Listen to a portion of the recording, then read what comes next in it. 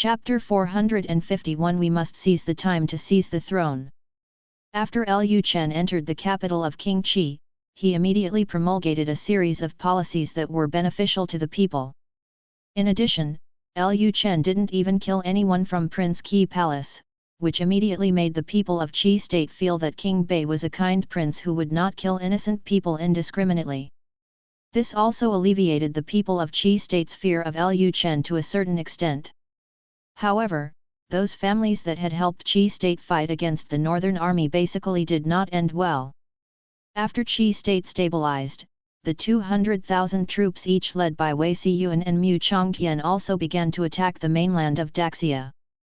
Mu Chongtian and Wei Xiyuan belong to the vanguard force. The army they lead will destroy most of Daxia's army, and then Lu Chen will go straight to the capital. Time flies by, half a month later. Lu Chen's temporary office. Lu Chen was browsing some official documents sent from Yancheng. At this time, Bai Qingqing's voice sounded at the door. "Commander Qin wants to see you." Lu Chen said calmly, "Come in." Then Qin Yushan entered the room and said, "Meet the prince." Lu Chen nodded and said, "Well, what information do you have recently?" Qin Yushan immediately handed the information in front of Lu Chen, and then reported, "The eldest prince's people have discovered the materials for making gunpowder and have begun to think of ways to make firearms. And in order to avoid conflict with the northern army, the eldest prince has led his troops south." Hearing this, Lu Chen was stunned. How quickly did people in this world discover gunpowder? Lu Chen then calmed down. Although it was only a few years ago, the firearms in the north have been replaced for several generations. It is not strange for people in this world to discover gunpowder. Lu Chen then opened the letter in his hand and read it carefully. The information mentioned in detail how Lu Yi discovered gunpowder. Seeing that Lu Yi discovered gunpowder when the fake Taoist priest was refining alchemy, Lu Chen thought to himself that if he had not appeared, even if they found gunpowder, they would probably just use it to set off fireworks. It would take hundreds of years for the gunpowder to be used in the military. But then again, even if Lu Yi and the others discovered gunpowder, the gunpowder they could make was at most black gunpowder, which was definitely not as powerful as the gunpowder in the north. The gunpowder in the north has been replaced for several generations now. Of course, this is indeed a huge threat, and he must seize the time to win the throne. Lu Yu discovered gunpowder, and other forces may also have discovered gunpowder. As time goes by, other dynasties may also possess firearms. Although their firearms are not as powerful as those of the Northern Kingdom, if other dynasties possess firearms, it will be a huge threat to the soldiers of the Northern Kingdom. When the Northern Kingdom prepares to unify several major dynasties in the future, the firearms will inevitably slow down the process. It would be best to overthrow several major dynasties before other dynasties invented firearms. Thinking of this, Lu Chen immediately picked up the pen and started writing military orders. Soon, the new military order was passed to Wei Xiyuan and Mu Chongtian. In the following time, Mu Chongtian and Wei Xiyuan accelerated the pace of their attack. At the same time, a certain city in the south. King Zhao looked at the information in his hand, frowned, and was speechless for a long time. At this time, there were more than a dozen of his subordinates standing in front of King Zhao. One of his subordinates said, "Your Majesty, now that the eldest prince has taken advantage of our absence, he has actually colluded with the remnants of the vassal kings to occupy the territory that we finally conquered. We can't just let it go." As soon as this subordinate finished speaking, another subordinate also said, "Yes, Your Majesty, if we don't send someone to take care of it, the eldest prince doesn't know what he will do." King Zhao had his own clear goals. He did not attach great importance to the gains and losses of some lands, but his subordinates were different. They had finally destroyed those feudal states, but as soon as the eldest prince came, they destroyed those kingdoms. The land was occupied. King Zhao put down the information in his hand, glanced at his subordinates, and then said calmly, the Qi kingdom has been destroyed. The northern kingdom has sent a total of 600,000 troops southward. It won't take long for the capital to fall. If the northern king is allowed to, if you enter the capital in front of me, that position belongs to the king of the north. Once King Bei becomes emperor, all my efforts will be in vain. Now if we divide our troops to compete with the eldest prince for those pieces of land, how can I compete with King Bei for that position?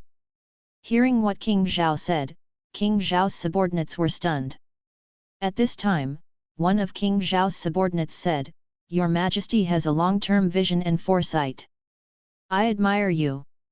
King Zhao continued, "We must hurry up and go north to prevent the northern army from heading to the capital. Especially the army marching east from Hiang County." Having said this, King Zhao looked up into the distance, feeling filled with emotion. "Is this what you want?" When the war reached this level, even if the unification was finally completed, there would be no more vassal kings in Daxia, and the Xia Emperor's power would reach its peak. What would eventually fall into the hands of the Xia Emperor would still be a broken Daxia. I don't know how many years it will take for Daxia to return to pre-war levels. King Zhao felt that Emperor Xia went too far.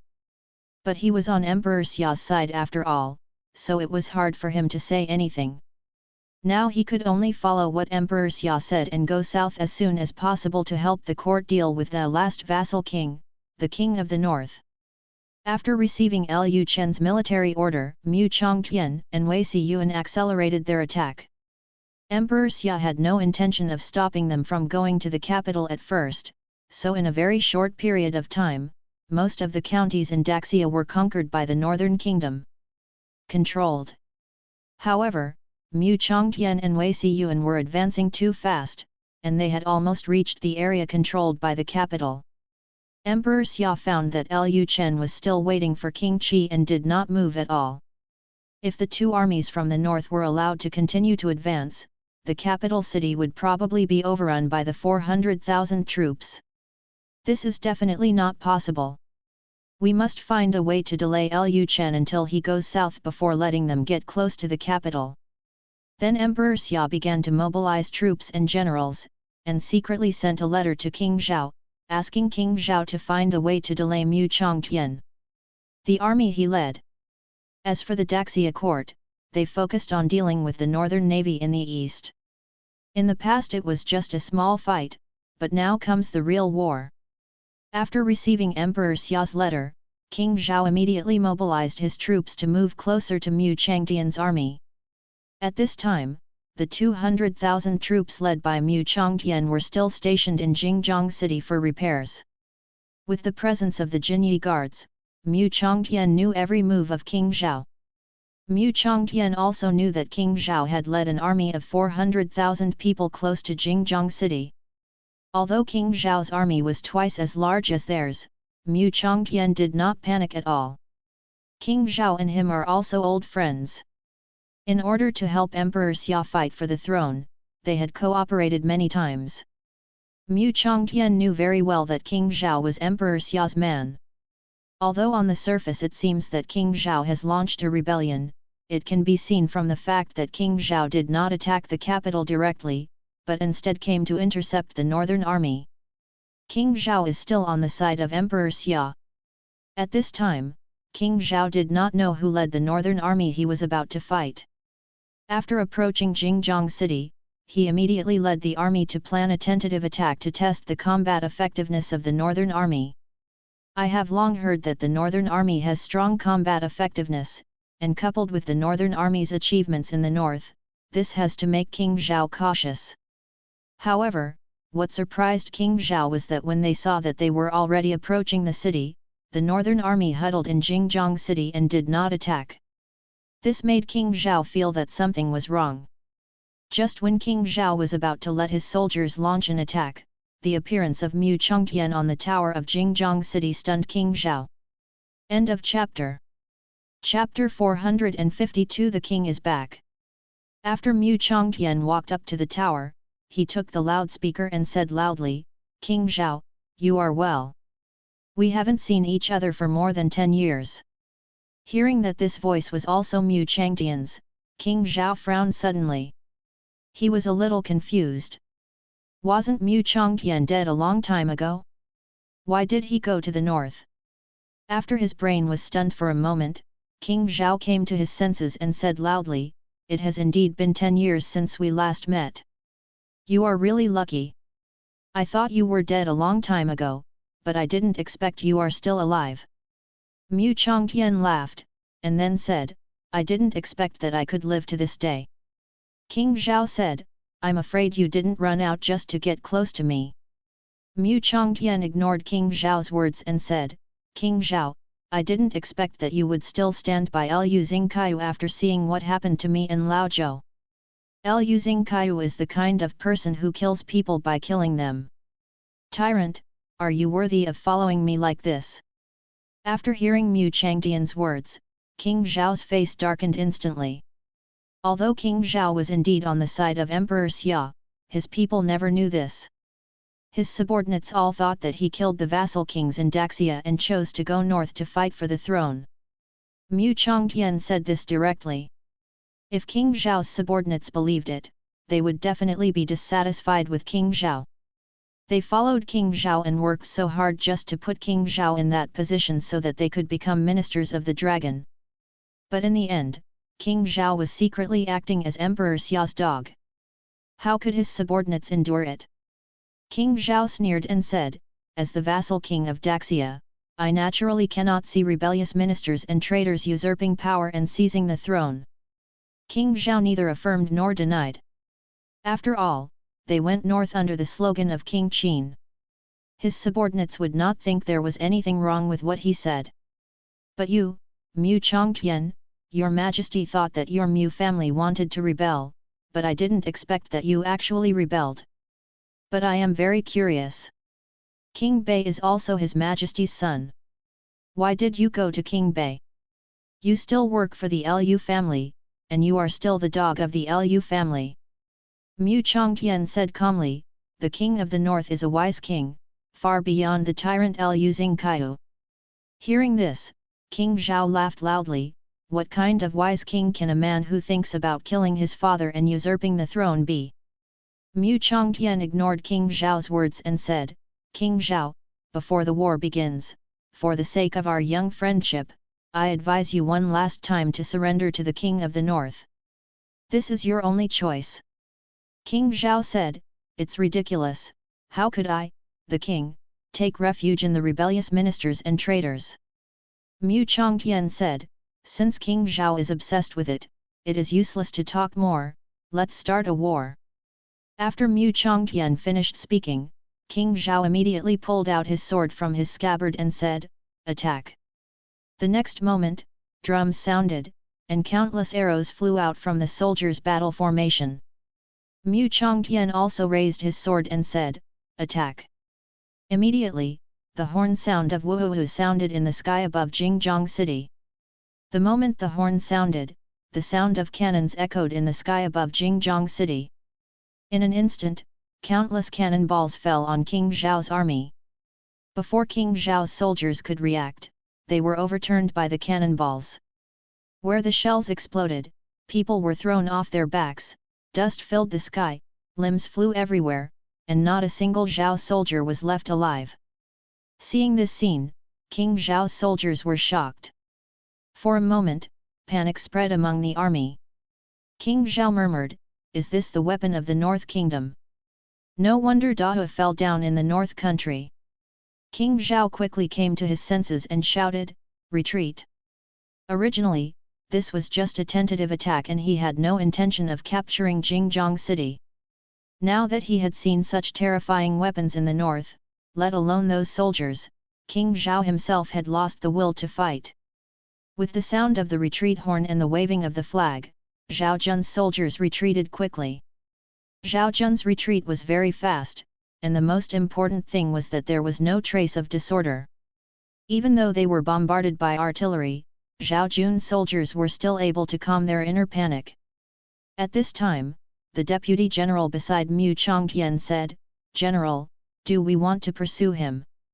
Mu Chongtian immediately said, "No need.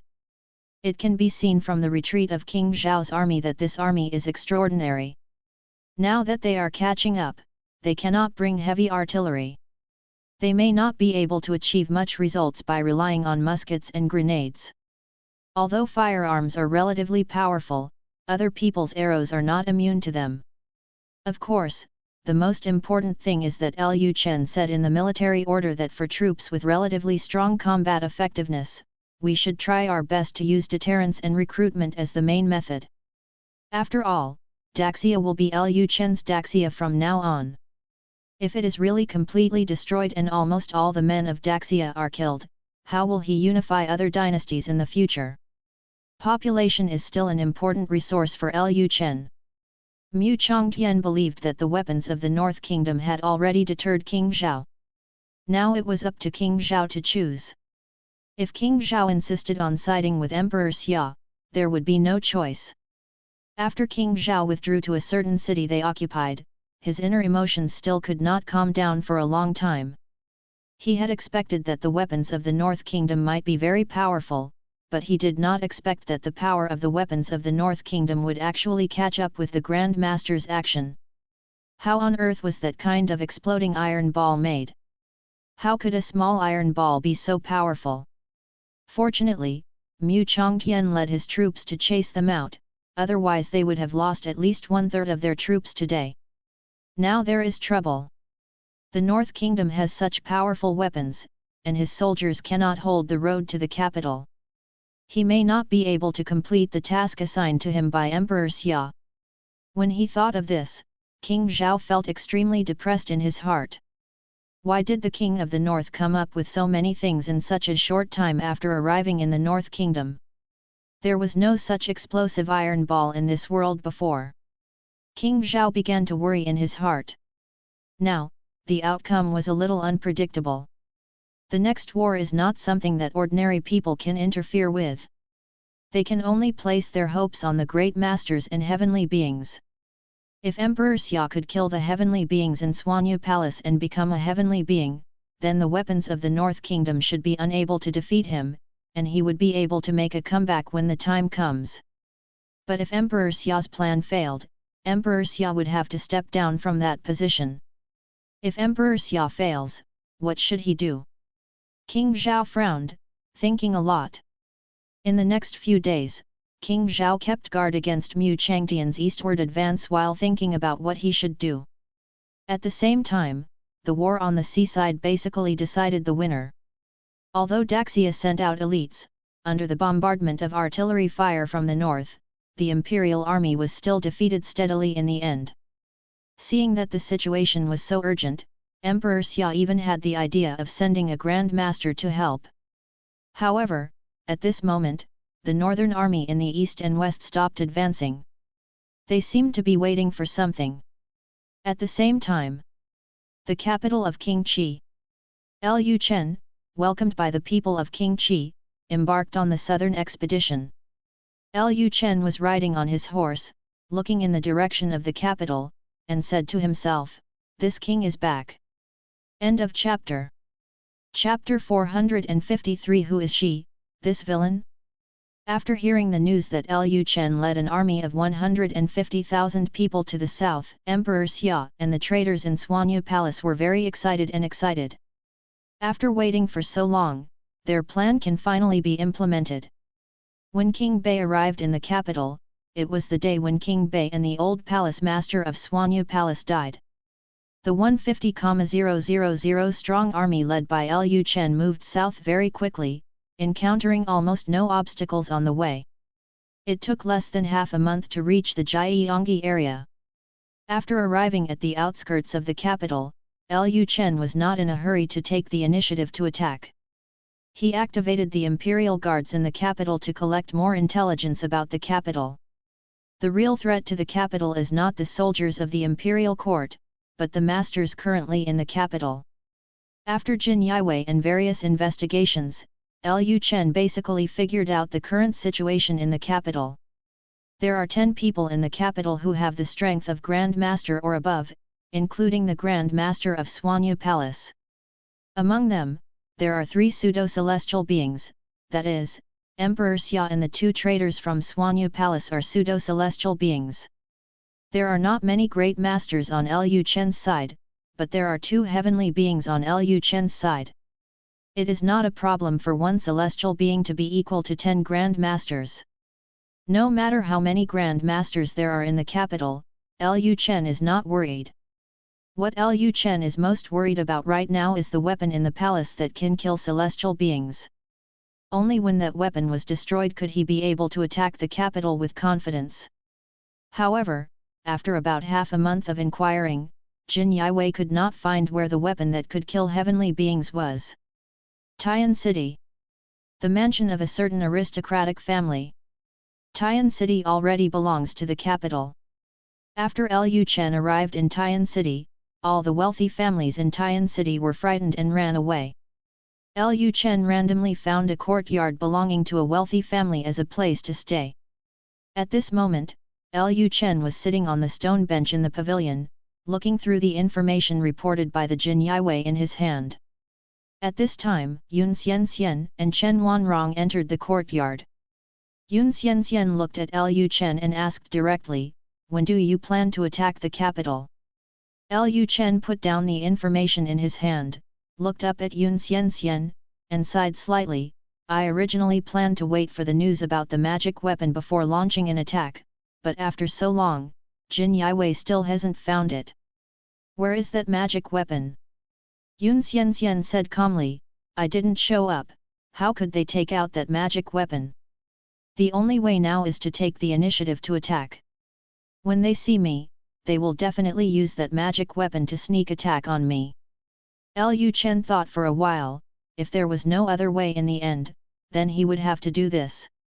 Just when Lu Chen was about to ask the maid to summon the generals for a military meeting, a guard suddenly entered the courtyard in a hurry and said, "Your Majesty, there are many people from unknown forces outside the mansion. They say they are a Luoyang sword sect and Taisha saint. People from the temple." Hearing this, Lu Chen was startled. Luoyang sword sect and Taisha temple? How come they arrived so quickly? Lu Chen originally thought that the people from these two forces were at sea and would not be able to contact him for more than half a year. However, in less than 3 months, they came. From the beginning, he did not expect the people from Luoyang sword sect and Taisha temple to play a role in this war. But now that they're here, it's different. I just don't know how many pseudo-celestial beings and great masters there are among the people they come. Lu Chen immediately said, "Bring them to the yard immediately." "Yes, Your Majesty." Soon the guards entered the courtyard with 2 white-haired old men with strong bodies and immortal demeanor. As soon as these 2 old men appeared, Yun Xianxian frowned and immediately became vigilant. At the same time, Xian Yuan Keoj also suddenly appeared in the courtyard. He did not take action, but he also looked at the 2 old men with vigilance. At this moment, Lu Chen immediately used the system to identify their identities. Name, Mu Hongguang. Identity, Master of Taisha Temple. Strength, Heavenly Realm. Loyalty, 100. Name, Xia Yuan. Identity, the leader of the Luoyang sword sect. Strength, Heavenly Man. Loyalty, 100. This. Lu Chen was stunned for a moment after seeing their information. He just gave them an order to get in touch with him, but he didn't expect that the 2 heads of the sect actually came to see him in person. After Lu Chen came back to his senses, he immediately said, "Thank you for your hard work coming from afar." Xia Yuan and Mu Hongguang quickly saluted at the same time, and then said one after another. Xia Yuan, the leader of the Luoyang sword sect, pays homage to the young master. Mu Hongguang, the master of Taisha temple, pays homage to the young master. Hearing what the 2 said, Xian Yuan Keoj breathed a sigh of relief. It turned out to be one of his own. But Yun Xianxian was not calm. Although both old men hid their auras, she could feel that these 2 old men were both powerful beings.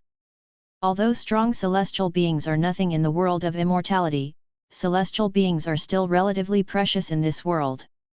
Now two celestial beings actually appeared at the same time, and they actually saluted Lu Chen, and seemed to be very fond of Lu Chen.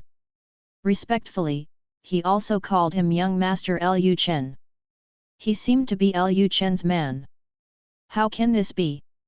Lu Chen already has a heavenly being by his side, and now there are two more heavenly beings? Who is this villain of hers? Why can you be related to so many heavenly beings in this low-level world? Shouldn't it? And she has been in this world for many years, but she has never heard of the two forces of Taisha Temple and Luoyang Sword Sect in this world? Where did these two forces come from? Yongxiangxian suddenly felt that he had provoked a young man from a family of immortals who had fallen from the world of immortality. Lu Chen said at this time, I didn't expect that you two would come in person. Xia Yuan said, we have been waiting for the young master in this world for thousands of years. Now that the young master is finally here, my subordinates will naturally come to protect the safety of the young master. Hearing Xia Yuan's words, Yongxian Liu raised his eyebrows slightly. Listening to what this person said, it was already destined for Lu Chen to come to this world? In other words, it is really possible that Lu Chen was brought from the world of cultivating immortals to this world for training. This kind of thing is very common in the world of cultivating immortals.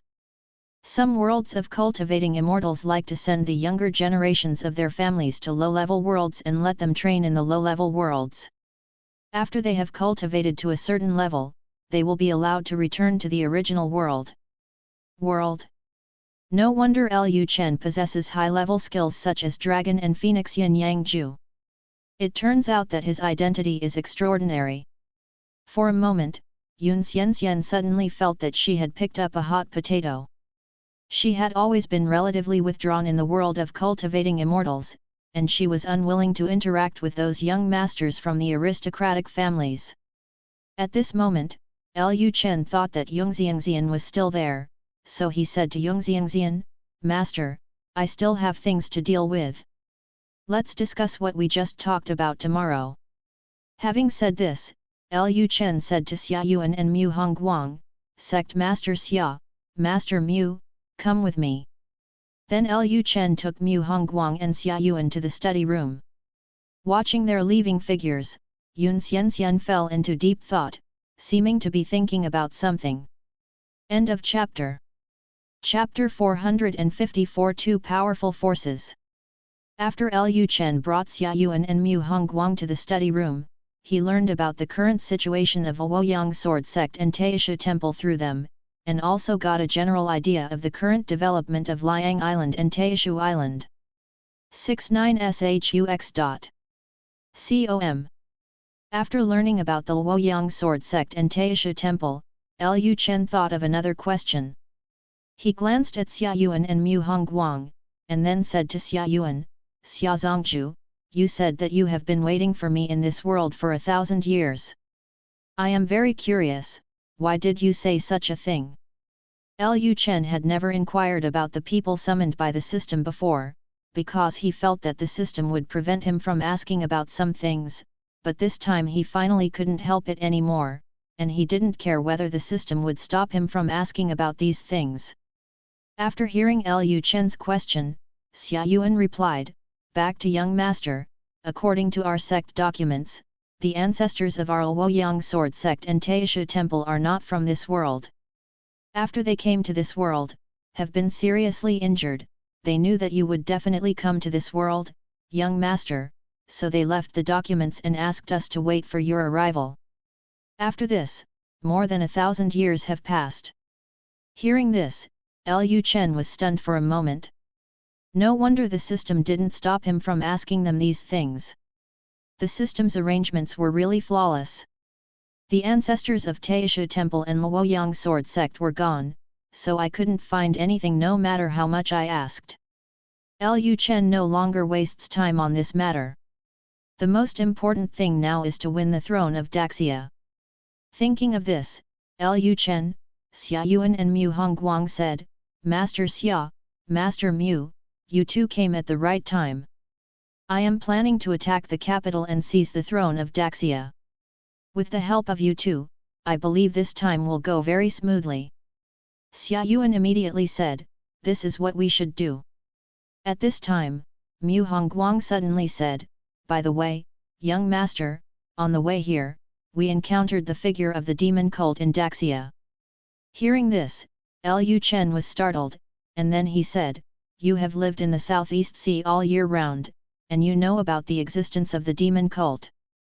Xia Yuan said, yes, some demon sects once came to Taishu Island and Liang Island to cause destruction, but they were all driven away by us in the end. Lu Chen asked, do you know about the Taiyin sect? Hearing this question, Xia Yuan and Mu Hongguang glanced at each other, and then Mu Hongguang said, I know, Taiyin God sect has attacked Taishu Island and Liang Island many times, but 500 years ago, our two major the forces united and killed many masters of the Taiyin cult, and even their leader died in our hands. Lu Chen said calmly, recently, the Taiyin sect has become active again, and their leader has also been resurrected. This. Mu Hongguang and Xia Yuan were slightly startled. They obviously did not expect that the leader of the Taiyin sect could actually be resurrected. After Xia Yuan and Mu Hongguang came to their senses, they immediately said in unison, please rest assured, young master, we will definitely find a way to destroy the Taiyin sect to relieve the young master's worries. Lu Chen nodded lightly and continued to ask, how many great masters did you bring with you to Daxia this time? Mu Hongguang was the first to answer, the Taishu temple brought a total of 2 Hedao stage elders and 10 grand masters to Daxia this time.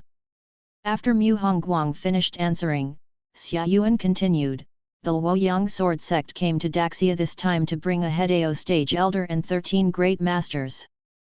Lu Chen was stunned for a moment after hearing the two people's answers.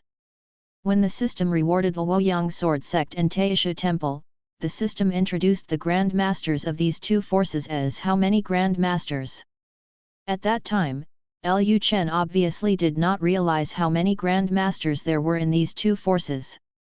The number he understood at that time was just a few, no more than 10 at most. What he thought was that the system rewarded the subordinates of heaven and pseudo-celestial beings, so the grand masters naturally seemed insignificant, so the system ignored the number of grand masters. Now it seems that he had completely misunderstood. From the fact that Taishu Temple and Luoyang Sword Sect brought out so many great masters, it can be seen that the number of great masters mentioned by the system is really a certain number. After Lu Chen came to his senses, he asked curiously, how many grand masters do your respective forces have? Mu Hongguang was the first to answer, back to young master, when my subordinates left the Taishu Temple, there were a total of 50 great masters in the Taishu Temple. Lu Chen was startled, and then his eyes fell on Xia Yuan. Xia Yuan said, there are 75 great masters in the Luoyang sword sect. Lu Chen fell into a long silence. The system had said from the beginning that as the number of his children increased, the rewards he would receive might be richer after he obtained another heir, but he did not expect that this time he would actually get 2 such huge forces. There are probably not as many grand masters in the major dynasties as there are in the Taishu Temple, right? Lu Chen asked in confusion, why do you two forces have so many great masters? Hearing this question, Mu Hongguang and Xia Yuan looked at each other. They obviously did not expect Lu Chen to ask this question. Xia Yuan asked in confusion at this time, why do you ask this, young master? Lu Chen said directly, the total number of grand masters in the major dynasties is probably not as many as the grand masters in Taishu Temple. This. Xia Yuan and Mu Hongguang now understood why Lu Chen asked this question. Xia Yuan then said, young master, our 2 major forces have been staying on Liang Island and Taishu Island. We don't know much about the major dynasties. We have been developing steadily for 1,000 years, and naturally we have so many great dynasties. Grand Master. And when we resisted the invasion of the Taiyin sect, we lost many great masters. Lu Chen fell into deep thought again. Either the major dynasties secretly had more grand masters than he thought, or something must have happened to the major dynasties that caused the number of grand masters to drop sharply. Having said this, Lu Chen suddenly remembered something he had heard before. A certain heavenly being from Swanyu Palace had massacred the great masters of several dynasties. The great masters who survived the killing were so frightened that they got up. Perhaps it is for this reason that the number of great masters in several dynasties is relatively rare? Thinking of this, Lu Chen stopped worrying about this issue. Okay, I will follow you to meet the disciples of Taishu Temple and Luoyang Sword Sect. Xia Yuan and Mu Hongguang said in unison, yes, young master. Under the leadership of Mu Hongguang and Xia Yuan, Lu Chen met the people they brought from Taishu Temple and Luoyang Sword Sect. When Lu Chen saw those people, he was shocked again. Among the people brought by Luoyang Sword Sect and Taishu Temple, there were almost only a few masters per capita, not even half-step masters, and none below the 9th grade. Lu Chen doubted that with this power, firearms would no longer be needed to unify several dynasties. End of chapter. Chapter 455. If Master wants to take action, then do it. After meeting the people from Taishu Temple and Luoyang Sword Sect, Lu Chen's emotions could not calm down for a long time. His blood was boiling inside, thinking about commanding an army to overthrow the major dynasties and unify the world. In the afternoon, Lu Chen summoned Xian Yuanchen and other generals to make arrangements for tomorrow. Tomorrow they will send troops to attack the capital. Tomorrow's home field will not be the soldiers of the Northern Kingdom and the army of the imperial court. When it comes to the existence of pseudo-celestial beings, even soldiers with firearms are of little use in front of pseudo-celestial beings. The main role of the northern soldiers is to wait for Lu Chen and others to solve the most difficult characters before they enter the capital and take control. The imperial army also maintained order in the capital. After convening a military meeting, Xian Yuanchen and other generals left Lu Chen's temporary study. It was already evening. Lu Chen did not stay too much in the study. He went directly to the main courtyard, planning to have dinner tonight and then rest early. Just as he entered his room, a cold voice suddenly came from his bed. Who are you? Lu Chen looked over at the sound and found that it was Yun Xian. Yun Xian was wearing a light blue gauze skirt and sitting cross-legged on Lu Chen's bed. She exuded a faint fairy aura, but this fairy aura was a bit chilly. Lu Chen didn't speak immediately. He turned around and closed the door, then turned around and said, Master, what's the problem? Didn't Master already know that this disciple was reincarnated into this world from another world? Yun Xian said with a cold face, I naturally know that you come from other worlds, but I don't know your true identity. The fact that you were able to gather so many powerful celestial beings in such a short period of time proves that you are no ordinary person. Someone has paved the way for you in everything you do in this world. For you, this is just a training. As far as I know, only some aristocratic families in the world of cultivating immortals will send their children to some low-level worlds for training. Hearing what Yun Xian said, Lu Chen asked with a smile, So Master thinks I am a child of a certain big family. If you weren't from a family that cultivated immortals, you wouldn't be able to possess such a high-level skill as the dragon and phoenix Yin Yang Ju. Lu Chen still did not directly answer Yun Xian's question, but asked instead, if the disciple is really a disciple of a certain immortal cultivating family, what does the master plan to do? Yun Xian said calmly, then I have to consider keeping a distance from you after leaving this world. I have always been a loner and don't like to associate with people from a family that cultivates immortality. Lu Chen said, so that's it. But please don't worry, Master. There is no so-called immortal cultivating family behind me. I am just an ordinary person. After hearing Lu Chen's answer, Yun Xian's purple pupils stared straight at Lu Chen, as if she wanted to see through him. For a moment, the air in the room became even colder, and Lu Chen could also feel the obvious chill. The master and apprentice just looked at each other. After an unknown amount of time, Yun Xian finally asked coldly, Do you think I am a fool? Lu Chen replied with a smile, disciple has never had such an idea. Yun Xianxian said, if you don't have a family of cultivators behind you, then why would the two huge forces, Luoyang Sword Sect and Taisha Temple, defect to you? Is it possible that those two heavenly beings are mentally ill? Lu Chen said, there are some things that I can't tell Master yet, but Master, please believe me. There is indeed no family of immortal cultivators behind me. I was just an ordinary person in my previous life. Just when Lu Chen said this, Yun Xiangxian's purple pupils emitted purple light. When Lu Chen said these words, Yun Xianxian was slightly stunned. What Lu Chen said was actually true. She could see through whether a person was lying to a certain extent. If Lu Chen was lying, she could tell it right away just now, but after her judgment, Lu Chen did not lie. In other words, Lu Chen was indeed an ordinary person in his previous life, and there was no family of immortal cultivators behind him. But if there wasn't a huge force behind him, how could the Luoyang Sword Sect and Taisha Temple take the initiative to seek refuge with Lu Chen? After Yun Xianxian came back to his senses, he said, then when do you plan to tell your secrets to my master? Lu Chen said, when the time is right, the disciple will naturally tell the master. Yun Xianxian snorted coldly and said, my master advises you to stay vigilant and not become someone else's pawn. There is no free lunch in this world. If there is really a force behind Lu Chen that is helping Lu Chen, and this force can also make huge forces like Luoyang Sword Sect and Taisha Temple surrender to Lu Chen, then it means that this force must be want to get something from Lu Chen. As a person in the world of cultivating immortals, Yun Xianxian knows how cruel the world of cultivating immortals is.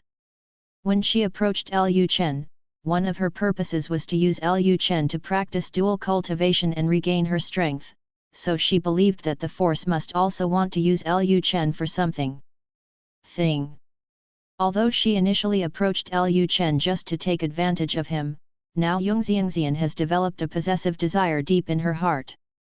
In her opinion, Lu Chen is already her disciple, and she doesn't want to see others taking advantage of him. What did Lu Chen do? Even if Lu Chen is used, he can only use Lu Chen himself. Lu Chen said, thank you Master for your concern. Disciples will definitely remember Master's teachings. Yun Xianxian said at this time, I won't talk nonsense to you anymore, you just have to know it yourself. Having said this, Yun Xianxian was about to leave, but Lu Chen suddenly said, Master, wait a minute. Hearing this, Yun Xianxian turned around, looked at Lu Chen expressionlessly and asked, why, do you have something else? Lu Chen said with a smile on his face, Master, I will attack the capital tomorrow, do you want my disciples to help you continue to recover your strength?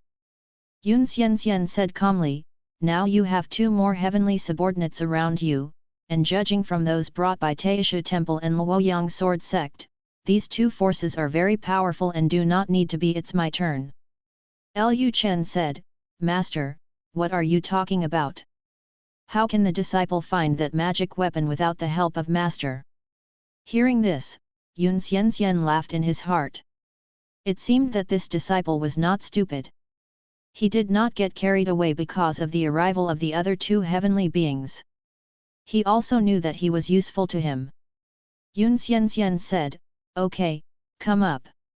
After Yun Xianxian finished speaking, Lu Chen didn't even eat dinner and walked directly towards the bed. As he walked, he took off his clothes, showing off his perfect abdominal muscles and figure. After getting into bed, Lu Chen sat across from Yun Xianxian and crossed his legs. After getting into bed, Lu Chen began to use his spiritual power. At this time, Yun Xiangxian's purple pupils stared at Lu Chen's eyes, and soon aroused the desire deep in Lu Chen's heart. Lu Chen endured the restlessness of his body and asked curiously, Master, have you practiced like this with other men before? Yun Xianxian replied indifferently, who do you think I am? Just stick to a man when you see him. Lu Chen said, so, this disciple is the first man that master has practiced with. It turns out that master gave it to his disciple for the first time. Hearing this, Yun Xianxian raised her beautiful eyes and frowned slightly. For some reason, he always felt that Lu Chen's words were strange. Lu Chen continued, Master, not everyone can practice the dragon and phoenix yin and yang kung fu. Hearing this, Yun Xianxian said, Oh? Really? Yun Xianxian still doesn't know what it means to practice dragon and phoenix yin and yang kung. In her opinion, dragon and phoenix yin and yang kung is just a dual cultivation method. As long as men and women can practice together, there are no other conditions. Lu Chen said, there is a crucial condition for practicing dragon and phoenix yin and yang kung fu. Master and disciple have practiced together so many times, haven't they discovered it yet? Hearing what Lu Chen said, Yun Xianxian was slightly stunned. A crucial condition? What are those conditions? Why didn't I know it all the time? Yun Xianxian then asked, what are the conditions? Lu Chen replied, this technique requires men and women to have feelings for each other before they can be practiced. When master practiced with his disciples for the first time, didn't he use some method to make the disciples have evil thoughts towards you? Then master, I should have known this a long time ago, but this is the point. Lu Chen's answer instantly stunned Yun Xianxian.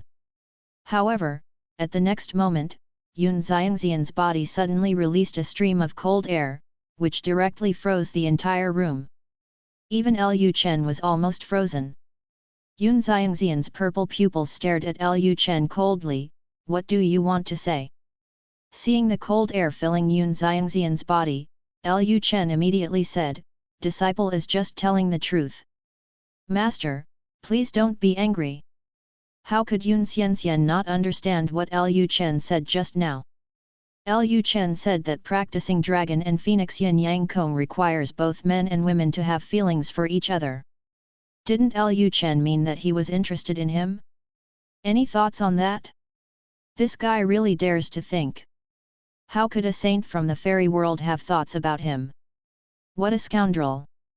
He really wants the jockey to destroy his ancestors. Yun Xianxian then said, I advise you not to have other ideas.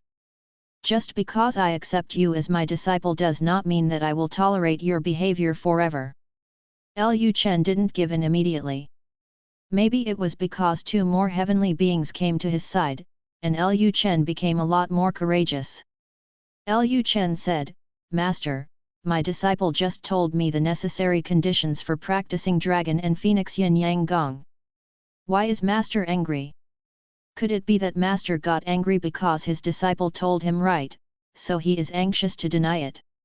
Yun Xianxian was startled, you. At this time, Yun Xianxian obviously did not expect that Lu Chen would be so bold today and dare to directly belittle her. Although she had long been aware of Lu Chen's thoughts about her, and even this guy should often do that kind of thing with Chen Wanrong. When I was doing this, I was still calling him master and so on. Yun Xianxian suddenly thought of something, and then said, it seems that the arrival of those two heavenly beings has emboldened you to dare to speak to me like this. Celestial beings are indeed powerful in this world, but don't forget that celestial beings are just the beginning of cultivating immortals. After leaving this world, celestial beings are nothing at all. If you continue to be so messy, I will definitely punish you severely when you leave this world. Lu Chen looked directly into Yun Xiangxian's majestic purple eyes and said, disciple has heard this saying before, cultivating immortality is about cultivating the heart. If the master wants to deny his heart and his feelings, he doesn't have to wait until he leaves. In this world, you can directly kill your disciples now, so that you can understand the master's ordinary mind. When Lu Chen said this, a biting cold air burst out from Yun Xiangxian's body again. Yun Xiangxian immediately scolded and said, shut up!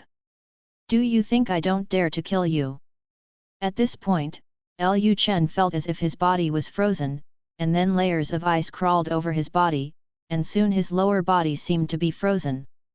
Lu Chen closed his eyes at this time, disciple, I still say the same thing. If master wants to take action, do it now. Anyway, the disciple is telling the truth. To practice Dragon and Phoenix Yin Yang Kong requires men and women to have feelings for each other. In other words, the master also has feelings for the disciple in his heart. You. Wow, another icy cold air burst out from Yun Xiangxian's body. At this time, the entire mansion felt the biting cold air, and people looked at Lu Chen's house one after another. At this moment, Xian Yuan Kaoch's voice sounded outside the door, "Your Majesty, are you okay?" Although Xian Yuan Kaoch knew that the cold air came from Yun Xianxian, there was such a loud noise in the room, which made him worry about whether something happened inside. If something really happened, he had to go in quickly to protect Lu Chen. Lu Chen replied, "I am fine." After hearing Lu Chen's voice, Xian Yuan Kaoch felt relieved. "If anything happens to your Majesty, remember to remind your subordinates and they will leave first." Lu Chen said calmly, "Back off." Xian Yuan Kaoch stopped like this, and Yun Xianxian also calmed down a little. She said coldly to Lu Chen, "That's it for today's practice. I'm going back." Although she acted very fiercely just now, she was only intimidating Lu Chen, which did not mean that she could really take action. On the one hand, Lu Chen is still very useful to her. She needs to rely on Lu Chen to quickly regain her strength. On the other hand, she did have some fluctuations in her heart. After seeing Lu Chen's appearance of not being afraid of death, she just felt very helpless. Yun Xianxian thought angrily in her heart that this bastard who deceived his master and destroyed his ancestors actually wanted to do such a thing to me. If it weren't for the purpose of regaining his strength, I would have frozen him into an ice sculpture. Just when Yun Xianxian was about to leave, Lu Chen spoke again, "Master, disciple, there is one more thing." Yun Xianxian said coldly, "I don't want to say anything more to you." Lu Chen said, "If the master wants to continue to escape like this, the disciple has nothing to say. But master, have you ever thought that the behavior of master and disciples practicing together is something that can only be done between Taoist couples? Master and I have practiced together so many times. If one day in the future we leave this world and return to the world of cultivating immortals, and master's fellow disciples or master's family know about this, what do you think they will think? Master doesn't care, don't they care either? A man and a woman are in the same room and on the same bed. They are doing nothing. They are just meditating and practicing. They are practicing the special technique of Dragon and Phoenix Yin and Yang Kung Fu. Do you think they will believe that we are Ching Ching? For nothing." End of chapter. Chapter 456 Emperor Xia, after today, there will be no more vassals in Daxia. Hearing Lu Chen's words, Yun Xianxian was shocked. Then she looked into Lu Chen's eyes coldly and said, "Are you threatening me?" They haven't gone out yet, but Lu Chen started talking about what will happen after they go out, and as long as Lu Chen doesn't tell them, there is a high probability that no one will know about it. But Lu Chen said it so directly, which meant that Lu Chen was using this matter to threaten himself. Lu Chen immediately said, "Disciple doesn't dare." Yun Xianxian asked in a cold voice, "What exactly do you want to do?" Lu Chen said, "The disciple doesn't want to do anything. The disciple just feels that the master should not contain his inner feelings." Yun Xianxian said indifferently, "Do you think I don't know what you want to do? After all, I have been by your side for so long. I already know what kind of person you are. You just miss me." Lu Chen said, "Disciple admits that I do care about the master's body, but this is also for the good of the master. Although my disciple and master have been practicing the Dragon and Phoenix Yin and Yang Kung Fu, they are unable to use the Dragon and Phoenix Yin and Yang Kung Fu by meditating like this. If the master and his disciples had adopted the normal cultivation method of Dragon and Phoenix Yin and Yang Kung Fu, perhaps the master's strength would have been restored long ago." Yun Xianxian said coldly, "You don't need to say more, it is absolutely impossible for me to agree to this." After the words fell, Yun Xianxian disappeared on the spot and returned to his room. Seeing Yun Xianxian running away like this, Lu Chen not only did not feel frustrated, but instead raised the corners of his mouth slightly. Yun Xiangxian's favorability towards him has already reached 98, and it's time for him to push her. If they continue to maintain this cultivation method, it will be difficult for their relationship to go further, so it is better to make it clear. Lu Chen believed that Yun Xianxian also knew that he was greedy for her body. Since she knew it in her heart, there was no need for her to pretend. Of course, establishing a relationship with Yungxian may not be something that can be accomplished in a short while. After all, Yungxian has a special identity, and is a fairy in the world of immortality. He had spent a lot of time breaking down Chu Yukin's inner defense, so Lu Chen was not particularly anxious and just took his time. At the same time, after Yun Xianxian returned to her room, she felt extremely angry when she thought of what Lu Chen had just said to her. The cold air on her body continued to rage in the room, and the whole room was frozen into an ice cave. Although she had known for a long time that this little bastard had thoughts about her body, and she had also used this little bastard's desire for her to practice the dragon and phoenix yin and yang kung fu, she did not expect that this little bastard would be so bold and actually proposed it to her. Come out. But having said that, it seems that what Lu Chen said about the training conditions of dragon and phoenix yin and yang kung was not nonsense. As a cultivator, she is relatively familiar with the operating conditions of the exercises. It is precisely because she is familiar with the operation of the exercises that every time she practices with Lu Chen, she will let Lu Chen look into her eyes. Then he took the initiative to stir up Lu Chen's deepest desires. In the past, she had taken the initiative to stir up Lu Chen's deepest desires, but she had never thought that she had that kind of feeling for Lu Chen. Thinking about it now, if he didn't like Lu Chen, the two of them wouldn't be able to practice the dragon and phoenix yin and yang kung fu. Thinking of this, Yungxian Xian Liu frowned. He had lived for thousands of years, but he would actually have feelings for a lustful person. In the past, when she was in the world of cultivating immortals, what she hated most were those cultivators who thought about women all day long, especially the children of big families who did not do their job all day long and only knew how to find some beautiful fairies to do so. Yun Xianxian quickly used her spiritual power to calm her inner restlessness. Yun Xianxian thought in her heart that maybe it was because she had been in this world for so long and hadn't seen anyone from the same world for a long time, so she regarded Lu Chen, a person from other worlds, as a companion, and that's why she was attracted to him. Got a good impression.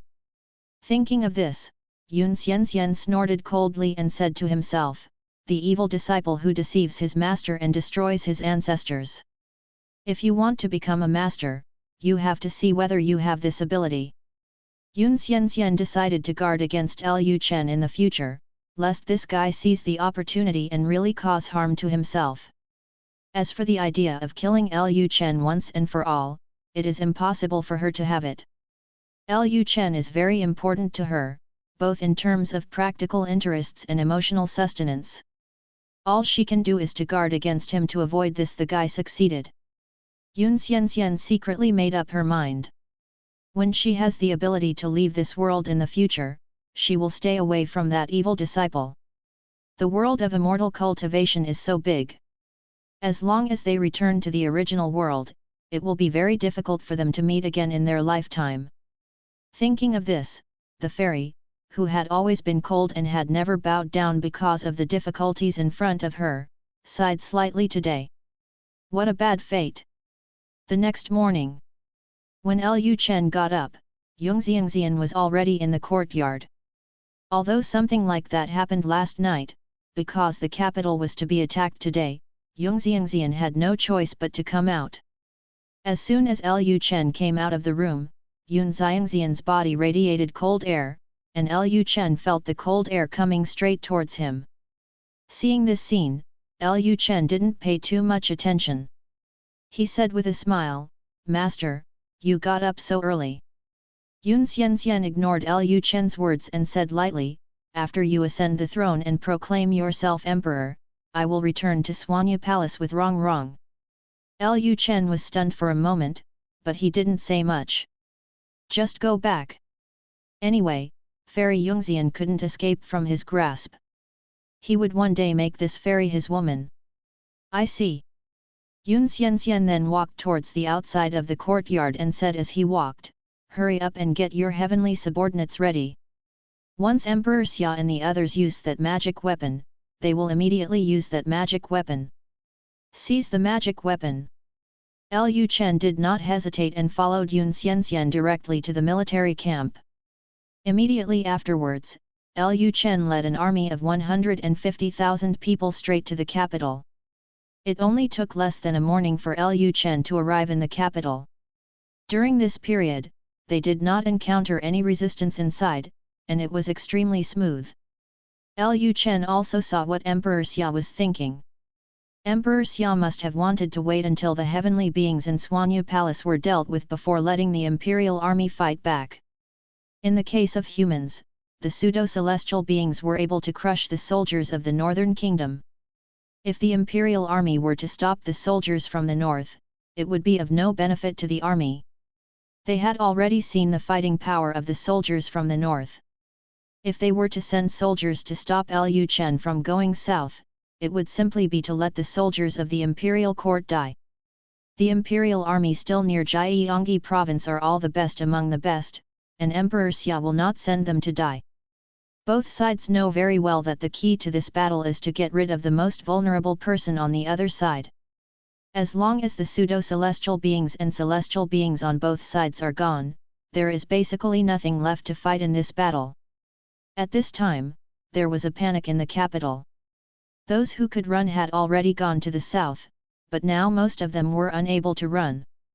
After Lu Chen arrived outside the capital, he immediately asked the soldiers to start practicing a campaign to suppress the enemy. Lu Chen did not say who he wanted to attack, he just said that Emperor Xia had treacherous ministers around him. At this time, the ministers of the imperial court had arrived at the Xianzheng Hall and were waiting anxiously. The king of the north had already arrived at the city, but the emperor of Xia had not yet sent out his troops. Thinking of the fighting power of the north's army, the ministers all turned pale with fear. Some ministers are even ready to surrender directly to the northern king. There are not many ministers who have such thoughts, but the majority. In their opinion, they are all from the Lu family, and whoever becomes the emperor is the emperor. The son and his father are competing for the throne. What do they, the ministers, get involved in?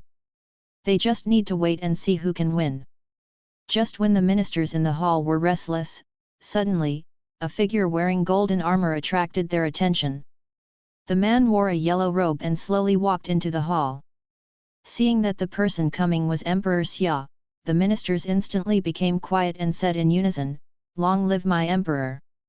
After the salute, a minister immediately said, "Your Majesty, the rebels have arrived at the city. Now the capital is in danger. I sincerely request your Majesty to send troops immediately." Emperor Xia said calmly, "Didn't you see the armor I'm wearing?" This. The ministers seemed to understand Emperor Xia's intention. One minister quickly said, "Your Majesty, the battlefield is dangerous. Your Majesty must not." Before the minister could finish his words, he was interrupted by Emperor Xia. "I heard that scoundrel just read a proclamation outside the city, saying that he wanted to punish the treacherous ministers, so all your beloved ministers will follow me to the tower to have a look. Which treacherous official is that evil son trying to punish?" As soon as these words came out, cold sweat broke out on the backs of the ministers. If the Northern King is defeated, the traitorous ministers whom the Northern King attacks may become the most trusted people of the Xia Emperor. But if the Northern King succeeds, the first person the Northern King will deal with after entering the city will definitely be the traitorous ministers they call him. Now that the Northern King is coming, no one wants to become the traitor that the Northern King calls him. At this time, Lin Jiayuan stood up and said proactively, "I am willing to go to the city tower with your Majesty. Let's fight against the traitors together." Hearing this, Emperor Xia laughed and said, Lin Iking, I really did not misjudge you. Seeing that Lin Jiayuan had spoken, other ministers also expressed their opinions. I am willing to protect the capital together with His Majesty. I will never retreat until we die. Good, very good. Then let's go see what that scoundrel wants to do now. Having said this, Emperor Xia turned around and left the Xianzhang Hall, walking directly along the avenue towards the city tower. Emperor Xia's gait was powerful, his eyes were firm, his spirit was high, and his heart was boiling with blood. He hadn't felt like this for a long time. Emperor Xia murmured in his heart. After today, there will be no more vassal kings in Daxia. End of chapter. Subscribe to Chinese Novel Audio Wave. Chapter 457. Wasn't she killed just now? How is she? Soon, Emperor Xia led a group of ministers from the court to the tower and looked at the northern army in the distance. When the ministers saw King Bei again, they felt infinite emotions in their hearts. All of them looked away at that time. They always thought that the northern king was just a waste. However, they did not expect that the northern king would develop the northern kingdom to be so powerful in just a few years. Not only did he go north to defeat the barbarians, he also defeated the Dahu dynasty's army, forcing the Dahu dynasty to sign a peace treaty, and finally led the army to the capital of Daxia. Going back a few years ago, who would have thought that Bei Wang could achieve such an achievement? Some ministers regretted why they did not have a good relationship with King Bei back then. If they had had a good relationship with King Bei back then, they would not be so frightened now when they saw King Bei's army coming to the city. At this time, Emperor Xia shouted loudly from the tower, Nizi, are you going to rebel? Lu Chen did not answer Emperor Xia's question immediately. After seeing Queen Xia, Lu Chen got off the horse, then saluted Emperor Xia on the tower and said, My son, pay homage to your father. Long live your father! Long live your father! Although Lu Chen came to seize the throne, Emperor Xia was clearly his biological father. Although he had no feelings for Emperor Xia, he still had to abide by the etiquette. Moreover, Lu Chen has a feeling that if he kills his father and seizes the throne now, his children will probably imitate him in the future, which will set a bad example for his children. Of course, despite this concern, Lu Chen still has to fight for the throne. Emperor Xia sneered and said, You evil son, you are leading troops to besiege the capital, why are you still pretending to salute me? After Lu Chen finished his salute, he said loudly, There are treacherous ministers around my father. They not only tricked my father into doing things that are harmful to the world, but also held my father hostage to command the world. Now that I have led my troops, I will definitely clear out the treacherous ministers for my father, so that we can, father, regain your freedom. Restore the majesty of the royal family. Hearing Lu Chen's words, Emperor Xia burst out laughing, Ha ha ha ha, traitorous minister? Ridiculous! I only have loyal ministers around me, and I have never had so-called traitorous ministers. If you want to rebel, you can also make up a decent reason. Well, since you have embarked on the path of rebellion, I have no choice but to ignore the relationship between father and son. While talking, the archers on the city wall all stood up. The archers were holding cloud-piercing bows and cloud-piercing arrows. Emperor Xia raised his hand and waved it forward. In an instant, countless cloud-piercing arrows flew towards the army outside. The northern army immediately changed its formation, and the soldiers holding shields immediately blocked the front. However, before those cloud-piercing arrows could reach the northern soldiers, they were directly controlled by a powerful force in the air. Seeing this scene, all the ministers immediately panicked. What kind of power is this that can directly intercept all so many arrows? Heavenly being? Right. It must be a heavenly being. Only talented people have such ability.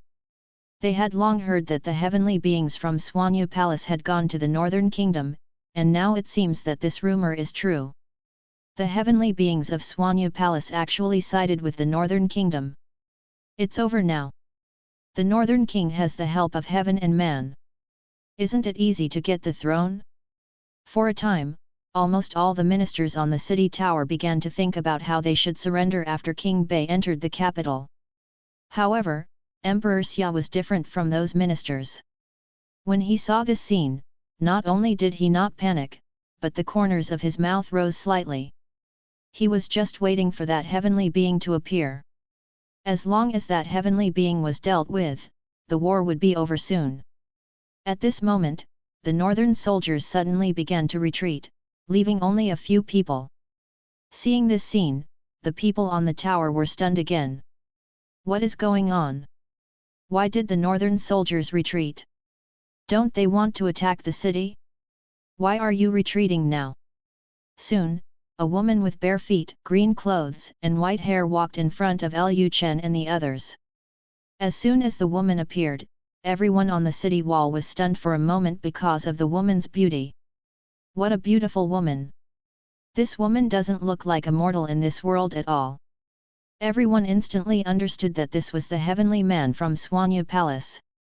Seeing Yun Xianxian appear, Yu Chongqing and Fu Hongzhou, wearing cloaks, came to Emperor Xia's side. Yu Chongqing said, "Your Majesty, we will kill King Bei for you, and please seize the opportunity to get rid of the heavenly beings in Suanya Palace.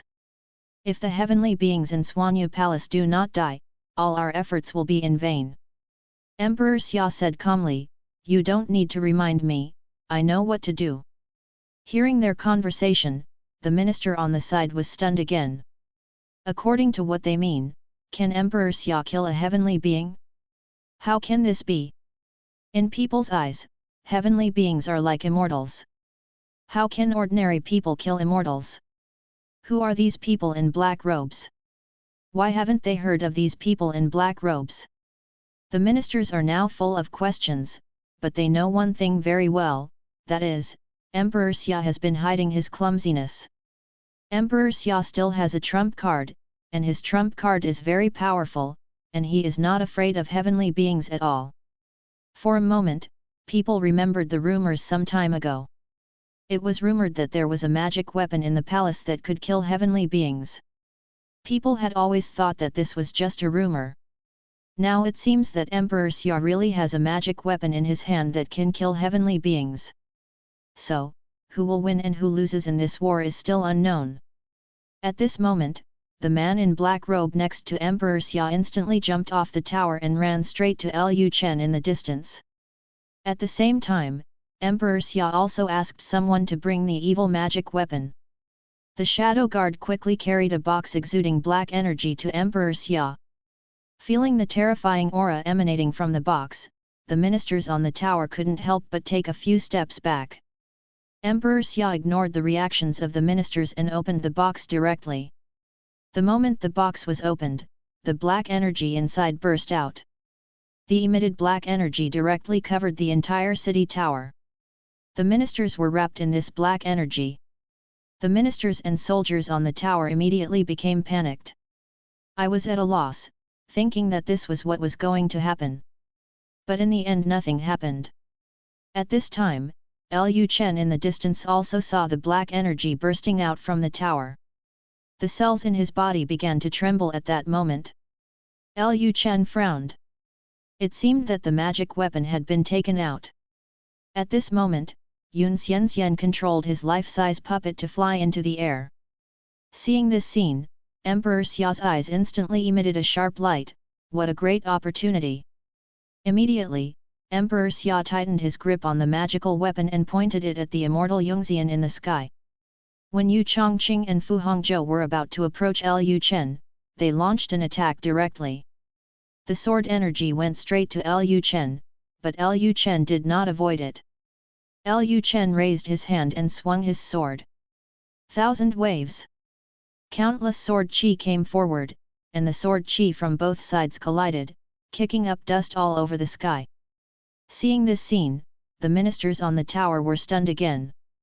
The power released by Lu Chen just now has definitely surpassed that of a Grand Master. Especially the sword energy released by Lu Chen can cause such a big movement, which shows that Lu Chen at least has the strength of a great master. King Bei is actually the Grand Master. When Bei Wang went to the Northern Kingdom, he was still a man who had never practiced martial arts. No matter how talented he was, he couldn't become a great master in just a few years, right? You must know that some people may not be able to become a Grand Master after practicing martial arts for a lifetime. How did King Bei do it? At this time, Emperor Xia on the tower was also slightly startled, but he soon came to his senses. To him, it didn't matter what strength Lu Chen was, because Lu Chen would die soon. At this moment, the appearance of Yu Chongqing and Fu Hongzhou aroused Yun Xiangxian's idea, and Yun Xiangxian instantly released the pressure of heaven and man. The next moment, everyone present felt out of breath. Cold sweat broke out on people's foreheads, and some people didn't even stand firm and knelt directly on the ground. At this time, some people on the city tower suddenly realized that Emperor Xia seemed to be nothing. Logically speaking, Emperor Xia, a master, should not be able to withstand this level of pressure. However, Emperor Xia was able to resist the pressure so easily. Soon people understood that Emperor Xia's true strength was not that of a Grand Master, or even that of a Grand Master, but rather above that of a Grand Master. People suddenly realized that Emperor Xia had indeed hidden his true strength. Emperor Xia glanced at Yun Xiangxian in the sky. He couldn't wait to use this magical weapon in his hand. However, what he was most worried about now was that the opponent could avoid it. He still had to wait for Yu Chongqing and Fu Hongzhou to move. After catching Yun Xiangxian's attention, he used it again. It would be best if the two old guys Yu Chongqing and Fu Hongzhou could stand on the same line as the heavenly beings of Suanya Palace, so that he could solve the three of them at the same time. At this moment, Yu Chongqing's body jumped up instantly, and countless sword lights surrounded his body. The next moment, those sword lights went straight to Yun Xiangxian in the sky. The puppet Unsensen had no expression on his face, but slowly raised his hand. The next moment, ice cones formed around Unsensen's body. Just when those sword lights were about to come into contact with Yun Xiangxian's body, all those ice picks shot out suddenly. In the blink of an eye, the ice picks and those sword lights were all offset. Yu Chongqing felt a little strange at this time. For some reason, he always felt that the pressure exuded by the Yunxian in the sky was a bit unstable, and it was not at all like the Yunxian they usually saw. Yu Chongqing couldn't help but think, could it be that Yun Xiangxian's injury was more serious? Is this why the aura on the body is unstable? Thinking of this possibility, Yu Chongqing immediately said to Fu Hongzhou, "She has not recovered from her injuries, her strength is unstable, and she cannot take care of other things. Hurry up and kill King Bei." Hearing this, Fu Hongzhou said nothing, his body turned into an afterimage and went straight to Lu Chen. When Fu Hongzhou was about to come to Lu Chen's side, Yun Xiangxian looked towards Lu Chen's direction, as if he was distracted.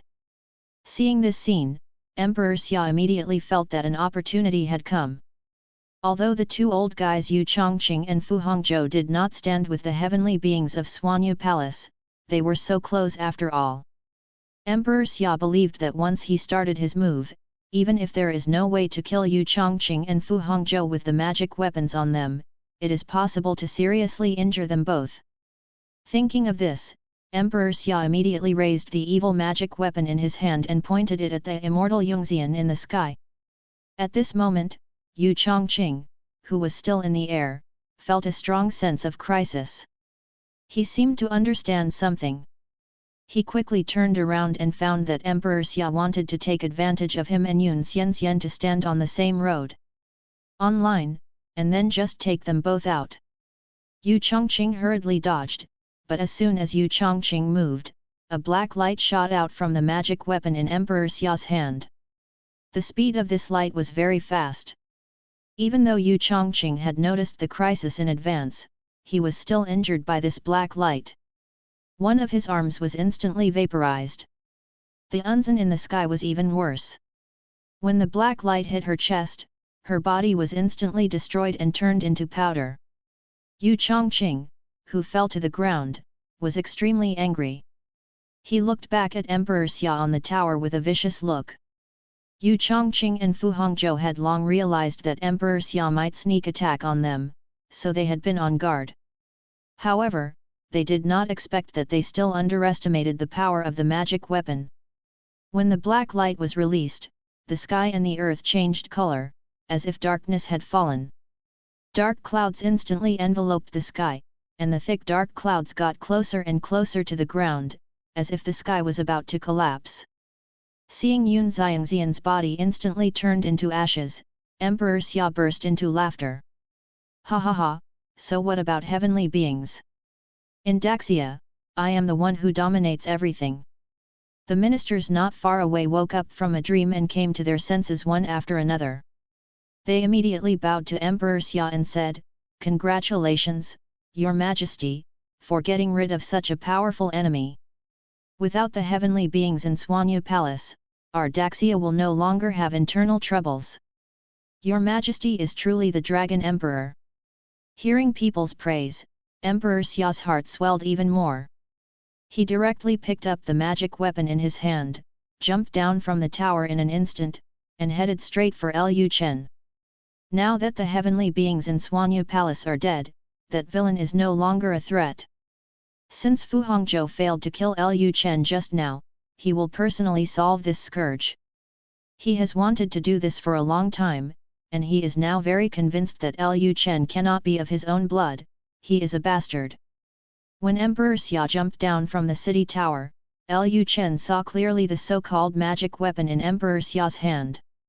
The weapon looked very much like an anti-tank sniper rifle, but it emanated from the gun body.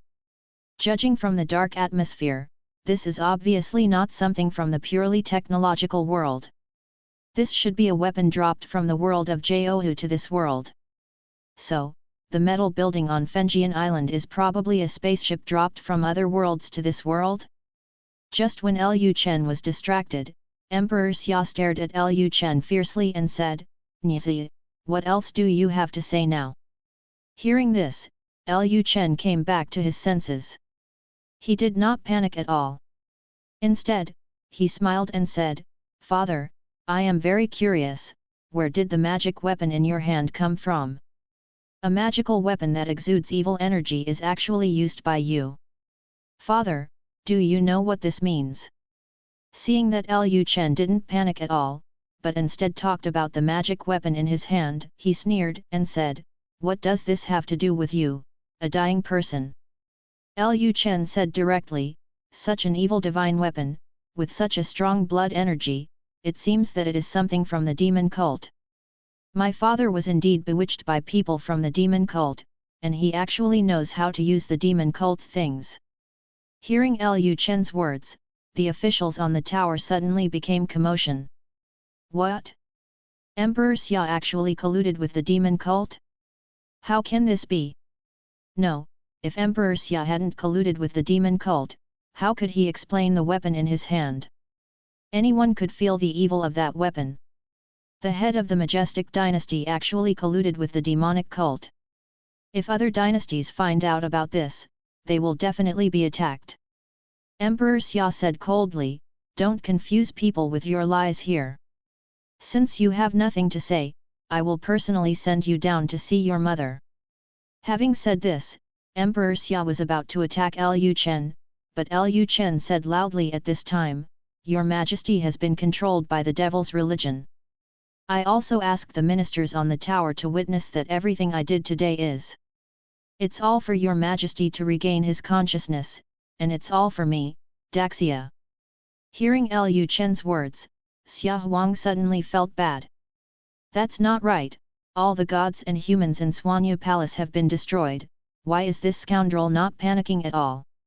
The weapons of the North Kingdom are indeed powerful, but they are not capable of killing pseudo-celestial beings, right? What on earth gave this scoundrel the confidence? No matter what, this scoundrel must be killed quickly. As long as he kills this villain, he can become a heavenly being.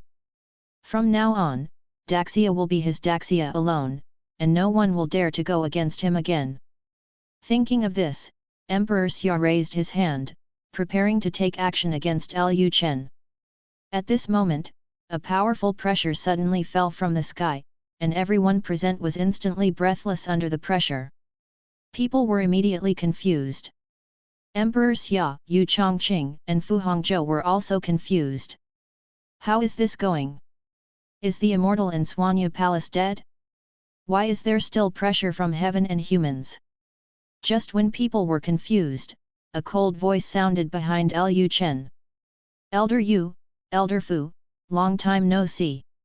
Hearing this familiar voice, Yu Chongqing and Fu Hongzhou's hearts trembled. They widened their eyes and looked behind Lu Chen. At this time, a black-haired woman wearing a white dress, bare feet and a veil slowly walked in front of Lu Chen. The next moment, the woman took off her veil. As the veil fell to the ground, the woman's hair slowly turned white. After seeing Yun Xiangxian's true appearance, Emperor Xia and the people on the tower froze in place. Wasn't she killed just now? How is she still alive? Is it possible that heavenly beings cannot be killed? At this time, the fear in Emperor Xia's heart was rising crazily. He couldn't believe what he saw. Why could this woman be resurrected even though she had turned into ashes? He used the magic weapon once, but there was no essence and blood in the magic weapon, and it was very likely that he would not be able to use it a second time. Facing the gods, they have no chance of winning. No. It's not like they have no chance of winning. Emperor Xia suddenly thought of something. He immediately took out a jade bead from his clothes. End of chapter. Chapter 458, The Fall of the Emperor. Before anyone on Lu Chen's side could stop Emperor Xia actually stuffed the jade bead into his mouth. Seeing this scene, Yungxian Liu frowned slightly, and then said, "No, he wants to forcibly upgrade his strength to the realm of heaven and humanity." Lu Chen was stunned. Could that jade bead be the sacred object of Suanya Palace? As soon as Yun Xianxian finished speaking, a majestic power was released directly from Emperor Xia's body. In an instant, the world was changing, and there was lightning and thunder in the sky. Thunder and lightning struck Emperor Xia directly on the head. Emperor Xia's hair instantly became a mess and his clothes became tattered, as if he were a beggar on the street. However, even though he was struck by thunder several times, Emperor Xia still did not die. He felt the power coming out of his body and laughed maniacally. Is this the strength of heavenly beings? I am the ruler of Daxia, and no one can overturn my rule. Having said this, Emperor Xia took action directly against Yun Xianxian. Xia Huang waved his hand, and all the gravel on the ground gathered together, quickly forming a huge stone ball, and then the stone ball directly hit Yun Xianxian. Seeing this scene, Yungxian didn't panic at all. She just raised her hand slightly, and a bunch of ice picks flew out. When the ice pick hit the stone ball broke directly and turned into countless ice picks again. Of gravel. But this was not the end. Emperor Xia continued to use the power in his body that did not belong to him, and then, the shadow of a giant dragon appeared in the sky. Seeing this dragon shadow, Yun Xianxian was slightly stunned. The move used by Emperor Xia was obviously not simple. It should not be a skill in this world. It seems that the Daxia royal family has been able to rule Daxia for so many years. Some trump cards. It's just that this dragon shadow doesn't pose any danger to her. Yun Xianxian raised her jade hand lightly and saw a cold air surrounding her fingertips. The next moment, the cold air turned into an ice dragon. When the two dragons appeared in the sky, it was very spectacular. The next moment, the two dragons opened their mouths and roared at each other. The deafening sound waves spread directly throughout the entire Jiangyi area. People at the scene couldn't bear the sound waves, so they quickly raised their fingers and covered their ears. After a while, the two dragons flew towards each other. When the two dragons collided, a series of spiritual power waves were emitted. Some people who were not able to stand still were directly swept away by these spiritual power waves. Got out. The battle between heaven and man affects a very wide range. People in this world have almost never seen such a scene. At this time, Lu Chen immediately turned around and waved to the soldiers from the north, telling them to continue to retreat. After receiving Lu Chen's order, the soldiers from the north quickly retreated again. At this time, the two dragons in the sky gradually disappeared, and both sides seemed to be fine. Emperor Xia laughed loudly and said, "Heavenly man, it's just like this, poof." As soon as Emperor Xia finished speaking, he spat out a mouthful of black blood. At this moment, the evil magic weapon in Emperor Xia's hand emitted a thick black aura. Emperor Xia seemed to understand something, and he immediately raised his gun and pointed it at Yongxian again. Yongxian also noticed that something was wrong and flew into the air. Emperor Xia activated the evil magic weapon again.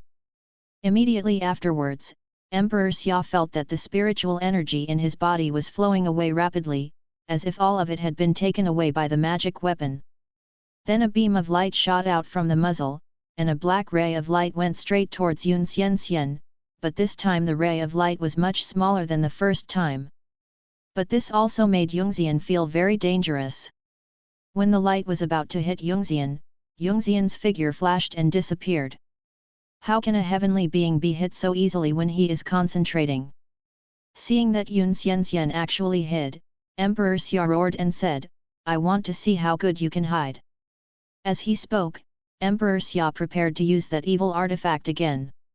Lu Chen couldn't stand it any longer, and he said directly to Xia Yuan and Mu Hongguang behind him, "Sect Master Xia, Master Mu, let's do it." After Lu Chen finished speaking, 3 terrifying pressures came. When Emperor Xia and the ministers in the capital felt these 2 pressures, they were dumbfounded. Emperor Xia looked at the 2 people beside Lu Chen in disbelief. How can it be? No. Impossible. How could you, a scoundrel, find so many heavenly beings to help you? In the eyes of Emperor Xia, Lu Chen was just a bastard, and he was the true dragon of Daxia. As a result, even if there was a heavenly being from Suanyu Palace beside Lu Chen, now he suddenly had 3 more heavenly beings. People. In other words, Lu Chen has 4 heavenly beings by his side. This world has not seen a celestial being in hundreds of years. It was only a few decades ago that the celestial beings from Suanyu Palace suddenly appeared and started killing people. However, 4 heavenly beings suddenly appeared today, and these 4 heavenly beings are actually related to Lu Chen. In this world without immortals, heavenly beings are immortals. The 4 immortals who have appeared now are all on Lu Chen's side. What does this mean? It means that destiny lies with Lu Chen. It is absolutely impossible for Emperor Xia to admit it. How could he, a scoundrel of evil, be able to recruit 4 heavenly beings? Emperor Xia is unwilling to give in. When he thought that he had devoted his whole life to his career for the Great Xia, in the end he would be deprived of the throne by a bastard. Although he was suppressed by the coercion of several heavenly beings at the same time, Emperor Xia's inner emotions had gone crazy. At this time, Emperor Xia's body exuded a strong black energy. The magic weapon seemed to become excited, emitting a black-red light. Seeing this scene, Yun Xian immediately said, "He is going crazy. We must deal with him quickly." Hearing this, Xian Yuan Kaoj and the 3 men immediately set off at the same time. They appeared around Emperor Xia instantly, and then took action at the same time.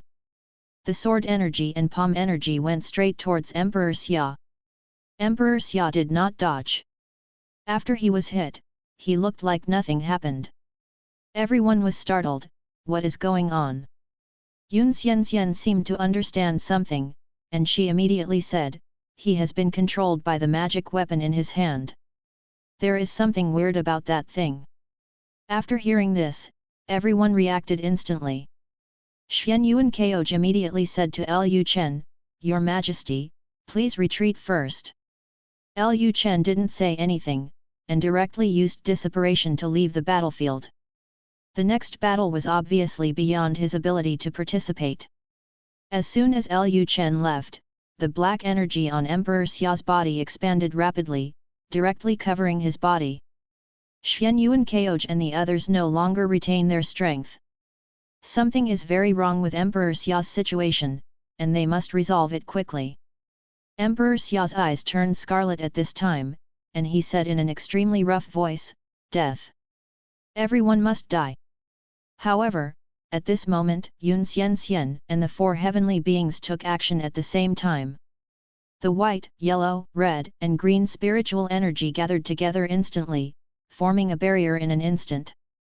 This was the formation constructed by Yungxian Xian. Xian Yuan Keoj and the other three just used spiritual energy to strengthen the formation. As soon as the formation appeared, the black energy in Emperor Xia's body was reduced by half, and the four heavenly beings continued to suppress it. The next moment, the magic weapon seemed to sense something was wrong and tried to escape. As a result, the formation on the ground began to shrink rapidly, directly imprisoning Emperor Xia and the magic weapon at the same time.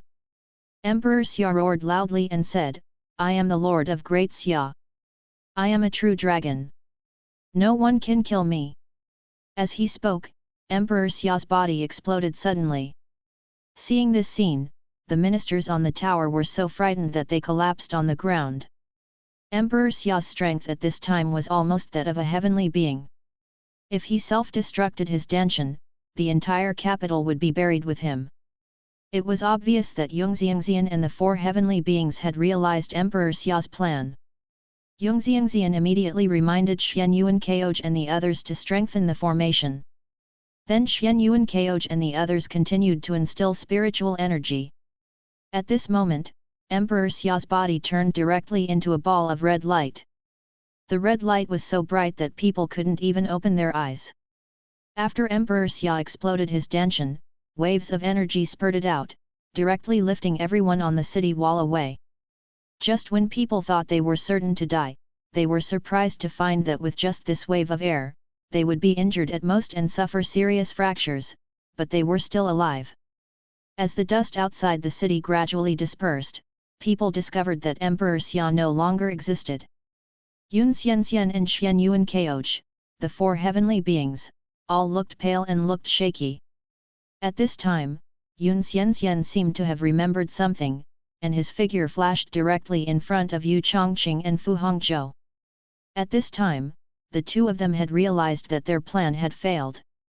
They quickly knelt on the ground and begged for mercy and said, "Sir, spare your life. We." Before the two of them finished speaking, Yungxian waved his hand, and their bodies were frozen into ice sculptures. The next moment, their bodies were broken into powder. End of chapter. Chapter 459. Yungxian ran away. After the dust dispersed, there was only a gun exuding black energy where Emperor Xia was standing. Seeing that his father in this world did not even leave a complete body in the end, Lu Chen couldn't help but sigh. Tone 69shux. Com. In Lu Chen's mind, it was difficult for him to judge whether Emperor Xia had done anything right or wrong in his life, because many of the things Emperor Xia did were what he wanted to do. For example, destroying aristocratic families, such as cutting down vassals. If he were in Emperor Xia's position, he would be equally likely to make the same decision as Emperor Xia, so to a certain extent it can be said that he and Emperor Xia are the same person. It's just that he doesn't have any father-son feelings for Emperor Xia. If Emperor Xia had father-son feelings for him, they might not end up fighting against each other in the end. But there's no point thinking about it now. Emperor Xia is gone, and he has to deal with the next thing quickly. Lu Chen then made a gesture to the army behind him, and the next moment, Xian Yuan Chen led the army and immediately approached the tower of the capital. Looking at the army in the distance, all the ministers and princes on the city tower were stunned. Now that Emperor Xia is dead, they have also lost their backbone. Although a few princes do not want Lu Chen to become emperor and want to resist, they also saw the scene just now. Emperor Xia became a celestial being, but was suppressed by 4 celestial beings. Now Bei Wang has 4 celestial beings by his side, plus there is such a powerful army under Bei King. No matter how hard they struggled, they could no longer be the North King's opponents. The soldiers on the tower no longer had any thoughts of defense. Whoever became the emperor was the same to them. Anyway, it was the Lu family who became the emperor. How could they fight for their lives? At this moment, everyone's eyes fell on the national preceptor Situ Ce and the Prime Minister Lin Jieyuan. Without the emperor, they are the only two people who can still make the decision. Situ Ce glanced at the princes behind him at this time, and then said, "Your Majesty was bewitched by people from the demon cult, which eventually led to your Majesty going crazy. If it weren't for His Royal Highness the King of the North, I'm afraid the entire capital would have been reduced to the ground. Since the King of the North has made such a decision with great merit, the old minister suggested that King Bei should be made the emperor. I wonder if your highnesses have any other opinions." After hearing this, the princes looked at me and I looked at you. What other ideas could they have? Do you have any ideas? There are 4 heavenly beings beside King Bei. Although they were very unwilling to do so, what could they do to compete with King Bei for the throne? The Northern King could send out any heavenly being and wipe out all the forces behind them. The emergence of heavenly beings is enough to defeat all conspiracies and machinations, and the political structure of Daxia will undergo tremendous changes. At this time, what the princes were most worried about was that after their 9th brother ascended the throne, they would start a purge. Although most of the princes among them have never provoked Lu Chen, they are all the sons of Emperor Xia after all, and they also have the right to inherit the throne to a certain extent. Since ancient times, for most princes who rebelled against others, the ones they were most worried about were other princes. If Lu Chen could rise to power through rebellion, other princes could also use the same method. This is not about the ability to rebel, but the status of a prince itself is a threat to the throne. Even if some princes are unwilling to rebel, some ministers will support a certain prince and push a certain prince to be their spokesperson. The original 8th prince was a typical example. So the best way is to kill all these princes or imprison them. Thinking of the fate they might face next, all the princes on the tower were very panicked. But now they have no choice but to bite the bullet and send Lu Chen to the throne. If they stand up and oppose at this time, the only thing that will greet them is their heads falling to the ground. At this time, the 6th prince stood up and said, "I agree with the imperial master's proposal. Ever since 9th brother went to the Northern Kingdom, he has grown the Northern Kingdom in a very short period of time, and his own strength has also been raised above that of a Grand Master. A king like 9th brother who is capable of both civil and military skills will definitely be able to lead Daxia to become even stronger in the future." As soon as the 9th prince finished speaking, the 2nd prince also said, "I also agree with the imperial master's proposal." Afterwards, other princes also expressed their approval. Seeing that the princes had no other ideas, Situ Ce's eyes fell on the ministers. At this time, Lin Jieyuan said, "I also agree with the words of the national master. The country cannot live without a king for a day. Now the king of the north is the best candidate." Seeing that Lin Jieyuan agreed, other ministers also expressed their support for King Bei to ascend the throne as the new emperor. Naturally, there are many people among them who are not willing to let Lu Chen become the emperor. Judging from what Lu Chen has done in the Northern Kingdom, once Lu Chen ascends the throne, he will probably bring the things from the Northern Kingdom to Daxia. At that time, the interests of these ministers will inevitably be damaged. But there is no other way. Now is not the time to consider your own interests, it is the time to consider whether you can survive. Seeing that the ministers of the imperial court also agreed to let Lu Chen ascend the throne, Situ Ce said, "Now that you have made your decision, let's open the city gate and welcome the new emperor." Immediately, under the leadership of Situ Ce, the court ministers and several princes all came down from the tower. Soon, the city gate of the capital slowly opened. Situ Ce led the ministers to the city gate in person and lined up in several rows to welcome Lu Chen into the city. Lu Chen did not immediately lead his troops to the city gate. He stood there, his eyes still on the evil magic weapon. That magic weapon is so evil that we must find a way to deal with it. If this thing falls into the hands of the demon cult, or falls into the hands of others, it will be another huge threat to them. After all, it is a weapon that can kill heavenly beings. Now that he has 4 heavenly beings around him, he cannot let this weapon threaten their lives. At this time, Lu Chen walked towards the magic weapon, and then said to the system in his heart, "System, can you identify what kind of weapon this is?" The next moment, a system interface appeared in front of Lu Chen. God-killing spear, it comes from the high martial plane, requires a lot of spiritual power to use, and is an earth-level spiritual weapon. Lu Chen was stunned for a moment when he saw the system introduction in front of him. Earth-level weapons? That's it. He also thought how powerful this weapon was. But having said that, this weapon is indeed powerful in this low-level world. Of course, it wouldn't be enough if you put it in the world of cultivating immortals. Lu Chen continued to ask, how can we seal this spiritual weapon? If the host does not use it, it will be sealed. What Lu Chen wants to ask is how to destroy this thing. After all, Emperor Xia didn't destroy this spiritual weapon when he blew himself up just now. This thing is obviously not that easy to destroy. Just when Lu Chen was about to continue questioning the system, he saw Yun Xianxian walking directly in front of the god-killing spear. Then she said to Lu Chen, "This spiritual weapon is rather evil, so I'd better leave it to my master to help you preserve it." Hearing this, Lu Chen was startled, and he instantly saw Yun Xianxian's little thoughts. Yun Xianxian was planning to keep it for herself, and she clearly wanted to steal this earth-level spiritual weapon. Earth-level spiritual weapons may not be a big deal in the world of cultivating immortals, but in this world they are capable of killing heavenly beings. How could he hand them over to others so easily? Lu Chen said quickly, "I won't bother you, master. This earth-level spiritual weapon is too dangerous.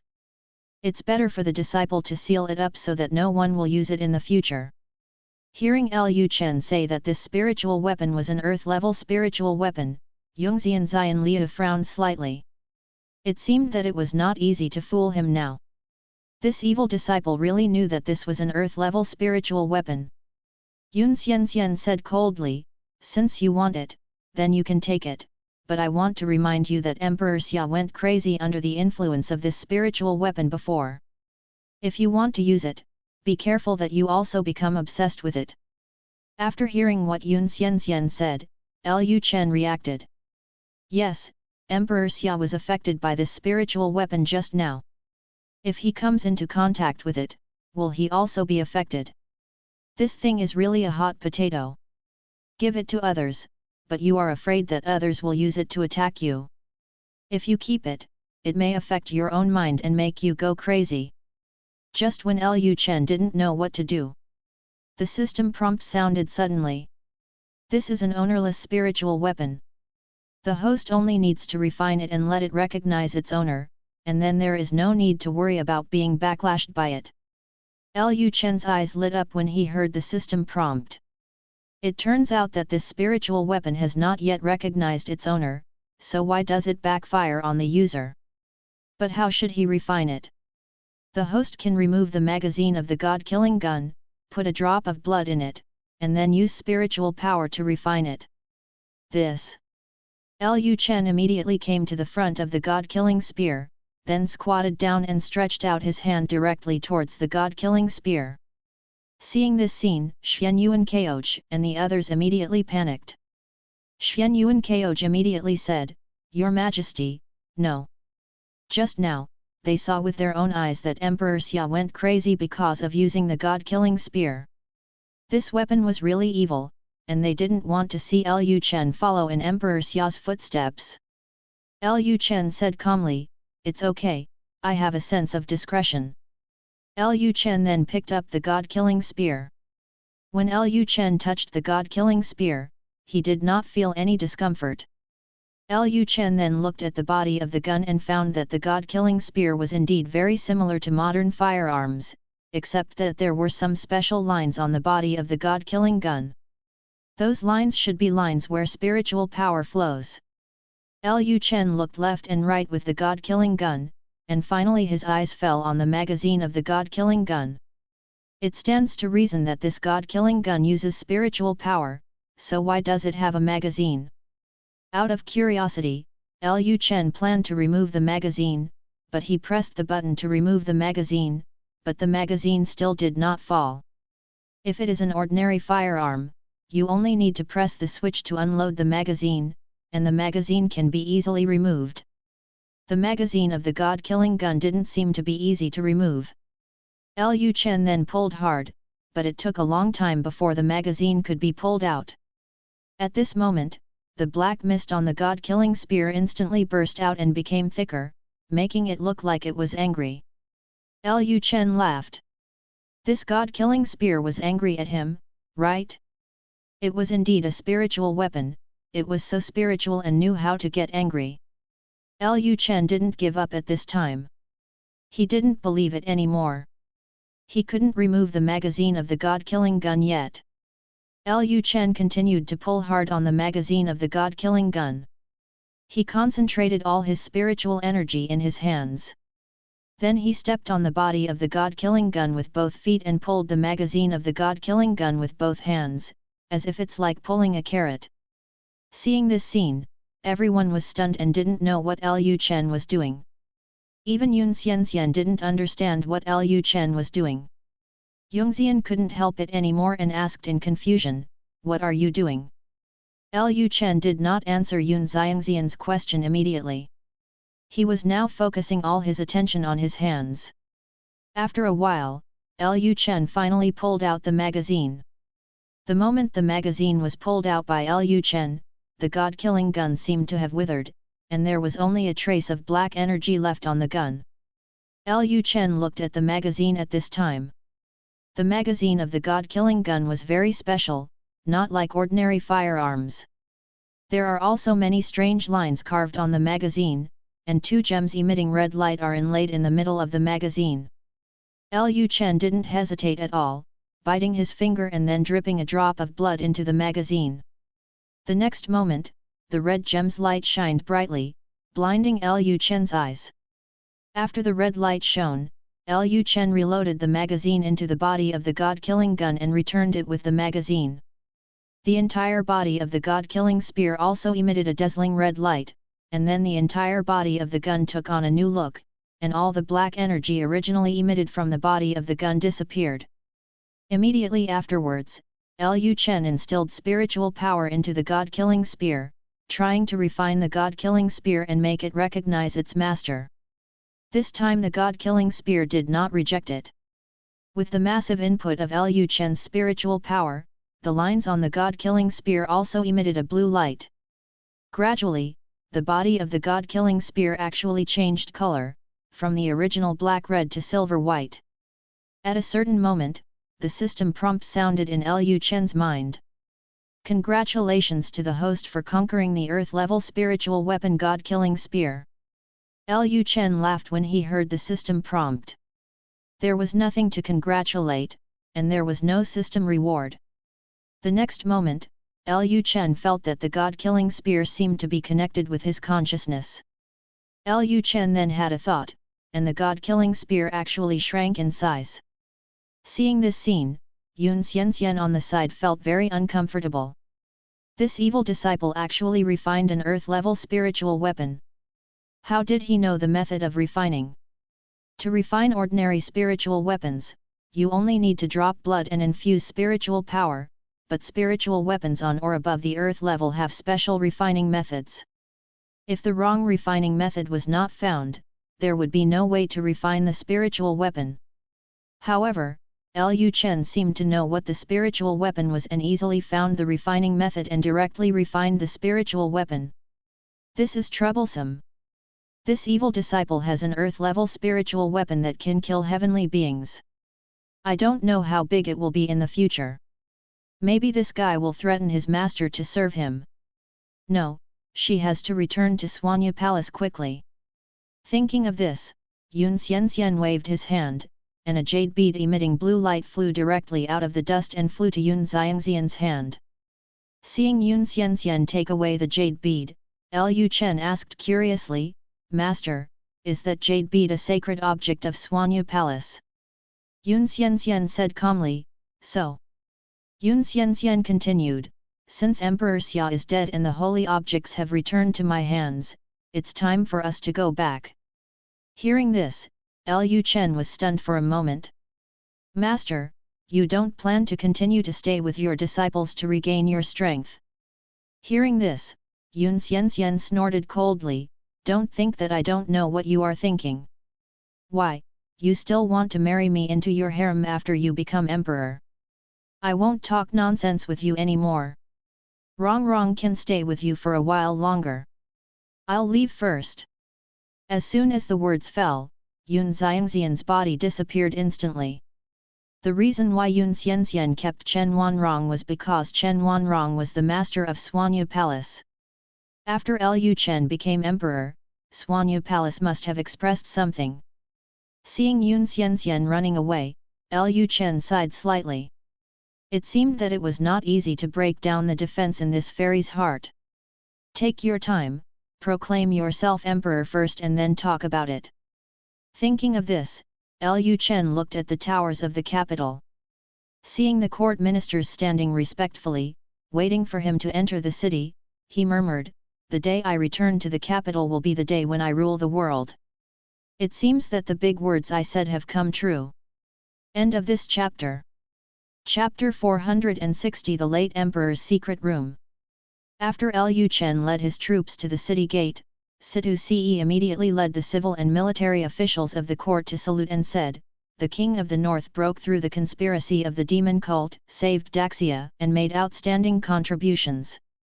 Now that his majesty has gone west, the country cannot if there is no king for a day, we sincerely ask the northern king to ascend the throne and take charge of Daxia. After Situ Ce finished speaking, all the civil and military officials in the court knelt down and said in unison, I beg the northern king to ascend the throne. Lu Chen glanced at the ministers, then at the princes who bowed their heads and saluted him, and then said calmly, I am only ninth among the many princes. If I go by the order, I'm afraid I won't be able to turn. Let's get to that position as King Bei, right? Hearing this, cold sweat broke out on the faces of all the princes. Doesn't Lu Chen's words mean that there are other princes in front of him, hindering his ascension to the throne? Could it be that he wanted to go on a killing spree, right? At this moment, the second prince quickly stood up and said, Ninth brother, don't worry, the succession to the throne of Great Xia has long been no longer based on the eldest son's method. The heirs to the throne in recent generations have all been chosen by those who are capable. Now that the world is in turmoil, we urgently need a capable person to lead Daxia out of the predicament. Neither I nor the other royal brothers have experience in governing the country. We are not as good as you in both civil and military affairs. I believe that only the ninth brother can make Daxia stronger. Please ninth brother, please don't refuse any more. As soon as these words came out, the seventh prince also said quickly, second brother is right. Now that there are rebels in the south and the demon sect is raging, Daxia has reached a time of life and death. At this time, it needs a capable person to lead Daxia. Get out of this predicament, looking at all the children of my father, only you, the ninth brother, have such ability. After the seventh prince finished speaking, other princes also agreed.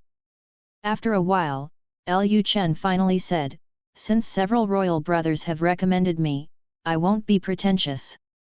But my father has just left for the west, so I will put aside the matter of his enthronement for the time being and finish my father's funeral first.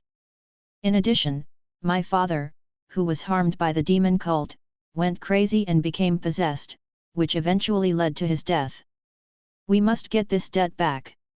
From now on, the entire city will be searching for people from the demon cult. Anyone who is a member of the demon cult will be killed, everyone they see. Hearing Lu Chen's words, all the ministers were shocked. Lu Chen was searching for the demonic cult here and there. He was looking for an excuse for his own liquidation. If someone jumped out to oppose him at this time, he would definitely accuse that person of colluding with the demonic cult and then get rid of him directly. After Lu Chen finished speaking, the ministers immediately shouted in unison, "Long live my emperor, long live, long live." Although Lu Chen has not officially ascended the throne, since Lu Chen has agreed to ascend the throne, he will be the emperor from now on. Daxia's highest power center cannot be in a vacuum for a long time. Lu Chen said calmly, "Ping Shen." "Thank you, Your Majesty." Immediately, Lu Chen led the Jin Yiwei and hundreds of officials directly into the capital. After entering the capital, Lu Chen immediately ordered various aftermath matters. By the time the matter was dealt with, it was already 10 o'clock in the evening. At this time, Lu Chen, led by Situ Ce, came to the imperial study room where Emperor Xia used to handle government affairs.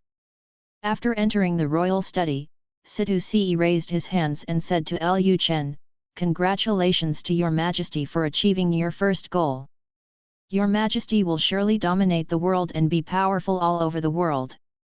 Hearing this, Lu Chen smiled faintly, and then said, "When did the Imperial Master learn to flatter me?"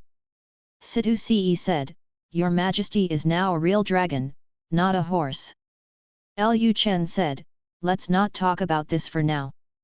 I still have some questions that I would like to ask the National Master for advice." Situ Ce said respectfully, "Your Majesty, please speak.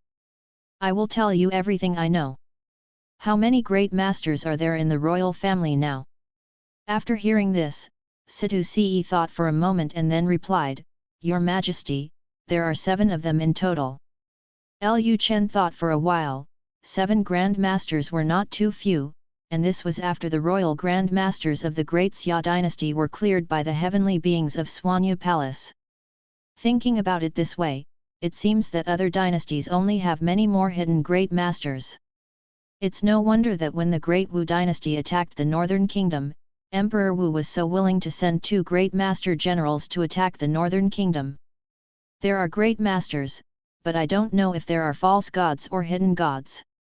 At this time, a shadow suddenly appeared behind the pillar in the study room, and then a person appeared in front of Lu Chen. At this moment, Bai Qingqing, who was personally serving Lu Chen, thought he was an assassin and immediately stood in front of Lu Chen. "Who is it?" But Bai Qingqing quickly reacted. "This is Emperor Xia's Shadow Guard." At this time, the Shadow Guard commander wearing black armor knelt on the ground and said, "Shadow Guard Commander Zhou Hai, pay homage to Your Majesty." The Shadow Guard originally belonged directly to Emperor Xia, but now that Emperor Xia is dead, the Shadow Guard has also lost its ownership. The Shadow Guards are free to a certain extent, and they can leave the capital. However, they have all taken Emperor Xia's poison, and no one knows when the poison will take effect. So in the end, the Shadow Guards decided to continue to join the new emperor and become his minions. They were all loyal to the emperor anyway, no matter which emperor they were loyal to. Seeing the Shadow Guard commander appear, Lu Chen felt happy. Compared to Situ Ce, the imperial master, the Shadow Guard was the most trusted person of Emperor Xia. The Shadow Guard must know many things about Emperor Xia. Now Lu Chen was very curious about what secrets Emperor Xia had. Thinking of this, Lu Chen glanced at Zhou Hai and used the system to identify his identity. Name, Zhou Hai. Identity, Commander of the Shadow Guards. Strength, Grandmaster Realm. Loyalty, 80. Among the people who met him for the first time, 80 was not low in loyalty. The ministers of the imperial court were generally not even 50 loyal to him. They were just a bunch of 25-year-olds. Thinking about it, the Shadow Guards are more dependent on the imperial power, so they have such high loyalty to themselves. Lu Chen said calmly, "Get up." "Thank you, Your Majesty." At this time, Bai Qingqing was still protecting Lu Chen.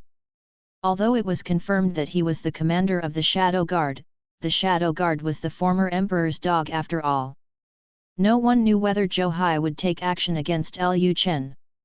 Lu Chen patted Bai Qingqing's shoulder at this time. "Xiao Bai, don't be nervous, he won't attack me." After hearing this, Bai Qingqing walked aside. Lu Chen said to Zhou Hai at this time, "You are the commander of the Shadow Guard. You should know many secrets of my father." Zhou Hai then asked, "What does your majesty want to know?" "I will tell you the truth." Lu Chen said, "I want to know if my father has any secrets to hide." Zhou Hai instantly understood what Lu Chen meant, and he immediately replied, "Your majesty has a secret room, and there are a lot of secrets of the royal family in the secret room." Lu Chen immediately asked, "Where is it?" Zhou Hai replied, "Your majesty, please take the jade seal." Hearing this, Lu Chen walked to the desk in the study without saying a word and directly took the jade seal in his hand. At this time, Zhou Hai walked to a bookshelf and took away several scrolls inside. "Your majesty, please put the jade seal in this hole." Lu Chen immediately came to the bookshelf and did as Zhou Hai said. At this time, the bookshelf suddenly trembled, and then the bookshelf slowly moved away, and a huge tunnel opening appeared on the ground where the bookshelf originally was. Zhou Hai then said, "Only the previous emperors have entered the secret room. I don't know what is in the secret room. If your majesty wants to know what is stored in it, you can enter the secret room and check it out." Hearing Zhou Hai's words, Bai Qingqing hurriedly came to Lu Chen and said, "Your majesty, be careful, there is a trap inside.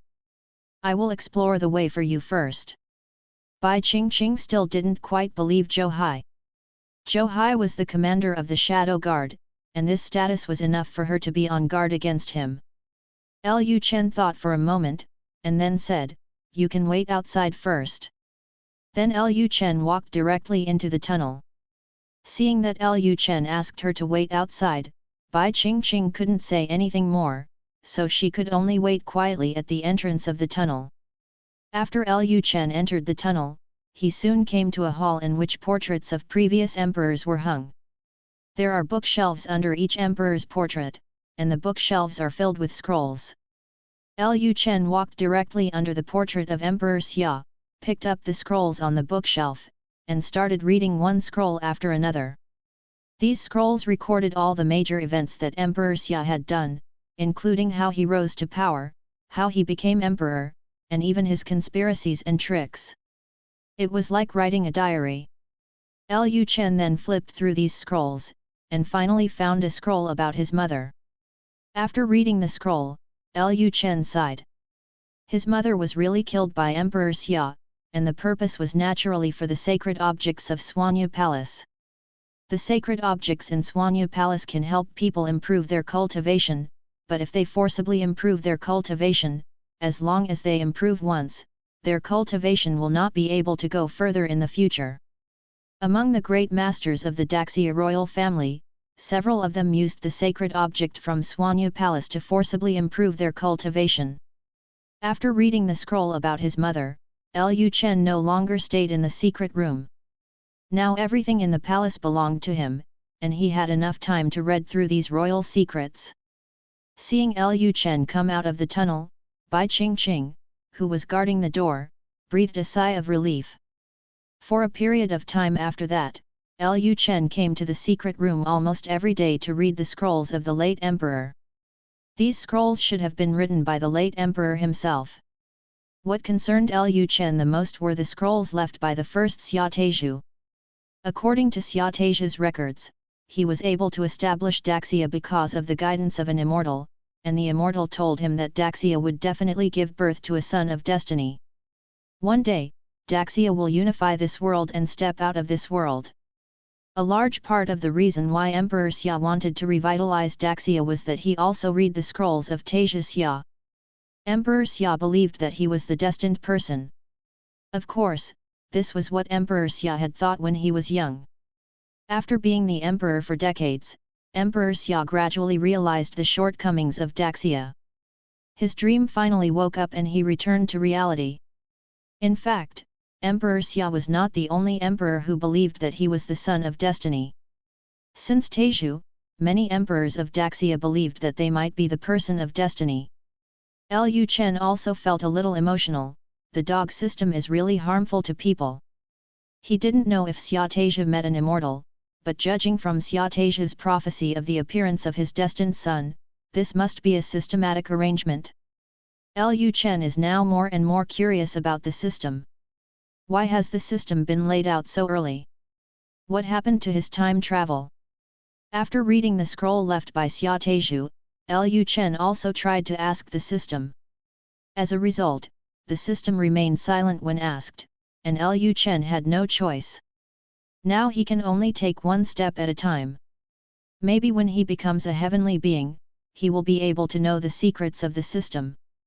End of chapter. Chapter 461 King Zhao surrenders. After Lu Chen became emperor, he immediately caused panic among the people. The people in the capital knew what Lu Chen did in the North Kingdom. In order not to cause panic among the people, Lu Chen immediately promulgated some tax reduction policies, which temporarily stabilized the people, and Lu Chen did not immediately have the land measured. The most important thing now is not the land policy, but the complete quelling of the civil strife in Daxia. Nowadays, there are two main rebel forces in Daxia, one is King Zhao, and the other is the eldest prince. To be honest, Lu Chen didn't want to see Daxia's soldiers killing each other and consuming Daxia's strength, so he decided to solve the problem from the top.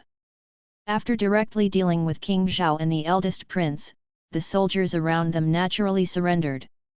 Before taking action against the eldest prince and King Zhao, Lu Chen decided to give them a chance, so he immediately issued an announcement, publicizing all the bad things the demon cult had done, and blaming the demon cult for Emperor Xia's death. In the announcement, Lu Chen called on all forces in Daxia to see clearly the evil nature of the demonic cult and not to cooperate with the demonic cult.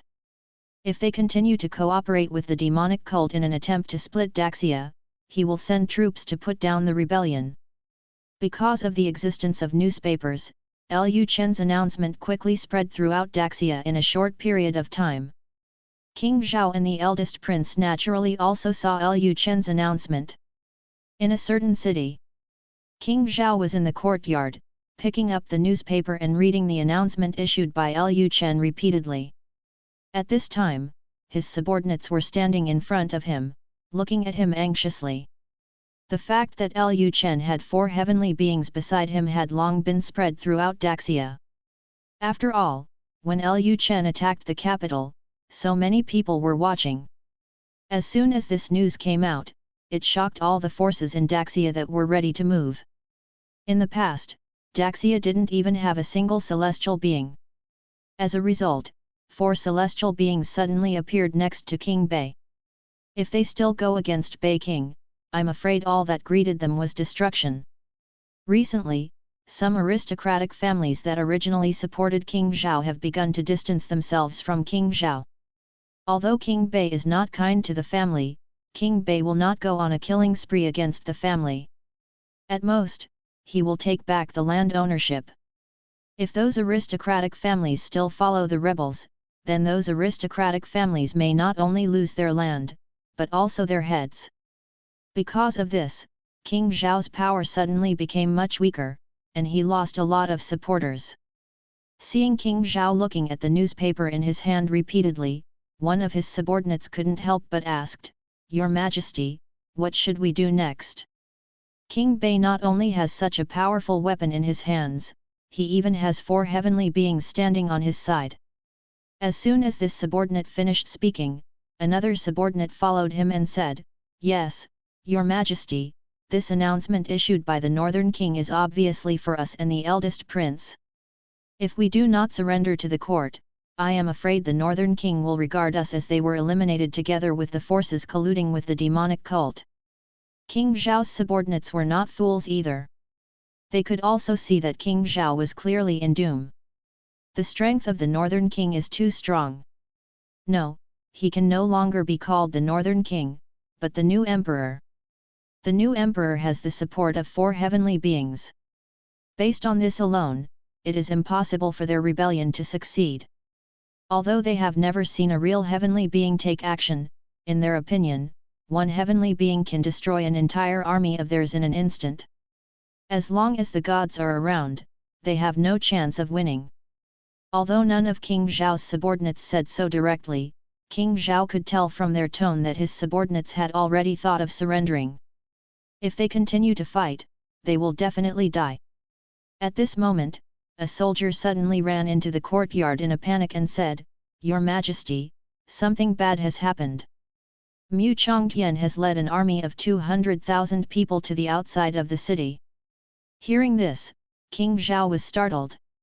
It came so fast. Only a few days after this announcement was issued, Mu Chongtian began to mobilize troops. At this moment, another soldier ran in from outside the courtyard, "Your Majesty, the King of the North has sent someone to deliver a message." After the words fell, the soldier handed the letter in his hand to King Zhao. King Zhao frowned, took the letter from the soldier's hand, opened the envelope, took out the letter paper, and read it carefully.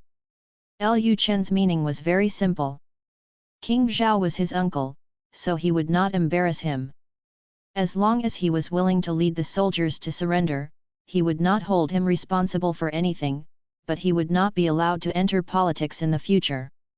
Lu Chen has no intention of purging all the members of the Lu family royal family. The clan still has some effect on him. If all the clan members are gone, it is very likely that he will not be able to suppress the outsiders in the future. Moreover, after Lu Chen turned over the scroll in the secret room, he discovered that King Zhao had indeed always been a member of Emperor Xia. King Zhao seemed to have rebelled, but he took the lead in killing other vassal kings, leaving no vassal in the south. King. Originally, according to Emperor Xia's original plan, after Lu Chen was destroyed, King Zhao would take the initiative to hand over his military power and give up his fiefdom, and then Daxia would no longer have a vassal king. It's a pity that Emperor Xia met Lu Chen, and his plan failed. Emperor Xia failed, and King Zhao's position became more embarrassing. Emperor Xia and King Zhao only kept in touch secretly. Without Emperor Xia, King Zhao would be a real traitor. So Lu Chen decided to give King Zhao a chance to see how he would choose. If King Zhao wanted to avenge Emperor Xia, then he would send King Zhao to accompany his father. If King Zhao chooses to surrender, then King Zhao will be placed under house arrest in a place and his fiefdom will be recovered, so that he will no longer be allowed to interfere in politics in the future. King Zhao looked at the letter in his hand and fell into deep thought. After a long time, King Zhao sighed. It seemed that Lu Chen had to help him realize his brother's unfulfilled dream, but he didn't know if Lu Chen was a pawn of a certain force.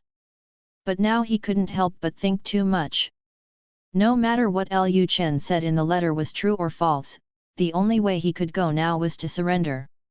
Thinking of this, King Zhao looked up at his subordinates and said, "The new emperor has sent a letter.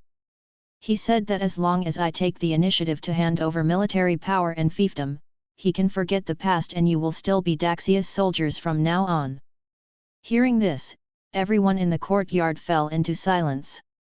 They also realized that the letter sent by the new emperor must be to recruit them. But it's hard to say whether the new emperor's promise in the letter will be fulfilled. As an emperor who has just ascended the throne, he will never allow anyone who threatens him to exist. In other words, once King Zhao surrenders, King Zhao is likely to be liquidated in the future. When King Zhao saw that his subordinates fell silent, he continued, "You have been with me for decades, and you know that I am not the kind of selfish person who insists on dragging you to death together. Now that the situation is over and I have decided to surrender, if the new emperor wants to kill me, then let him kill me. You are soldiers of Daxia. I believe that the new emperor will not liquidate you. The new emperor has great ambitions and will dominate the world in the future. You will still have a chance to obtain military honors by then." After hearing what King Zhao said, one of his subordinates stood up and said, "Your Majesty, you must not do this. Once you really surrender, the new emperor will inevitably go back on his word. You are now the most threatening threat to his throne. How can he let you go?" King Zhao said, "You don't need to say anything, I have made up my mind. Let's do this. If you want to surrender with me, then stay. If you don't want to surrender, go south and join the eldest prince." Since the eldest prince chose to go south from the beginning, it proves that he is not willing to give in and still has ideas about that position. Now is the time for him to hire people. If you follow him south, he will definitely reuse you. This. Everyone in the courtyard looked at each other, but in the end no one stood up and said they wanted to follow the eldest prince south. They knew very well that with the support of 4 heavenly beings, Lu Chen's throne was secure. Even if they went south to follow the eldest prince, they would not end well in the end. It is better to surrender with King Zhao now. As King Zhao said, the new emperor has the ambition to unify the world.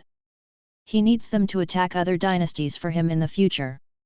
They also have a role in the new emperor, so the new emperor most likely they will not be liquidated. Seeing that no one came forward, King Zhao continued, "Since you have all decided, then go to the city gate with me." Then King Zhao stood up directly and led his men to the tower. At this time, Mu Chongtian was already waiting outside the city. He did not let the soldiers attack. He believed that King Zhao was not a fool. He didn't know what to choose at this time. After seeing King Zhao appear in the tower through the telescope, Mu Chongtian immediately shouted, "King Zhao, how are you thinking? The new emperor has ascended the throne and granted amnesty to the world. Don't miss this opportunity. If there is no reply today, I will attack the city tomorrow." King Zhao glanced at the northern army, and then said to the soldiers behind him, "Raise the white flag." The soldiers were stunned when they heard this, but they quickly reacted and hung up the white flag with their hands and feet. For the soldiers of the Zhao army who had seen the weapons of the north, they had no fighting spirit at all. When they heard that King Zhao had chosen to surrender, they were extremely excited, so that they would not have to face the mysterious weapons of the north. Oh no, there is no longer the northern kingdom, the northern king is the new emperor, and now they are facing the imperial court. Seeing the white flag hanging on the city tower, Mu Chongtian smiled faintly, but he did not let the soldiers come forward immediately. It was not until the city gate opened and King Zhao came out of the city that Mu Chongtian truly believed that King Zhao had surrendered. Mu Chongtian immediately led his army to the city gate. After Mu Chongtian got off his horse, he looked at King Zhao opposite and said, "King Zhao, you made the right choice." King Zhao laughed, and then said, "I'm not sure whether this is correct. Maybe after I return to the capital, the new emperor will reward me with a glass of poisonous wine." Mu Chongtian said, "I don't know if there is poisoned wine, but as far as I know, the new emperor is not a murderous person. Even Prince Qi family is living well now. Not only King Qi, but all the princes in the capital are also alive. Even the maids and concubines in the palace, the new emperor has all been released from the palace, and he has also directly abolished human sacrifice." Hearing Mu Changtian's words, King Zhao still didn't take it seriously. The new emperor has just ascended the throne. Isn't it natural that he will show kindness? After some time, maybe within half a year, the princes in the capital will die one by one due to various reasons. Mu Chongtian did not continue to defend himself, but said, "I believe you will make your own conclusion after you meet him whether His Majesty is such a person." King Zhao said at this time, "It's better not to talk about me. I am very curious about you now. How did you survive in the first place?" Mu Chongtian said calmly, "All this is thanks to your Majesty. Your Majesty anticipated that the Mu family was in danger, so he sent people to save the Mu family. If it weren't for your Majesty, I would have died at the hands of the late Emperor's shadow guards." Hearing Mu Changtian's answer, King Zhao said with emotion, "It seems that everyone missed it at the beginning. Okay, let's not talk about this anymore. I will follow you to the capital." King Zhao had made up his mind to kill Lu Chen if he wanted to. When he was heading to the city tower just now, he had already sent his cronies to escape from the east gate and asked his cronies to inform his family about his surrender. If I haven't written to them, it means that something happened to me in the capital. When the time comes, their family will immediately find a way to remain anonymous or find a place to hide." Seeing that King Zhao was so direct, Mu Chongtian no longer hesitated. After receiving King Zhao's hundreds of thousands of troops, he sent people to escort King Zhao to the capital. At the same time, a certain city in the south, the eldest prince Lu Yi also held a newspaper in his hand and browsed the announcement sent by Lu Chen. Lu Yi's face was extremely gloomy after seeing the content posted by Lu Chen. Although he had expected that Lu Chen would ascend to that position, he did not expect that Lu Chen would actually get the support of 4 heavenly beings. That is a heavenly being. Among the forces that follow him, there is not a single heavenly being. What to do now? Although they have made weapons similar to those used by soldiers from the Northern Kingdom, they are obviously much less powerful. The most important thing is that they do not have enough raw materials to make such weapons now, and Lu Chen has already issued a notice. If he didn't surrender, then Lu Chen would definitely say that he was colluding with the demon cult, and then send an army to encircle and suppress him, etc. Demonic cult? Lu Yi suddenly thought of something. He once heard someone from the Taiyin sect say that the leader of their Taiyin sect was a being whose strength exceeded that of heavenly beings. However, due to some reasons, his strength had not yet recovered. Lu Yi thought in his heart that if he could establish a relationship with the Taiyin sect again, maybe he would not have no chance. But the key question now is how to establish a relationship with Taiyin god cult? In the past, he had contacted the Taiyin sect through the Shui family and Shui Linglong. But now the woman Shui Linglong has disappeared. Some time ago, news broke out in the Northern Kingdom that when Shui Linglong came to find him, she encountered bandits, and then all of them were killed. Lu Yi naturally didn't believe that Shui Linglong was dead. After all, Shui Linglong was from the Taiyin sect. Although he didn't know what status Shui Linglong had in the Taiyin sect, the Taiyin sect sent an elder beside her to prove that Shui Linglong is still of some use to the Taiyin sect. He did not believe that the Taiyin God Church killed Shui Linglong, or saw anything happen to Shui Linglong. Thinking of this, Lu Yi immediately said to the people around him, "Immediately send someone to search for the crown princess. No matter what method is used, we must find her. You want to see people when you're alone, you want to see your corpse when you're dead." End of this chapter. Chapter 462. This witch. The capital of Daxia. Royal study room. It was already late at night, and the candlelight in the imperial study room flickered slightly. It was extremely quiet, and the only sound left was the sound of pen scratching on paper. Lu Chen was dealing with the memorial when Bai Qing's voice sounded outside the imperial study. "Your Majesty, King Zhao wants to see you." Lu Chen immediately said, "Come in." Then King Zhao entered the imperial study, immediately knelt down and said, "The guilty minister pays homage to your Majesty, long live your Majesty." Lu Chen said calmly, "Uncle, please get up."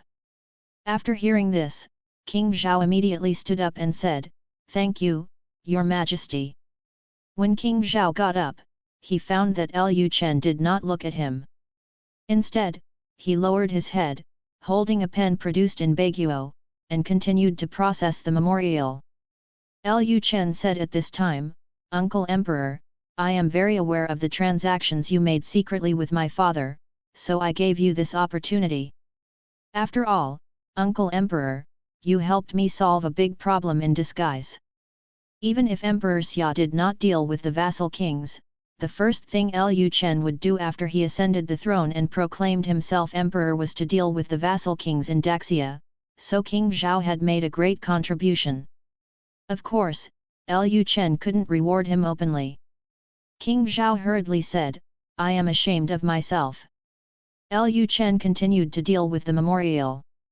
When he was reading the memorial, he glanced at King Zhao with the corner of his eyes, and then said, "Uncle Huang made the right choice. If the emperor's uncle does not choose to surrender in the end, then the Jin Yiwei may have brought your family directly to the capital before the emperor's confidants have rushed back to Zhao." Hearing this, King Zhao was startled, and he instantly understood what Lu Chen meant. Lu Chen was reminding him that Lu Chen already knew that he sent his confidant back to Zhao Guo to report the news. When he thought of this, a drop of sweat broke out on King Zhao's forehead unconsciously. What he originally thought was that if something happened to him and he didn't write a letter to his family in time, he would ask his family to hide or leave Daxia. As a result, Lu Chen had already put his family under surveillance one step ahead. If something happened to him in the capital, his family might not be able to escape. King Zhao quickly said, "Thank you, Your Majesty, for your kindness." Lu Chen then asked calmly, "I wonder what your uncle likes." King Zhao once again understood what Lu Chen meant and immediately said, "The guilty minister likes to look at the sea." Lu Chen said, "Then the emperor will go to Donghai County next. I have already asked people to go to Zhao State. In addition to the land, the emperor's gold and silver treasures will be sent to Donghai County together. From now on, if the emperor has nothing important to do, don't do it." Leaving Donghai County, King Zhao immediately knelt down again, kowtowed to Lu Chen and said, "Thank you for your kindness, Your Majesty." King Zhao originally thought that Lu Chen would not only take back his land, but also take away his gold and silver treasures, but he did not expect that Lu Chen would only take back his own land. In this way, even if he comes to Donghai County, his life will not be any problem. Lu Chen continued, "Uncle Huang is tired from traveling and traveling. Let's go back and have a good rest." King Zhao thanked him again and said, "Thank you for your concern, Your Majesty. I will retire." Then King Zhao stood up and left the imperial study. After King Zhao walked out of the imperial study, he found that his back was completely soaked. King Zhao was a little shocked. Judging from the momentum Lu Chen gave him, Lu Chen was at least a Grand Master. However, there were also Grand Masters among his subordinates. The sense of oppression given to him by the Grand Master was not that strong. This showed that Lu Chen was very powerful. It may be a realm above the Grand Master. At such a young age, his strength is already so terrifying. It's no wonder that the four heavenly beings are so optimistic about Lu Chen and are on Lu Chen's side. Perhaps under his leadership, Daxia will become stronger. I just don't know if he will liquidate Prince Zhao's mansion in the end. Thinking of this, King Zhao couldn't help but sigh. Although Lu Chen didn't seem to have any intention of liquidating Prince Zhao's mansion, he couldn't resist someone whispering in Lu Chen's ears. If one day Lu Chen suddenly felt that Prince Zhao's mansion was a threat, he would probably still ask someone to get rid of their family. King Zhao felt a little emotional. He turned to look in the direction of the palace where the late emperor lived, and couldn't help but think that if Emperor Xia had handed over the position of prince to Lu Chen from the beginning, perhaps none of this would have happened. It's a pity that there are not so many ifs in this world. King Zhao didn't think any more and walked directly outside the palace. As soon as King Zhao left, Bai Qingqing's voice came from outside the royal study again, "Your Majesty, Commander Qin wants to see you." Lu Chen said calmly, "Come in." Qin Yushan then entered the imperial study and said, "Meet Your Majesty." Lu Chen still asked without raising his head, "What's the matter?" Qin Yushan reported, "The eldest prince has no intention of surrendering after seeing your announcement, and he plans to collude with the Taiyan sect and use the Taiyan sect to continue the rebellion." During this period, the eldest prince sent people to look for Mrs. Xue everywhere, trying to establish a relationship with the Taiyan sect through Mrs. Xue. Lu Chen has not yet given names to his wives and concubines, so Qin Yushan still calls Xue Linglong Mrs. Xue. After hearing what Qin Yushan reported, Lu Chen stopped writing. He looked up at Qin Yushan and asked, "How is their gunpowder manufacturing going?" Qin Yushan replied, "They have created some weapons similar to firecrackers, which have a certain degree of lethality, but are not very powerful." After hearing this, Lu Chen pondered for a moment, and then said, "Leave this matter to the Luoyang sword sect. You can talk to sect leader Xia later." Lu Chen had no intention of continuing to deal with Lu Yi.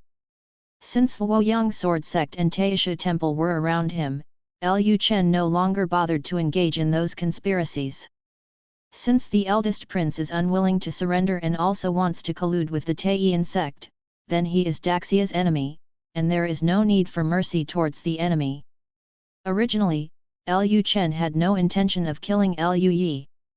He learned through Xue Linglong that Lu Yi had been unable to have children for a long time, which meant that Lu Yi was now a eunuch. Lu Yi no longer poses much of a threat to the throne, even if he is the eldest prince.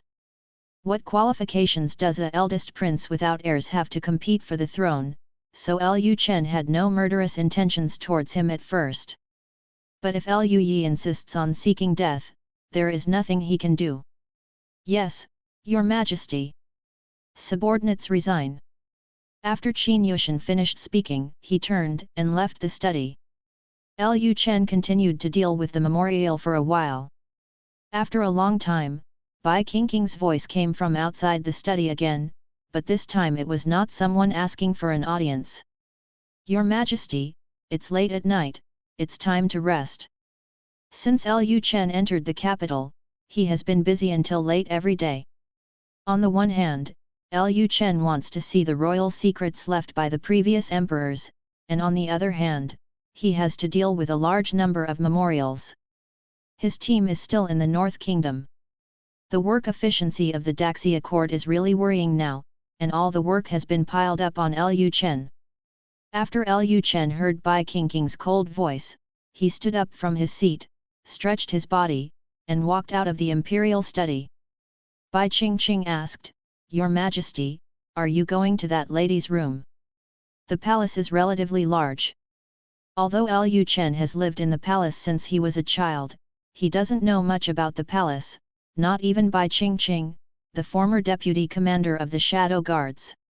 So if Lu Chen wants to go to a certain palace, he may have to be led by Bai Qingqing.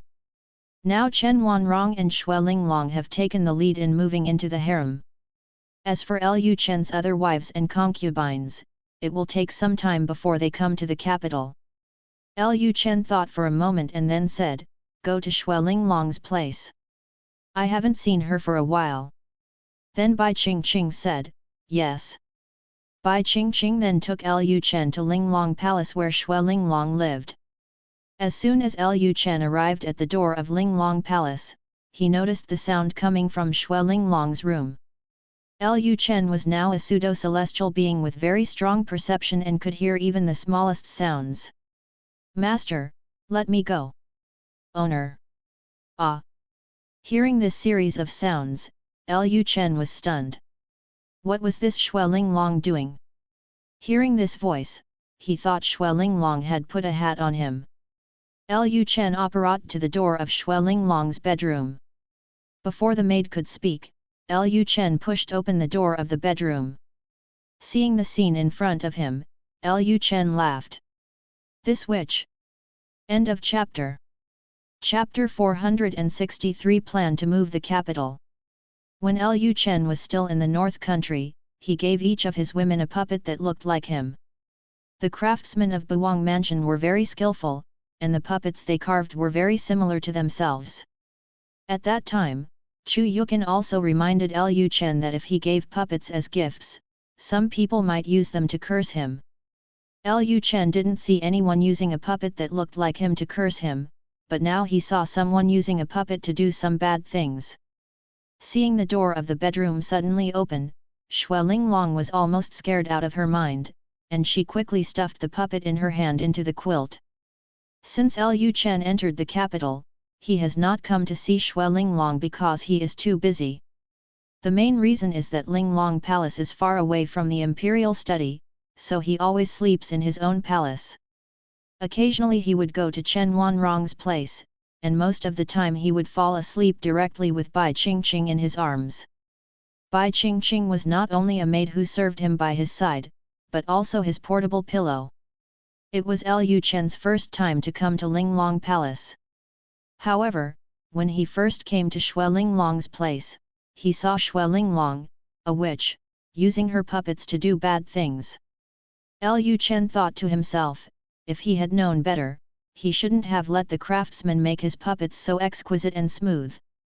At this time, Lu Chen glared at Xue Linglong and angrily shouted, "Witch, you are so brave, you actually used my puppet to do that kind of thing.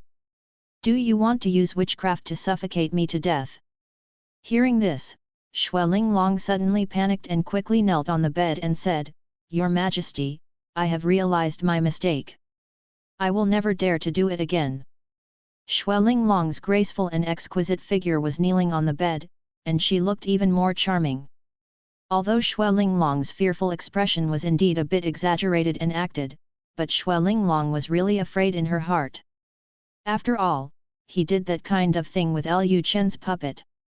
In ancient times, there were many people who confiscated their families and exterminated their clans due to witchcraft. Those who performed witchcraft still used scarecrows, but in the end, they used Lu Chen puppets, and they were such exquisite puppets that were highly similar to Lu Chen. No one knew whether Lu Chen would be taboo about this kind of thing. If this really made Lu Chen angry, he would probably be tortured to death. When she thought of this, Xue Linglong's delicate body trembled slightly. Xue Linglong felt a little emotional.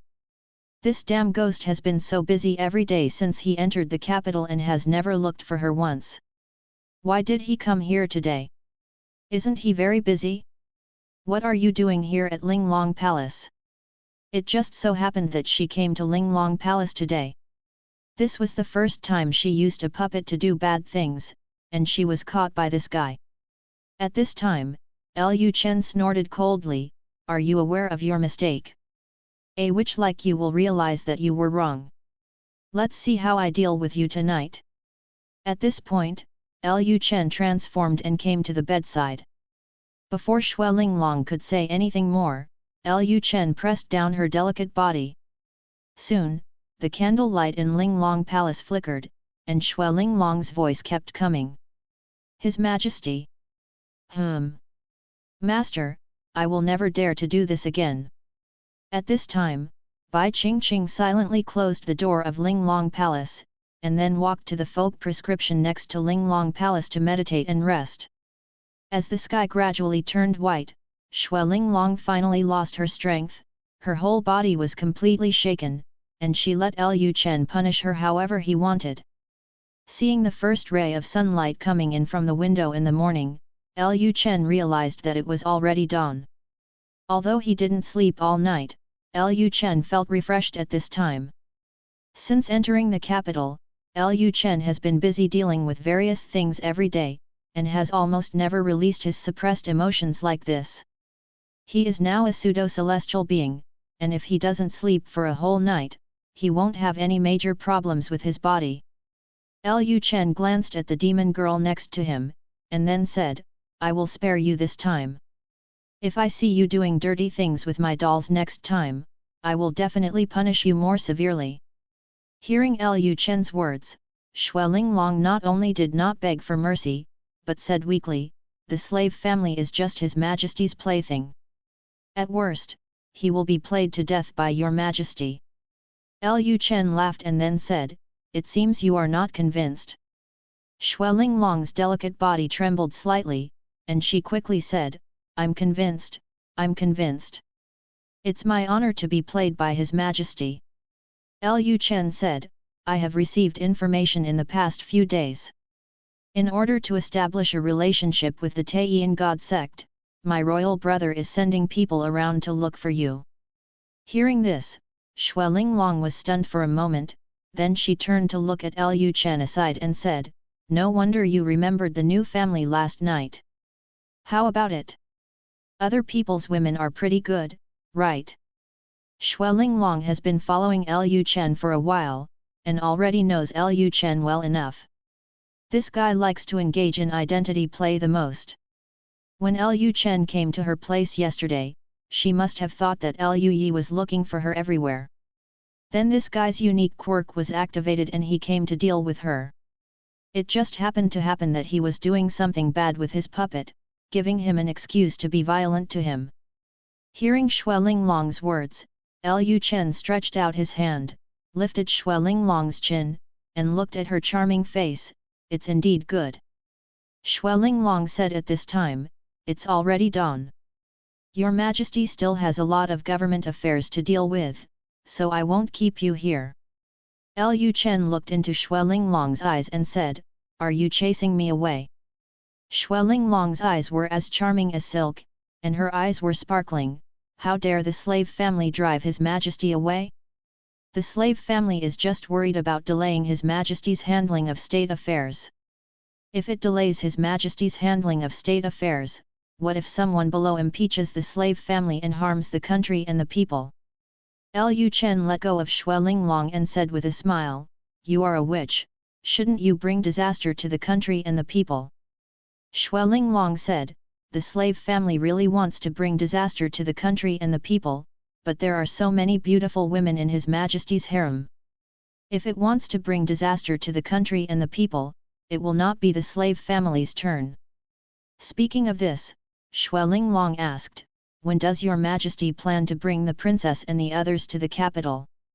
Hearing this question, Lu Chen thought for a moment and then said, I don't plan to bring them here for the time being. The capital is too backward. It will be difficult for them to get used to the life in the capital after they move here. The current Buwang mansion in the North Kingdom has electricity, plus there are trains in the North Country and all kinds of new things. Musician and the others have long been accustomed to life in the North Country. It would be difficult for them to get used to a place where they have to use a toilet bucket to defecate and a bathtub to bathe. Moreover, Lu Chen couldn't get used to staying here, and he had already had the idea of moving the capital. At this time, Lu Chen let go of Xuelinglong's soft body and slowly sat up from the bed. You have a good rest, I will come back tonight. As soon as these words came out, Xuelinglong's delicate body trembled again, and she said quickly, Your Majesty, let's get even the rain and dew. I heard that Palace Master Chen will return to Swanya Palace in a while, so you'd better go there more during this time. Let her be there. Lu Chen snorted coldly, and then said to Xuelinglong, last night you used puppets to use witchcraft on me, hoping to suffocate me to death. How could I just let you go like this? Hearing this, Xuelinglong's cheeks suddenly turned red, and she immediately said, Your Majesty, the slave family knows some witchcraft skills, and the puppet was given to the slave family by Your Majesty. Since Your Majesty gave it to the slave family uses a puppet. There's nothing wrong with using it. Lu Chen said, Witch, please stop telling me this. For the next 7 days, you should wash yourself off and wait for me on the bed every night. This. Xuelinglong suddenly felt a dull pain in her stomach. This dogman has become more and more vicious since he became the emperor. It's over, this slave girl will not really be played to death by this guy in the end. If she wants to move the capital, she should move the capital quickly. If she returns to Yancheng as soon as possible, she can still breathe a sigh of relief. As long as he returns to Yancheng, this guy's attention will no longer be on her.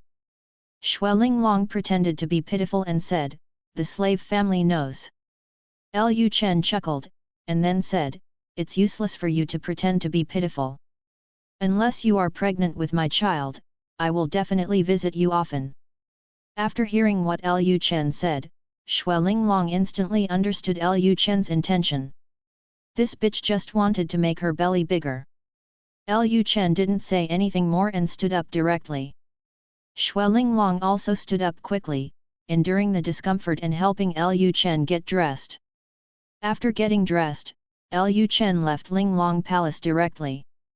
Looking at Lu Chen's leaving figure, Xuelinglong quickly exercised his skills, chuckled, and said to himself, If you want me to get hit, just dream. While talking, Xuelinglong used Qigong to expel impurities from her body. Although Xuelinglong was willing to be a slave, she only enjoyed being tortured by Lu Chen. She did not want to give birth to children for Lu Chen, a breeding cow. In the next few days, Lu Chen really came to Linglong Palace every day. Xuelinglong now felt confused every day, feeling that her body was no longer her own. Later, Xue Linglong learned the lesson and ran to the palace where Chen Wanrong lived at night. With Chen Wanrong's help, Xue Linglong finally escaped. 1 month later. Most matters in the capital have been dealt with. Emperor Xia was also buried. Although Emperor Xia's body was gone, there was still an empty coffin. After seeing off Emperor Xia, Lu Chen also officially ascended the throne, and Great Xia ushered in the new emperor's first government. Xianzheng Hall. Today, there was silence in the Xianzheng Hall, and Daxia officials were quietly waiting for Lu Chen's arrival. Although Lu Chen had been very generous in the past month and did not liquidate them, that was only because Emperor Xia had not been buried yet. Now that Emperor Xia has been buried in advance, and Lu Chen has officially ascended the throne, it is hard to say whether he will liquidate some officials in the court. At this moment, a woman's voice rang out from the main hall, "Your Majesty is here." Hearing the voice of a woman, the officials in the main hall were stunned for a moment. Women had never appeared in the court before. Lu Chen brought a woman into the Xianzheng Hall on his first day in court. This might be a little inappropriate. Soon, Lu Chen, who was wearing a golden dragon robe, slowly walked towards the dragon platform above the main hall. Situ Ce immediately led the civil and military officials of the court to kneel down. "Long live my emperor!" Lu Chen said calmly, "Ping Shen." "Thank you, Your Majesty." Bai Qingqing said at this time, "If there is something to do, we will start to act, but if there is nothing to do, we will retreat." As soon as he finished speaking, a minister from the Ministry of Rights finally couldn't help but stand up and said, "Your Majesty, there has never been a woman in the court since ancient times." Before the Minister of Rights could finish his words, Lu Chen interrupted and said, "I have decided to abolish the eunuch system from now on." Hearing this, the Minister of Rights said quickly, "Your Majesty, you must not do it. If the eunuch system is abolished, what should we do if a traitor harms the harem?" Lu Chen said, "When Taizhi founded the Great Xia Dynasty, there were no eunuchs. Why didn't anyone cause trouble in the harem at that time? Since ancient times, most of the people who cause trouble in the harem are the imperial guards. Is it possible that I want to turn all those imperial guards into eunuchs?" This. Hearing Lu Chen's words, the ministers were stunned for a moment. But soon some ministers thought that if there were no eunuchs and no eunuchs, then the new emperor would naturally have less power around him. This would be a great thing for the civil servants. At this time, the Minister of Household Affairs stood up quickly and said, "I agree with Your Majesty's decision. Creating eunuchs artificially will harm the peace of the world." After the Minister of Household Affairs finished speaking, Lin Jieyuan also said, "I also agree with Your Majesty's decision. Women can also do what eunuchs can do. There is indeed no need to create more eunuchs. This is the world of martial arts. There are many women who have practiced martial arts. Their physical fitness is very strong. Even the eunuchs in the palace are not necessarily better than those women who have practiced martial arts. Moreover, it is not difficult to control a woman's menstrual period in this world, so only women and male guards are needed in the palace, and there is indeed no need for eunuchs." Lu Chen said at this time, "Okay, this matter has been decided. This is a small matter, so don't waste too much time on this matter." This. When the officials heard Lu Chen say that this was just a small matter, they immediately lost their composure. The abolition of the ancient eunuch system was actually just a small matter in Lu Chen's opinion. So what was a big deal to him? Lu Chen continued, "I plan to move the capital to Yancheng. What do you guys think?" As soon as these words came out, it was like a bomb, causing the civil and military forces of the entire court to explode. The new emperor actually plans to move the capital. How can this be done? Their capital has been here since Taizhi, how can they move the capital? Civil and military officials from all over the court began to whisper to each other, and the entire hall was like a vegetable market. At this time, Lin Jieyuan stood up again, "I agree with Your Majesty's decision." When they heard Lin Jieyuan's words, People were immediately stunned. What? Lin Jiayuan actually agreed with the new emperor to move the capital? The Lin family has been in the capital for who knows how many generations, so why doesn't he consider the situation of his own family? What's going on with Lin Jiayuan? Could it be that Lin Jiayuan was afraid that Lu Chen would liquidate him, an old minister of the late emperor, so he responded so actively to the new emperor's call to move the capital? At this time, the Minister of Rights stood up and said, "Your Majesty, the capital has been the capital since Taizhou. It would be extremely unfilial to move the capital. For the royal family, the capital is the land of their ancestors. As a result, Lu Chen would abandon the territory of his ancestors as soon as he ascended the throne. This was a great disrespect to his ancestors." After the words of the Minister of Rights fell, many stubborn conservatives stood up and opposed moving the capital. Lu Chen had long realized that there would be so many people who would object. After the quarrel in the main hall was over, Lu Chen said, "What I mean by moving the capital does not mean that everything in the capital city will be completely moved to Yancheng. I just plan to set up another capital in Yancheng and establish a court. If there are people who are willing to follow me to Yancheng, they can follow me to Yancheng. If they are not willing to go to Yancheng, they can continue to stay in the capital." Upon hearing this, the Minister of Hebei said, "Your Majesty, this may lead to redundant officials. With 2 teams and 2 official positions, wouldn't the official's salary be doubled?" Lu Chen said, "For me, the current number of officials is far from redundant. In the future, I will need more ministers to manage my country for me." Hearing what Lu Chen said, the civil and military officials in the court immediately thought of Lu Chen's ambition. If Lu Chen really planned to unify the world and destroy several major dynasties, then the current number of officials would indeed not be able to meet Lu Chen's need to govern the world. Seeing that all the officials in the court fell silent, Lu Chen said, "I will give you a month to think about it slowly.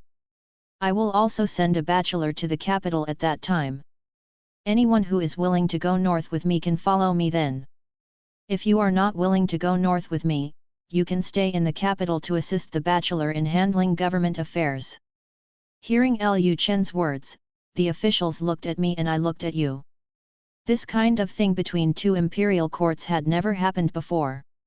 The 2 courts represent a split.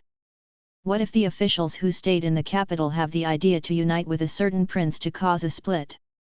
The new emperor is too courageous. End of chapter. Subscribe to Chinese Novel Audio Wave.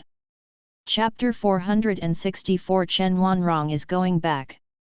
Lu Chen naturally thought about the possibility of division if 2 imperial courts were established, but for him, the establishment of 2 imperial courts was just a transition. After the transition period is over, the imperial court in the capital will definitely be slowly dismantled, and he will send his most trusted people to the capital and station his most trusted troops in the capital. Of course, the most important point is that he will also take his brothers and sisters to Yancheng. He will not leave those royal brothers and sisters in the capital. By then, these officials who stayed in the capital would not have anything important to do. They would be equivalent to retiring in the capital and guarding the ancestral graves for the Lu family. Seeing that the ministers in the court did not continue the discussion, Lu Chen knew that they should have accepted his proposal, so he continued, "After the capital is moved this time, it is possible to move back to the capital again in the future. Wait for what I have to do. After finishing it, I plan to build a new capital city. My dear friends, if you don't have any other opinions, you can put them forward directly." At this time, Situ Ce stood up and said, "Your Majesty, I heard that the Northern Kingdom has something called a train. It can not only travel thousands of miles in a day, but also does not need to stop to rest. Is it true?" Lu Chen said, "It does exist. When you arrive in Anping City, you can directly take the train north. It only takes a day or 2 from Anping City to Yancheng." Situ Ce said, "I suggest that after the capital is moved, a train line be built from Yancheng to the capital. This will make it more convenient for people in the capital to go north, or for people in Yancheng to go south. Lu Chen said, when I was in Qi state, I was already asking people to lay railway tracks. The train will be able to reach the capital in less than a year. Situ Ce said, Your Majesty is wise. With the train as a means of transportation, the time from Yancheng to the capital will be greatly shortened in the future. In this way, even if the capital is moved to Yancheng, Lu Chen can still firmly control the power in the capital. Lu Chen saw that no one spoke again, so he said, if no one has any other opinions, then the matter of moving the capital has been decided. After you go to court today, each of you will write a memorial and explain your opinions on the matter of moving the capital. My thoughts, and whether you are willing to follow me north, write them down in the memorial. I can assure you all here that whether you go north with me or not depends entirely on your personal wishes. I will not make things difficult for you. Even if you don't go north and stay in the capital, I will still arrange something for you. After hearing Lu Chen's assurance, the ministers all said in unison, Your Majesty is wise. Lu Chen actually intended to keep those conservatives in the capital. These conservatives are not easy to kill. If you kill people casually as the emperor, others will not trust you in the future. Even if Lu Chen has absolute force, Lu Chen will not do anything casually. The emperor should pay attention to the combination of kindness and power. However, Lu Chen is someone who wants to do big things. If he leads the conservatives northward, it will be difficult to implement some future policies. His team must be full of motivated officials. This time the capital is moved, most of the officials who will stay will be conservative officials. It just so happens that these old fried dough sticks will be left to guard the ancestral graves. At this time, Lu Chen asked, I've finished talking about my affairs. Do you, dear friends, have anything else to do? After Lu Chen finished speaking, a minister stood up and said, Your Majesty, most of the princes have now reached adulthood, and it's time for them to be enfeoffed. Hearing this, the ministers felt nervous. Although they all knew that the enfeoffment might no longer be carried out, they still wanted to test Lu Chen.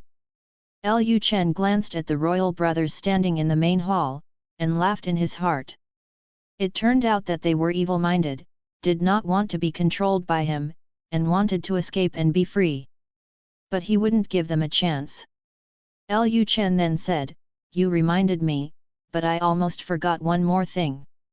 From now on, Daxia will abolish the enfeoffment system and completely switch to the county system. From now on, only gold and silver benefits will be retained for titles. As soon as these words came out, the hall instantly became extremely quiet. The princes standing next to the ministers clenched their fists instantly. They knew that Lu Chen was going to do this. At this time, a conservative minister stood up and said, Your Majesty, you must not do it. Enfeoffment is an ancestral system. How can you abolish it just by saying it is abolished? Lu Chen immediately said, I already have 10 children this year, but I am only in my 20s. In addition, I can live for at least 1,000 years. According to this calculation, when I go to the west, I will not have 1,000 children. There are also 800. If my children have children, and my children's children have children, will everyone be crowned king? If everyone is granted the title of king, in less than 1,000 years, there will be tens of thousands or even hundreds of thousands of princes in Daxia. I am afraid that even if the lands of several major dynasties are included, there will not be so many princes. This. Hearing Lu Chen's words, the court ministers were speechless. They couldn't help but think, is the new emperor so fertile? Isn't it true that he is already stronger than a grand master? It stands to reason that the higher the level of martial arts, the harder it is for him to have children. And the more people practice martial arts, the more they have to abstain from sex. Why does the new emperor have 10 children this year? Lu Chen continued, Teju implemented the enfeoffment system back then, which was a helpless approach. He had no way to control all the land in Daxia. He could only make the king and let his children control it. But today is different from the past. Today's Daxia does not need a vassal king. I can still manage all the land. If one day in the future Daxia expands to the point that I can no longer manage it, then I can consider enfeffing it. Lu Chen's words were very informative. He was equivalent to telling the civil and military officials of the Manchu dynasty that he wanted to destroy other dynasties and expand Daxia's territory. Lu Chen had finished talking about this, and no ministers continued to say anything. They also knew in their hearts that the abolition of the feudal system was the general trend. From now on, the lives of the princes and grandchildren left by the late emperor would probably be difficult. Lu Chen glanced at the people in the hall at this time, and then said, "This matter has been settled. Dear ladies, do you have anything else to do?" Immediately afterwards, another minister stood up and talked about the eldest prince's affairs. After discussing the eldest prince's affairs, the ministers raised many things. After all, it was Lu Chen's first day in court, and he had naturally accumulated a lot of things during this period. However, there were many things that he did not need to deal with at all, and as a result, these ministers had to report them. Lu Chen thought to himself that he should quickly move the capital to Yancheng and leave those matters to Zhuchang Guang. Lu Chen's first court meeting lasted a whole day, and the ministers all had lunch at the Xianzhang Hall. Lu Chen firmly felt the hard work of being an emperor. Although the emperor held great power and could get whatever he wanted, there were really a lot of things going on. Lu Chen suddenly had the idea of being a foolish king and just not caring about anything. Being an emperor is too tiring. In the evening, after going to court, Lu Chen felt extremely tired. He was about to go back to the palace. At this time, a maid came to Lu Chen and said, "I pay homage to your majesty." Lu Chen could tell at a glance that this maid was a maid from Fengxiu Palace, and he immediately asked, "What's the matter?" The maid replied, "Mrs. Chen said she will return to Suanya Palace." Hearing this, Lu Chen was stunned for a moment, and then said, "I understand." Then Lu Chen went to Chen Wanrong's place. End of chapter. Chapter 465 I will come down the mountain to find you next year. Chen Wanrong stayed here mainly to represent Suanya Palace to attend Lu Chen's enthronement ceremony. Now that Lu Chen has ascended the throne, it's time for her to return to Suanya Palace. After all, Suanya Palace still has a lot of things waiting for her to deal with. Chen Wanrong naturally couldn't let go of Lu Chen. After spending so long with Lu Chen, Chen Wanrong basically saw clearly what kind of person Lu Chen was. Although Lu Chen likes beauty, he actually has a very strong purpose, which is to let his wives and concubines give him children. Of course, this does not mean that Lu Chen regards his wives and concubines as tools for reproduction. Lu Chen was very kind to his women, even Xue Linglong, a demon sect woman. Although Lu Chen was very cruel to Xue Linglong in bed, after the matter was over, Lu Chen would still care about Xue Linglong. In the past, Chen Wanrong thought that she might have been influenced by something to have feelings for Lu Chen, but now Chen Wanrong really thinks that she has fallen in love with this little villain. Chen Wanrong has completely ignored Lu Chen's lustful shortcoming. In his opinion, lust is no longer Lu Chen's shortcoming, because she knows that she has no way to monopolize Lu Chen. Now that her great revenge has been avenged and there is no hope of restoring the country, her only spiritual support is the bad guy Lu Chen. Chen Wanrong sighed slightly when she thought that she would soon leave Lu Chen and not be able to see this bad guy for a long time. Just when Chen Wanrong sighed, the palace door opened, and Lu Chen's figure appeared at the door. He said with a smile, "Is this why you sigh, because you are reluctant to leave me?" After Lu Chen finished speaking, he looked at Chen Wanrong. Chen Wanrong is wearing a blue palace dress. The green gauze clothes are tightly attached to her graceful body, highlighting her curvy figure. At this time, her hair is tied in a bun, revealing her snow-white neck, and she exudes with her noble temperament, Chen Wanrong now looks more like a princess of a country. Seeing the bad guy Lu Chen coming, Chen Wanrong said expressionlessly, "Your Majesty is the emperor now, why do you still call yourself me?" In this era of strict hierarchy, title is very important, and degree represents rank. Lu Chen changed his form and appeared in front of Chen Wanrong in an instant.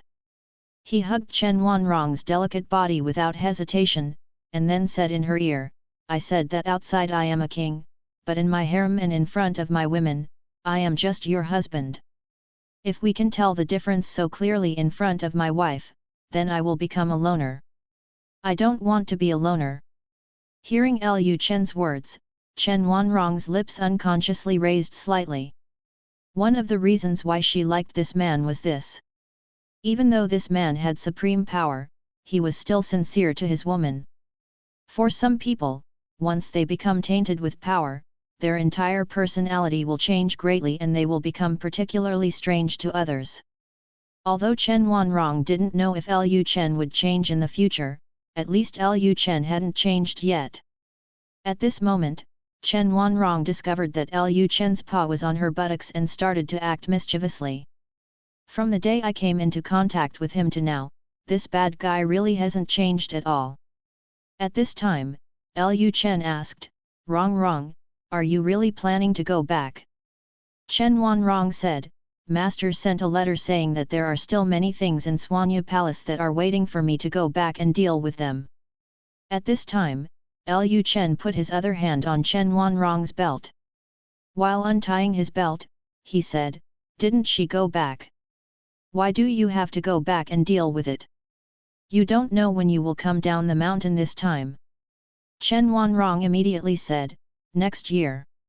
Hearing this, Lu Chen stared at Chen Wanrong's phoenix eyes. Chen Wanrong's eyelashes were curved and her eyes were clear, but she looked very gentle. Chen Wanrong continued, "After the internal affairs of Swanya Palace are settled, I will go down the mountain to find you next year." Hearing Chen Wanrong's words, Lu Chen said with a smile, "It's rare. It's not easy to hear such proactive words from your mouth. My wife has finally enlightened." As soon as Lu Chen finished speaking, Chen Wanrong's expression suddenly became cold again, and then she said, "I came to you just for cultivation, so don't think too much about it." At this time, Lu Chen directly laid Chen Wanrong down on the bed. Chen Wanrong's hair was instantly spread on the bed. At this time, her belt had been spread out, revealing the white underwear underneath. Lu Chen looked at her condescendingly and said, "Madam, we have been married countless times, but you are still so dishonest." Chen Wanrong was lying on the bed, staring into Lu Chen's eyes. Her eyes did not dodge, and the expression on her face did not change. She just looked at Lu Chen. At this time, Lu Chen continued to touch her. Inadvertently, Chen Wanrong suddenly made a sound from her mouth. When she heard this sound, the corners of Lu Chen's mouth rose slightly. Then Lu Chen leaned down and said in her ear, "Fairy, how about we work harder tonight and make you pregnant with my child? In this way, your master might let you stay for a long time. I'm with you." Hearing Lu Chen's deep voice, a blush appeared on Chen Wanrong's cold cheeks, but she still said in a calm tone, "It is not easy for a warrior to get pregnant." Lu Chen raised his head slightly and stared at Chen Wanrong's majestic face again. At this time, Lu Chen became restless in his heart. Just when Lu Chen was about to do something bad, Chen Wanrong spoke again, "Will the prince change because he has power?" Hearing this question, Lu Chen was stunned for a moment. He did not expect Chen Wanrong to ask this question. After Lu Chen came to his senses, he replied, "It's hard to say. There's no telling what will happen in the future." After hearing Lu Chen's answer, Chen Wanrong's face remained unchanged, but she felt slightly disappointed inside. She actually knows that people change. For example, when she was a child, she was a lively and cheerful girl. After the country was destroyed, she became taciturn, and then became more and more cold, until she met this bad guy. man. Although she knew that people would change, Chen Wanrong still wanted to get some promises from Lu Chen as a comfort to her heart. At this time, Lu Chen continued, but one thing you can rest assured is that even if my personality changes, my feelings for you will not change. I will always like you, the fragrance on your body, and your Chen Yu Luo Yan. Beautiful, I like your cool and noble temperament, and I like the sound of your voice when you and I are having sex. Hearing Lu Chen's words, Chen Wanrong was slightly shocked, but she quickly reacted and said coldly, funny words. Lu Chen said with a smile, whether it is rhetoric or not, we will know in 100 or 1,000 years. Chen Wanrong stared into Lu Chen's eyes and continued to ask, you should have said this to your wives and concubines, right? Lu Chen said, I just told you now. Chen Wanrong said, now that I am your woman, I can no longer live without you. In fact, there is no need for you to talk to me sweetly. End of chapter. Chapter 466 Chen Wanrong leaves. After hearing Chen Wanrong's words, Lu Chen smiled slightly and then said, how can this be considered rhetoric? I am speaking from the bottom of my heart. Chen Wanrong didn't say anything at this time. She just stared at Lu Chen's handsome face quietly. At this time, the palace suddenly became extremely quiet, and the two of them just stared at each other. After a while, Chen Wanrong was the first to ask, I will go back tomorrow. Your Majesty, don't you plan to do anything to me? After hearing this, Lu Chen, as if he had received the order from the Wolf King to agree to eat, leaned forward and blocked Chen Wanrong's soft red lips. After Chen Wanrong said twice, she completely handed herself over to Lu Chen and allowed Lu Chen to do bad things to her. Seeing Lu Chen being so enthusiastic about her body, Chen Wanrong couldn't help but feel extremely warm inside. Lu Chen's sweet words just now also played a big role. Chen Wanrong naturally knew that Lu Chen must have said the same or similar words to his other wives and concubines, but she just felt very happy inside. She doesn't know what will happen in the future, but at least now this man can't resist her body, she just needs to grasp the present. Linglong Palace. Seeing that it was getting late, Xue Linglong thought that Lu Chen would probably come to see her again tonight.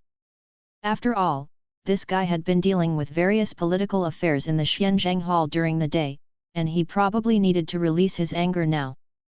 No, she had to go find Chen Wanrong quickly to prevent herself from suffering tonight. Thinking of this, Xue Linglong went directly to Fengxiu Palace. As soon as she entered Fengxiu Palace, she vaguely heard the voices of Chen Wanrong and that dog man. Yat, husband. Fairy, you will never escape my grasp in this life. I must make you pregnant tonight. Your Majesty, don't be like this. My good looks. Good brother. Hearing the conversation between the two, Xue Linglong was stunned at first, and finally felt ecstatic. I didn't expect that this guy had already come to see Chen Wanrong. Xue Linglong immediately turned around, quickened her pace and left the Fengxiu Palace in a hurry, lest Lu Chen would notice her arrival and catch her in. Soon Xue Linglong returned to Linglong Palace. Xue Linglong, who returned to Xue Linglong, was still glad that she had escaped tonight, but she didn't know that Chen Wanrong would leave the capital tomorrow and go back to Suanya Palace. Once Chen Wanrong returns to Suanya Palace, she and Bai Qingqing will be the only two women left by Lu Chen's side. And her dark days are coming. In the early morning, a ray of sunlight rolled over the windowsill and shone into the house, shining on the person's crystal clear body. Feeling the warm sunshine, Lu Chen and Chen Wanrong realized that it was already dawn. Lu Chen stopped doing bad things at this time. He stood up slowly, placed his hands on both sides of Chen Wanrong's head, and stared at Chen Wanrong. Chen Wanrong's hair was messy, her hair was wet with sweat on her forehead, and her face was covered with red clouds. Lu Chen sighed slightly. Seeing Lu Chen sighing, Chen Wanrong asked in confusion, "Why did your Majesty sigh?" Lu Chen did not immediately answer Chen Wanrong's answer. He opened the system interface again and glanced at the system interface. As a result, there was still no prompt on the system interface. After trying hard all night, Chen Wanrong still wasn't pregnant. Lu Chen then said, "It's a pity that I still can't make you pregnant with my child." Hearing this, Chen Wanrong said calmly, "Your Majesty really wants me to bear children for you?" Lu Chen replied, "This is natural." Chen Wanrong said, "Your Majesty has now entered the stage of harmony. We will be together for a long time in the future. Why is your Majesty so anxious?" Lu Chen said, "That's true." Having said this, Lu Chen shaved Chen Wanrong's hair aside, and then said, "When you come back next time, I will give you the status of a noble concubine. What do you think?" Chen Wanrong said, "The title is of no use to me." Lu Chen said, "The status that should be given must still be given." Having said this, Lu Chen leaned down and kissed Chen Wanrong's red lips again. After kissing for a while, the two reluctantly separated. Lu Chen looked into Chen Wanrong's eyes and said, "Rong, your body is so beautiful, like a work of art. I really want you to stay by my side forever, so that I can appreciate your beautiful body every day." Hearing this, Chen Wanrong's cheeks, which were already covered with red clouds, became even more rosy. Chen Wanrong also knew that Lu Chen loved her body very much, but in her opinion, what the two of them did was not serious after all. Chen Wanrong calmed down her inner emotions and said, "Your Majesty, it's daybreak. It's time for me to go back." Although Lu Chen was reluctant to leave, he finally got up slowly. "You said you would come to me next year, but don't forget. If you don't come down the mountain next year, I will go up the mountain to find you myself. Don't even think about getting out of bed until 10 days and a half." Hearing Lu Chen's threat, Chen Wanrong looked calm. "I said I would come, and I will definitely come. Even if Master blocks it, I will definitely find a way to see you." Lu Chen raised his hand and touched Chen Wanrong's jade cheek. Under the sunlight, Chen Wanrong's body exuded a holy light, which made Lu Chen very reluctant to leave. Lu Chen thought of something at this time, and then said, "Before leaving, please call me husband again and listen." Chen Wanrong usually wouldn't call him husband when she was conscious. She would only call him husband and good brother when they couldn't help doing bad things and couldn't control themselves. Hearing Lu Chen's request, Chen Wanrong hesitated for a moment, and finally whispered, "Husband, husband."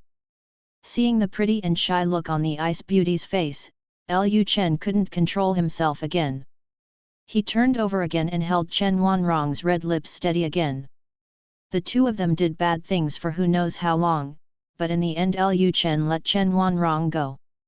After Chen Wanrong left, Lu Chen once again focused on handling government affairs in the next few days. There are a lot of things to do about moving the capital, and Zhuchongguang is not in the capital now, so everything needs to go through Lu Chen, so Lu Chen seems to be very busy. At the same time, the south of Daxia and Nanchinj. After the Taiyin sect occupied Bingnanken, they regarded this place as their base camp. In the city lord's palace, there is a huge blood pool, with a red sphere in the middle of the blood pool constantly sucking the blood in the blood pool. At this time, an elder came to the city lord's mansion. "Master, we have heard that Lu Yi, the former prince of Great Xia, is looking for Xueling Long, trying to establish a relationship with our religion through Xueling Long." Upon hearing this, the blood cells in the middle of the blood pool immediately made a sound. "Send someone to contact him proactively. It just so happens that I need a chess piece." "Yes, leader." Subordinates resign. Then the elder left the city lord's mansion. After the elder left, the Taiyin leader in the blood pool said to himself, "I didn't expect that Lu Chen would have 4 heavenly beings around him. It might be difficult to get close to him." When Lu Chen entered the capital and became the new queen, the news that there were 4 heavenly beings around Lu Chen reached the ears of the Taiyan leader. After all, many people saw the scene on the day of the siege, and there was no way to hide it. After learning that there were 4 heavenly beings around Lu Chen, the Taiyan leader became more convinced of Lu Chen's identity, but he became embarrassed. With 4 heavenly beings protecting Lu Chen, it would be difficult for them to attack Lu Chen.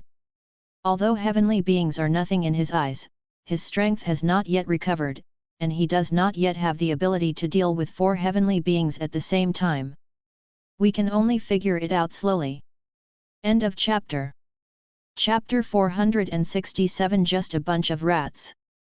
A certain city in the south. The sun was shining brightly today, and Lu Yi led his troops to the military camp outside the city.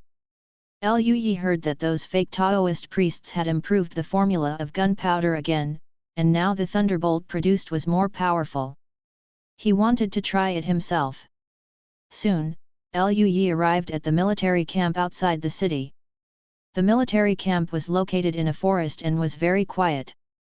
When those fake Taoist priests saw Lu Yi coming, they immediately asked Lu Yi for credit, and then had their improved Hang Tian Lei brought in. Lu Yi glanced at the improved Hung Tian Lei by the fake Taoist priests. The improved Hung Tian Lei still used gunpowder in a clay pot, and it still had a long match rope, which was the same as the Hung Tian Lei they made at the beginning. There is almost no difference. The only difference may be that this clay pot is larger, at least 5 times larger than the Hung Tian Lei they made before. Seeing these clay pots, Lu Yi's face darkened instantly, and then he said, "Why are you still using clay pots?" Seeing that Lu Yi's face was a bit ugly, a fake Taoist priest quickly came up and said, "Your Highness, please don't be angry. Although the pottery pot is still used, it is much more powerful. You will know after you try it. And we are just testing the power of Hung Tian Lei. We will use the iron can in a few days."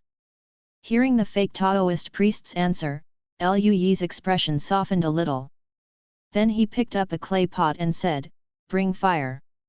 The next moment, the fake Taoist priest hurriedly handed over the fire rope. Lu Yi then lit the match rope of the clay pot and threw it directly towards the forest in the distance. The match rope of the clay pot was relatively short, and Lu Yi was very strong and threw it relatively high and far away. The clay pot exploded before it even hit the ground.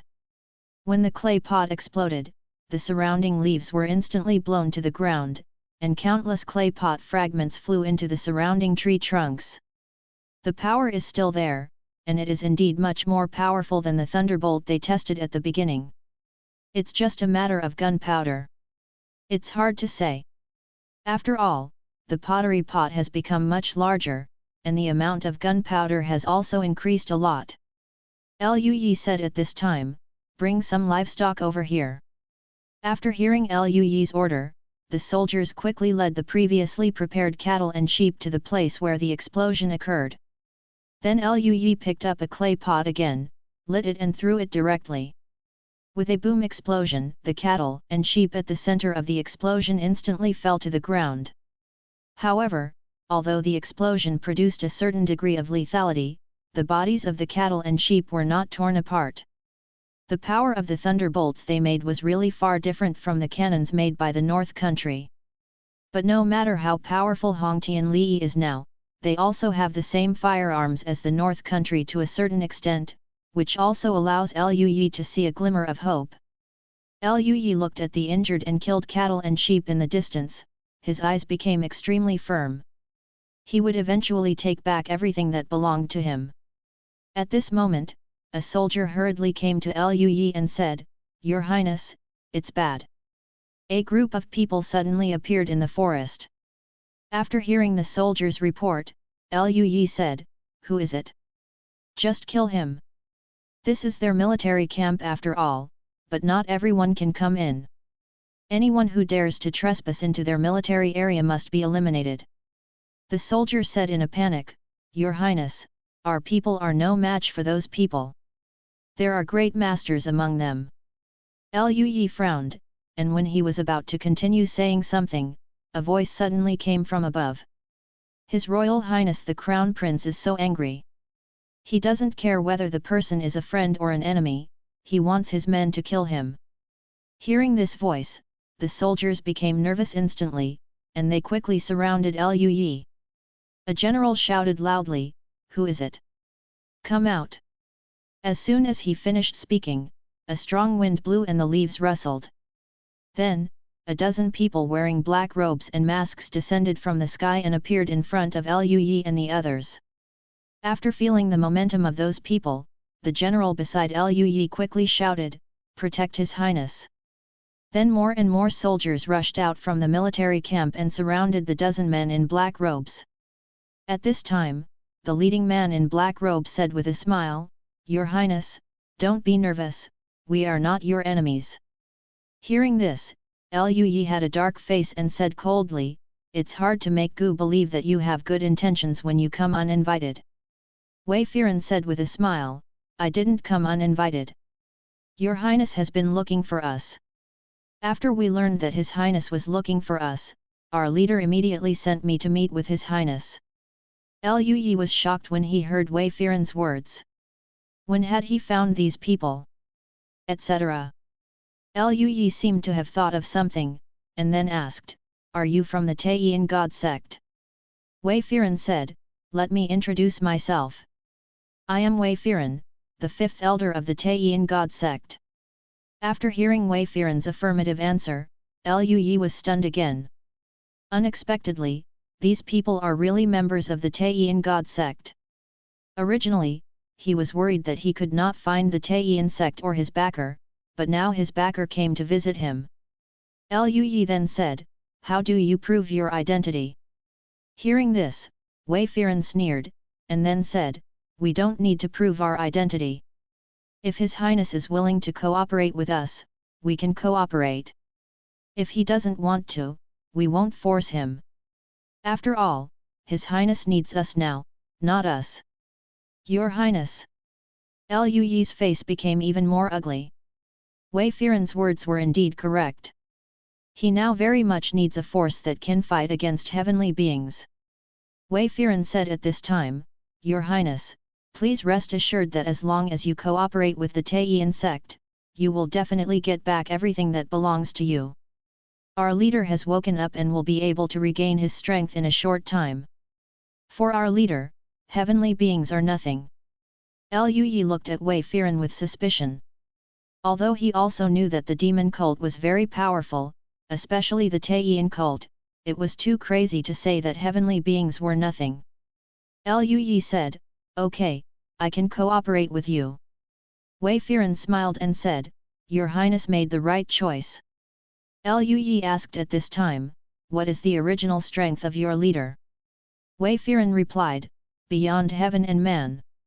Hearing Wei Firen's answer, Lu Yi was stunned for a moment. Above heaven and man? So strong? Wouldn't it be already invincible? Then why is the Taiyin God sect still hiding in the dark? Wei Firen seemed to see what Lu Yi was thinking, so he said, "Our leader was once severely injured by the enemy, so he fell into a deep sleep. Over the years, we have been trying to find ways to restore the strength of the leader. With the efforts of our leader has already wake up, soon the name of Taiyin God sect will once again be powerful in the world." Hearing this, Lu Yi thought to himself that what Wei Firen said seemed to be true. If the Taiyin sect was really that powerful, wouldn't he soon get back everything that belonged to him? Thinking of this, Lu Yi's heart became extremely hot. His eyes also became determined. He must regain that position in the capital. So what if Lu Chen had help from heaven and man? He also found a helper. Just when Lu Yi was imagining the scene of attacking the capital, a voice interrupted his fantasy. "They are just a bunch of rats, and they still want to dominate the world." End of this chapter. Chapter 468. Lu Yi died. Hearing the sound coming from the forest, everyone in the Taiyin God sect immediately became vigilant. Wei Firen shouted, "Who is it? Come out!" As soon as he finished speaking, a breeze blew, and soon a dozen people appeared on the branches in the distance. The aura exuded by those dozen or so people was very powerful, and almost all of those who came were above the Grand Master. Seeing this scene, Lu Yi and the people of Taiyin God sect were shocked. What's going on? How come there are so many great masters coming out all at once? How many great masters are there in this world? 16 grand masters suddenly appeared here, and the aura exuded by the two leaders was obviously stronger than that of the grand masters.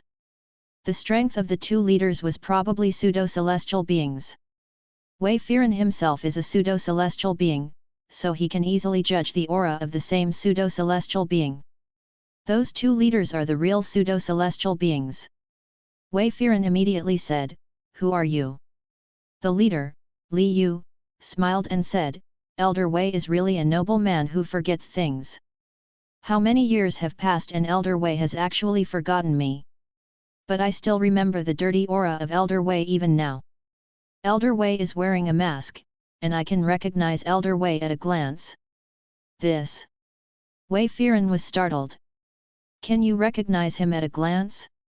Doesn't he remember that during the time when the Taiyin leader was resurrected, he offended forces that could eliminate more than a dozen great masters at the same time? Etc. Wei Firen seemed to suddenly think of something, and his face suddenly turned pale.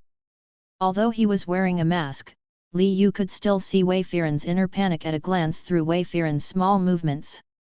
Wei Firen said in disbelief, You are from the Luoyang sword sect." The only forces that Wei Firen could think of that could eliminate more than a dozen great masters at the same time were the Luoyang sword sect and Taishu temple. But these two forces are overseas. Haven't they been living on those two islands and won't come out? And they don't have a sea map. How did they find this place? When the Taiyin sect attacked the Luoyang sword sect, Wei Firen was still a great master, and Li Yu was also a great master at that time. They had fought against each other many times. Wei Firen suddenly realized at this time, no wonder he always felt that the leader looked very familiar.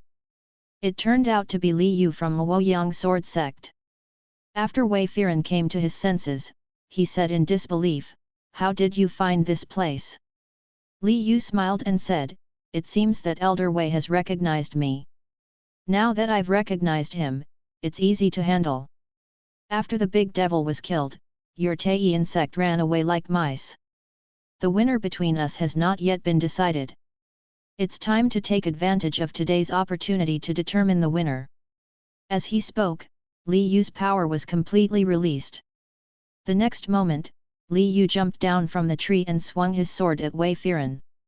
When the Taiyin God sect attacked the Luoyang sword sect, Wei Firen and Li Yu were both captains of the same team. They competed many times, but it was a pity that Li Yu did not kill Wei Firen in the end. Li Yu always remembered this incident thing. He didn't expect that after so many years, he would still be able to see this dirty rat. Li Yu would not let go of this opportunity. Wei Firen immediately said to other members of the Taiyin sect, "Take the prince and retreat." Wei Firen did not dare to confront Li Yu head-on. Li Yu also had a pseudo-celestial being beside him, and he had brought more than a dozen great masters. Together, these people were simply not something he could deal with. Moreover, he now has a more important task, which is to quickly return to the Taiyin sect and tell their leader about the Luoyang sword sect's arrival in Daxia. The Luoyang sword sect came to Daxia, most likely for the Taiyin sect. Back then, the Taiyin sect came to attack the Luoyang sword sect, but even their leader was no match for the Luoyang sword sect and the Taishu temple. It's not that their leader is special, I'm afraid their leader is already dead. Now that their leader has not recovered his strength, he has no chance of winning against Luoyang sword sect. The most important thing is that Luoyang sword sect and Taishu temple seem to be allies. Luoyang sword sect has appeared in Daxia, so there is a high probability that Taishu Holy Temple the palace is also here. After Wei Firen finished speaking, he immediately attacked Li Yu and the pseudo-celestial beings next to Li Yu.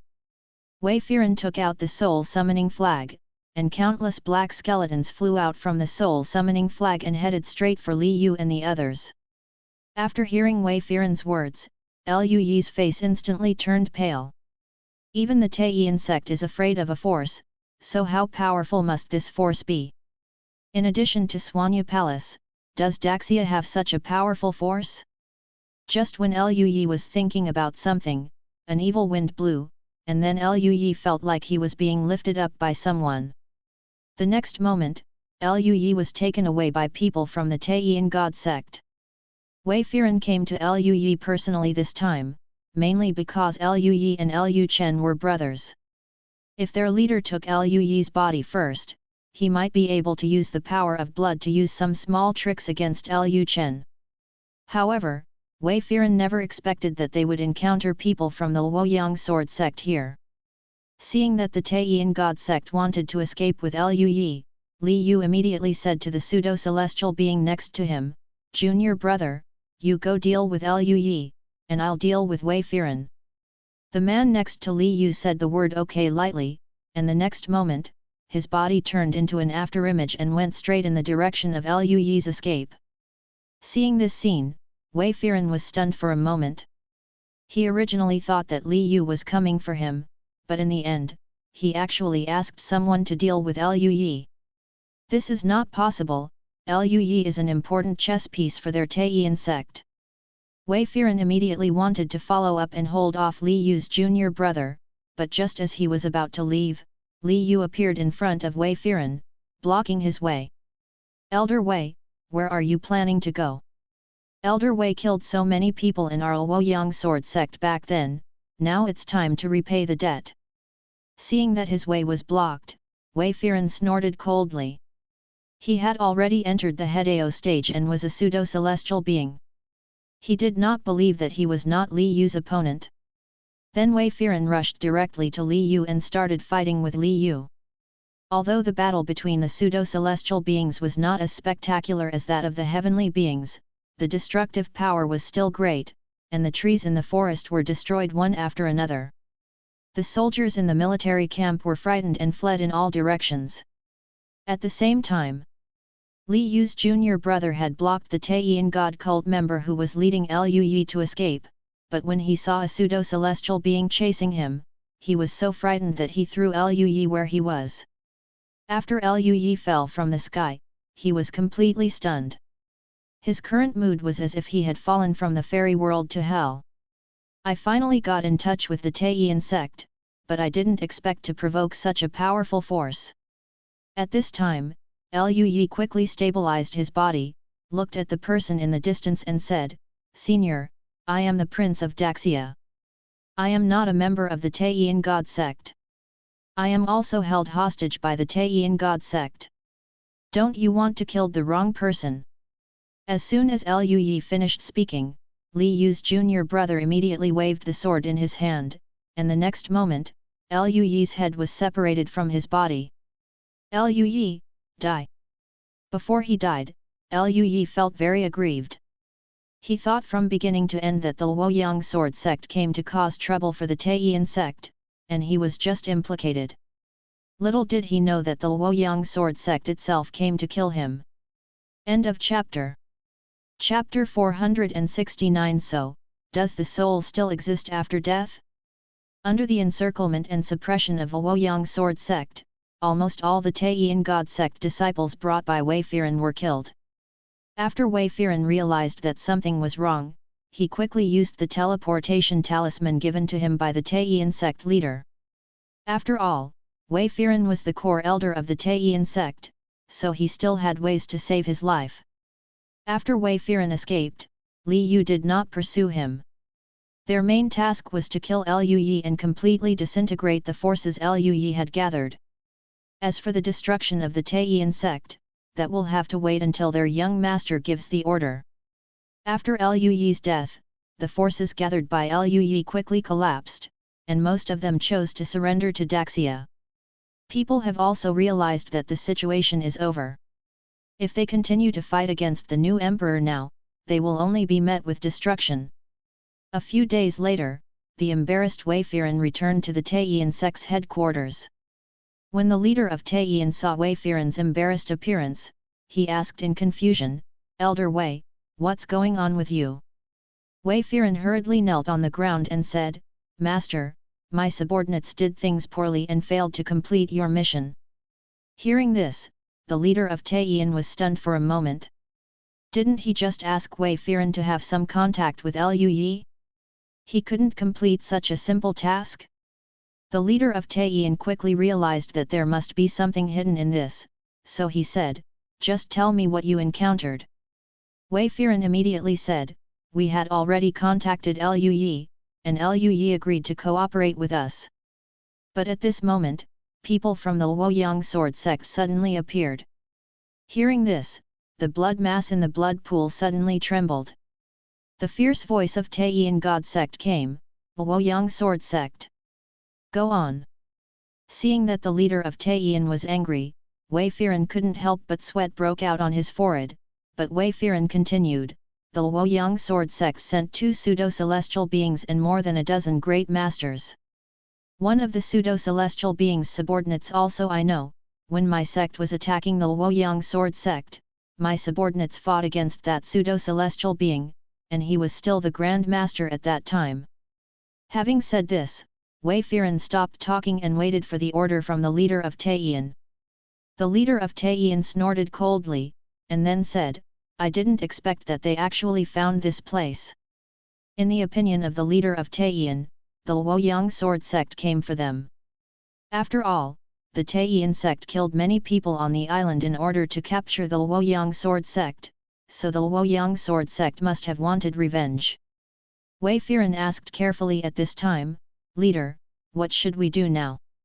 After hearing this, the leader of Taiyin thought for a while, and then said, "Summon the other elders immediately. Let's leave here temporarily. Now that my strength has not recovered, I cannot go head-to-head with the people of the Luoyang sword sect." Although the leader of Taiyin is a big devil, he is not a fool. At least there is a heavenly being in Luoyang sword sect, and the relationship between Luoyang sword sect and Taishu temple is very good. The people from the Luoyang sword sect have all come here, and it is very likely that the people from the Taishu temple have also followed. His strength has not yet recovered, and he is not a match for these 2 forces for the time being. They still need to continue dormant. The leader of Taiyin was also extremely aggrieved. As a person in the world of immortality, he was forced to do this by the natives of the lower world. If this matter was spread back to the world of immortality, he would probably lose all his face. After hearing the words of the leader of Taiyin, Wei Firen quickly said, "Yes, leader." Immediately, the Taiyin God sect gathered everyone, left Bingnanken overnight, and ran back to the mountains to hide. At the same time, Daxia, Beijing. Lu Chen was dealing with the official document of moving the capital in the imperial study, when Bai Qingqing's cold voice suddenly sounded outside the door, "Your Majesty, someone from the Luoyang sword sect wants to see you." Lu Chen said lightly, "Come in." The next moment, Li Yu and Xia Yuan entered the imperial study at the same time. Seeing Xia Yuan coming, Lu Chen asked, "How is the matter handled?" Li Yu took the initiative to answer, "Your Majesty, the matter has been resolved. All the forces gathered by the eldest prince have surrendered." Hearing this, Lu Chen felt a little emotional in his heart. The method of beheading was really useful. Now that he has the 2 major forces of Luoyang sword sect and Taishu temple, he might as well just use beheading to unify several dynasties. Thinking of this, Lu Chen felt a little pity. He didn't expect that the firearm he had developed for so long would become useless so quickly. At this time, Li Yu continued, "Your Majesty, when we were performing our mission, we encountered the pseudo-celestial beings of the Taiyin God sect." Hearing this, Lu Chen was stunned for a moment, but he quickly realized that Lu Yi had been trying to get in touch with the Taiyin sect through Xueling Long some time ago. It is estimated that the Taiyin sect knew about this, so he took the initiative to approach Lu Yuba. Xia Yuan said, "Your Majesty, the Taiyin God sect is murderous. If it is not eliminated, Daxia will not be able to have peace for a day. My subordinates suggest that the Taiyin God sect be destroyed first, and then the major dynasties." After hearing Xia Yuan's words, Lu Chen fell into deep thought. The Taiyan sect was indeed a threat. Moreover, the leader of Taiyan is not from this world, and he has many evil methods at his disposal. After Lu Chen thought for a moment, he looked at Xia Yuan and said, "Sect Master Xia, I will leave the affairs of the Taiyan sect to your Luoyang sword sect. If you encounter any difficulties, please tell me immediately." Xia Yuan immediately raised his hands and saluted and said, "Yes, Your Majesty." Lu Chen actually had no idea whether the Luoyang sword sect could destroy the Taiyan sect. After all, the leader of the Taiyan sect had been killed once before by the Luoyang sword sect and the Taisha temple. However, the Taiyan sect leader survived in the end and was resurrected. Even if the Taiyan cult is destroyed this time, the leader of the Taiyan cult may be resurrected after a while. Lu Chen didn't know much about evil cultivators like Taiyan cult master. He was not even a celestial being and had not yet stepped into the threshold of cultivating immortals. Xia Yuan continued, "Your Majesty, if there is nothing else, I will leave first." Lu Chen said calmly, "Go and do your work." Xia Yuan and Li Yu said in unison, "My subordinates resign."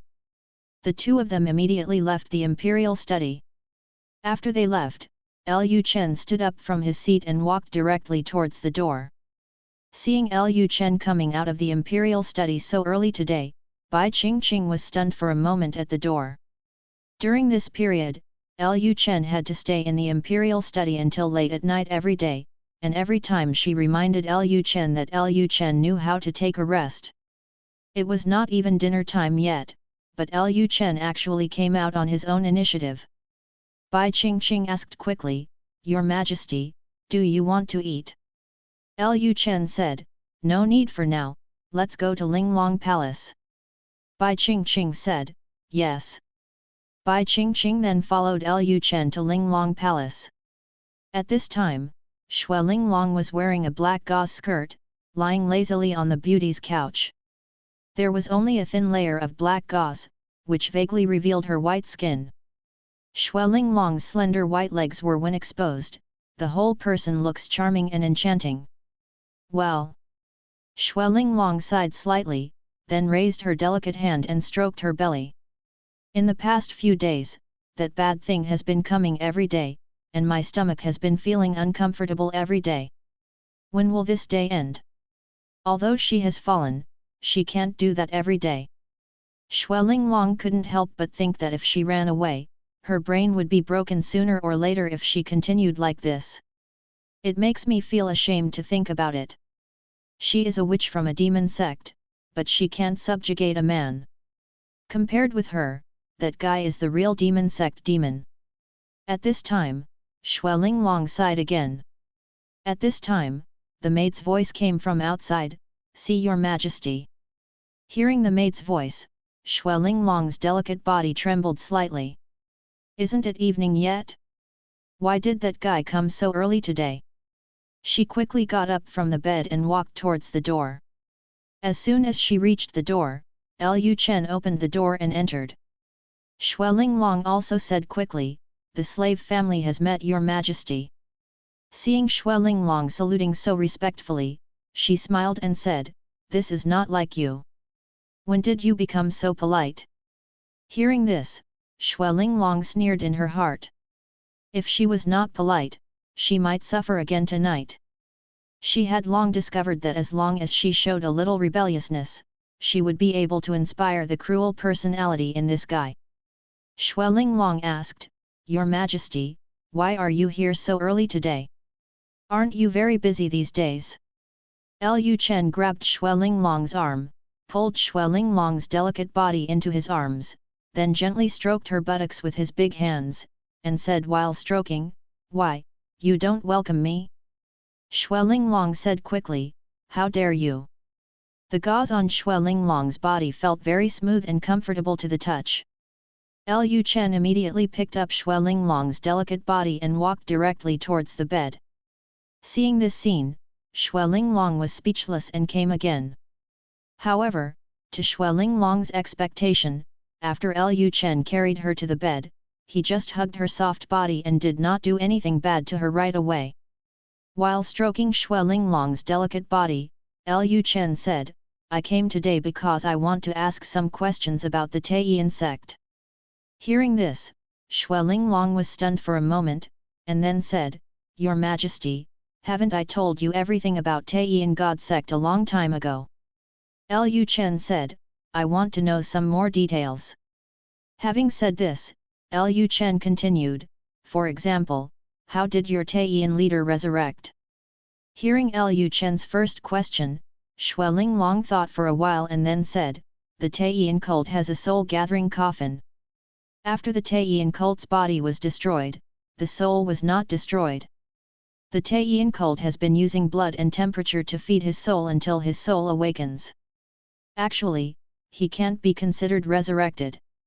After all, he still doesn't have a body. Lu Chen said, so, there is still a soul after death. Xue Linglong said, I don't know about this slave family. Just as Lu Chen was about to say something, the system beep sounded. The souls of those who are cultivators of immortality are stronger than those between gods and humans. Even if their bodies perish, their souls will not be easily annihilated as long as they have not reached their final date. End of this chapter. Chapter 470 The Function of Taiyin Sutra. Lu Chen was slightly stunned when he heard the system beep. It turned out to be like this. From this point of view, the leader of Taiyin was at least in the realm of heaven and man during his lifetime. Seeing that Lu Chen fell silent, Xue Linglong asked, Your Majesty, you suddenly inquired about the Taiyin cult. Are you planning to take action against the Taiyin cult? Lu Chen came to his senses, smiled and said, It's okay, I'll just ask. Hearing Lu Chen's nonchalant answer, Xue Linglong pretended to be pitiful and said, Hey, Your Majesty still doesn't trust the slave family. Seeing Xue Linglong pretending to be pitiful, Lu Chen slapped her on the buttocks and said with a smile, I've been very angry these days. After Lu Chen finished speaking, Xue Linglong immediately put away her disguise and said quickly, I'm afraid it won't be easy for Your Majesty to destroy the Taiyin sect. Lu Chen said, Why is this? Xue Linglong said, the Taiyin cult master is a very cautious person. If he senses something is wrong, he will immediately hide them with the Taiyin cult. It is not easy to find them. Xue Linglong was originally a member of the Taiyin sect, and she was fairly familiar with the Taiyin sect's style of conduct. After hearing Xue Linglong's reminder, Lu Chen thought for a moment. If people from the Taiyin God sect were hiding, maybe it was really not that easy to find them. Lu Chen immediately asked Xue Linglong, Is there any way to distinguish between the demon sect and normal people? Xue Linglong said, I'm afraid not. If they are those from the demon cult who kill a lot of people, and their blood energy is very heavy, it would be easy to tell them apart. But it's not necessarily the demon cult that kills the most people. There are some powerful people who are just as careless about human life, and their blood is just as heavy. And some elders within the Taiyin sect can use certain methods to suppress the blood energy on their bodies, so that the blood energy on their bodies does not seem as heavy as the blood energy on the butcher's body. Hearing these words, Lu Chen fell into deep thought again. If this was the case, then once the Taiyin sect hides, it might be really difficult to find them. At this time, Lu Chen's hand suddenly reached into Xue Linglong's dress. Xue Linglong was about to make a sound subconsciously, but she quickly held it back. She didn't want to irritate this bad thing. Xue Linglong suddenly thought of something and continued, By the way, Your Majesty, I heard that after practicing the Taiyin scripture, you can sense all the positions of Taiyin God cult members. Lu Chen came back to his senses and asked curiously, Is it so magical? Xue Linglong continued, However, it is not easy to practice the Taiyin scripture.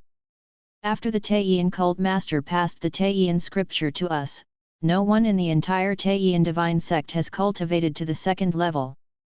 Lu Chen asked curiously, If you haven't cultivated to the second level, does that mean someone has cultivated to the first level?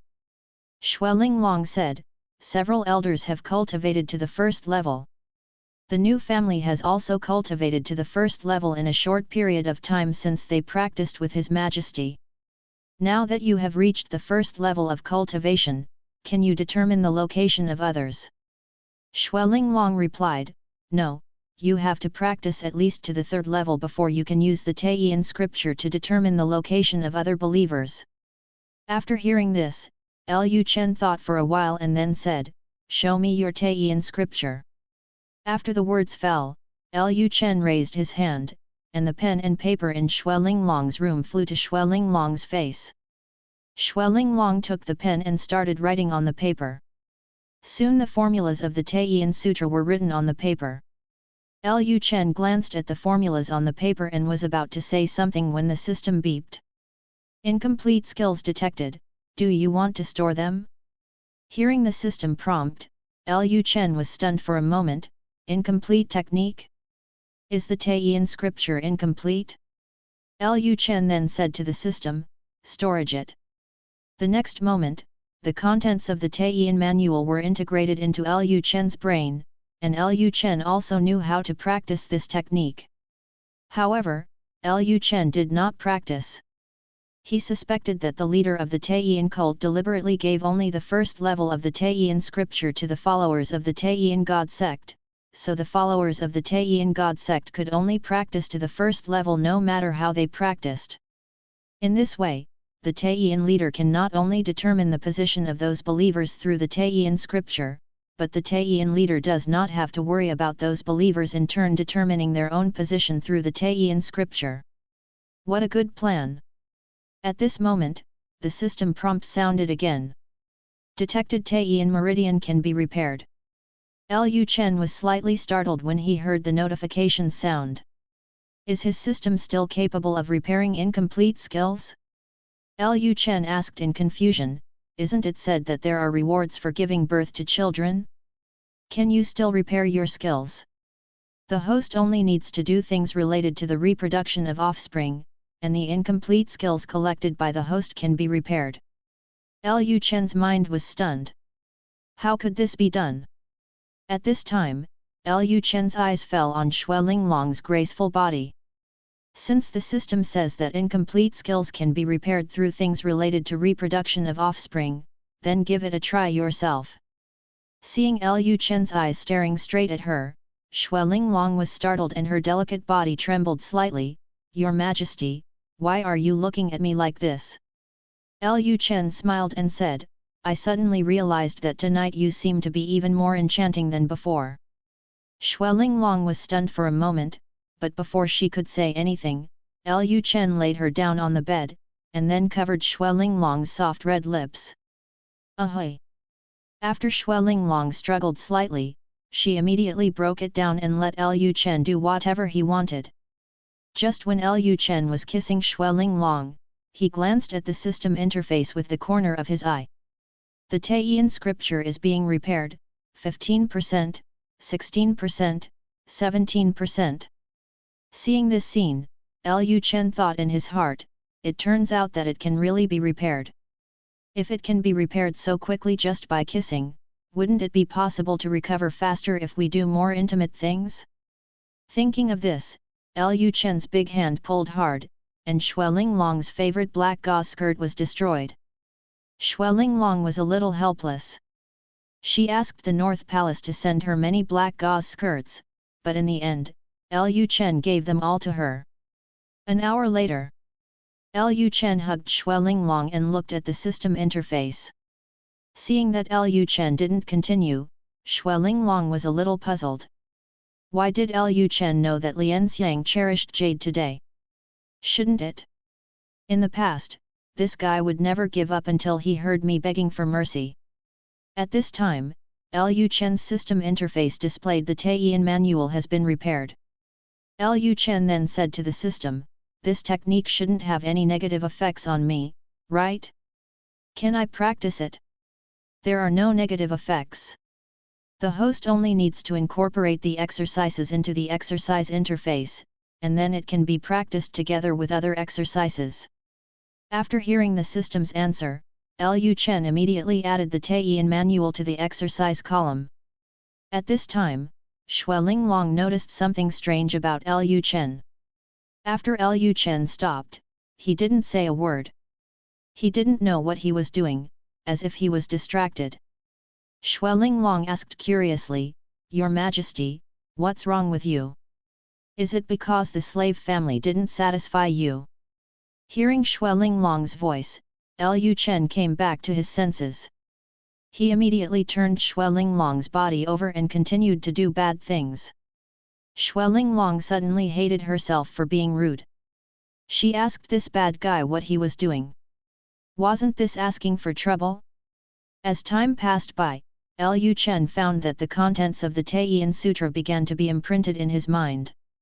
After a while, a white spot appeared in Lu Chen's mind. This white spot was right in front of him and under his body. Lu Chen couldn't help but think, is this the sensory effect of the Taiyin manual? Then Lu Chen released his perception, and soon his perception spread to the entire palace. At this moment, Lu Chen suddenly discovered that there was a white spot outside the palace. Lu Chen frowned. The Taiyin God sect actually sent a spy to the capital, and the spy was so close to the palace. At this time, Xuelinglong seemed to have noticed something. She felt as if there was a thread in her head connected to Lu Chen. Lu Chen also discovered the effect of the Taiyin Sutra at this time. There was a black thing on Xuelinglong's body that was rushing towards him crazily. As the black thing was pulled away, Xuelinglong suddenly felt extremely painful.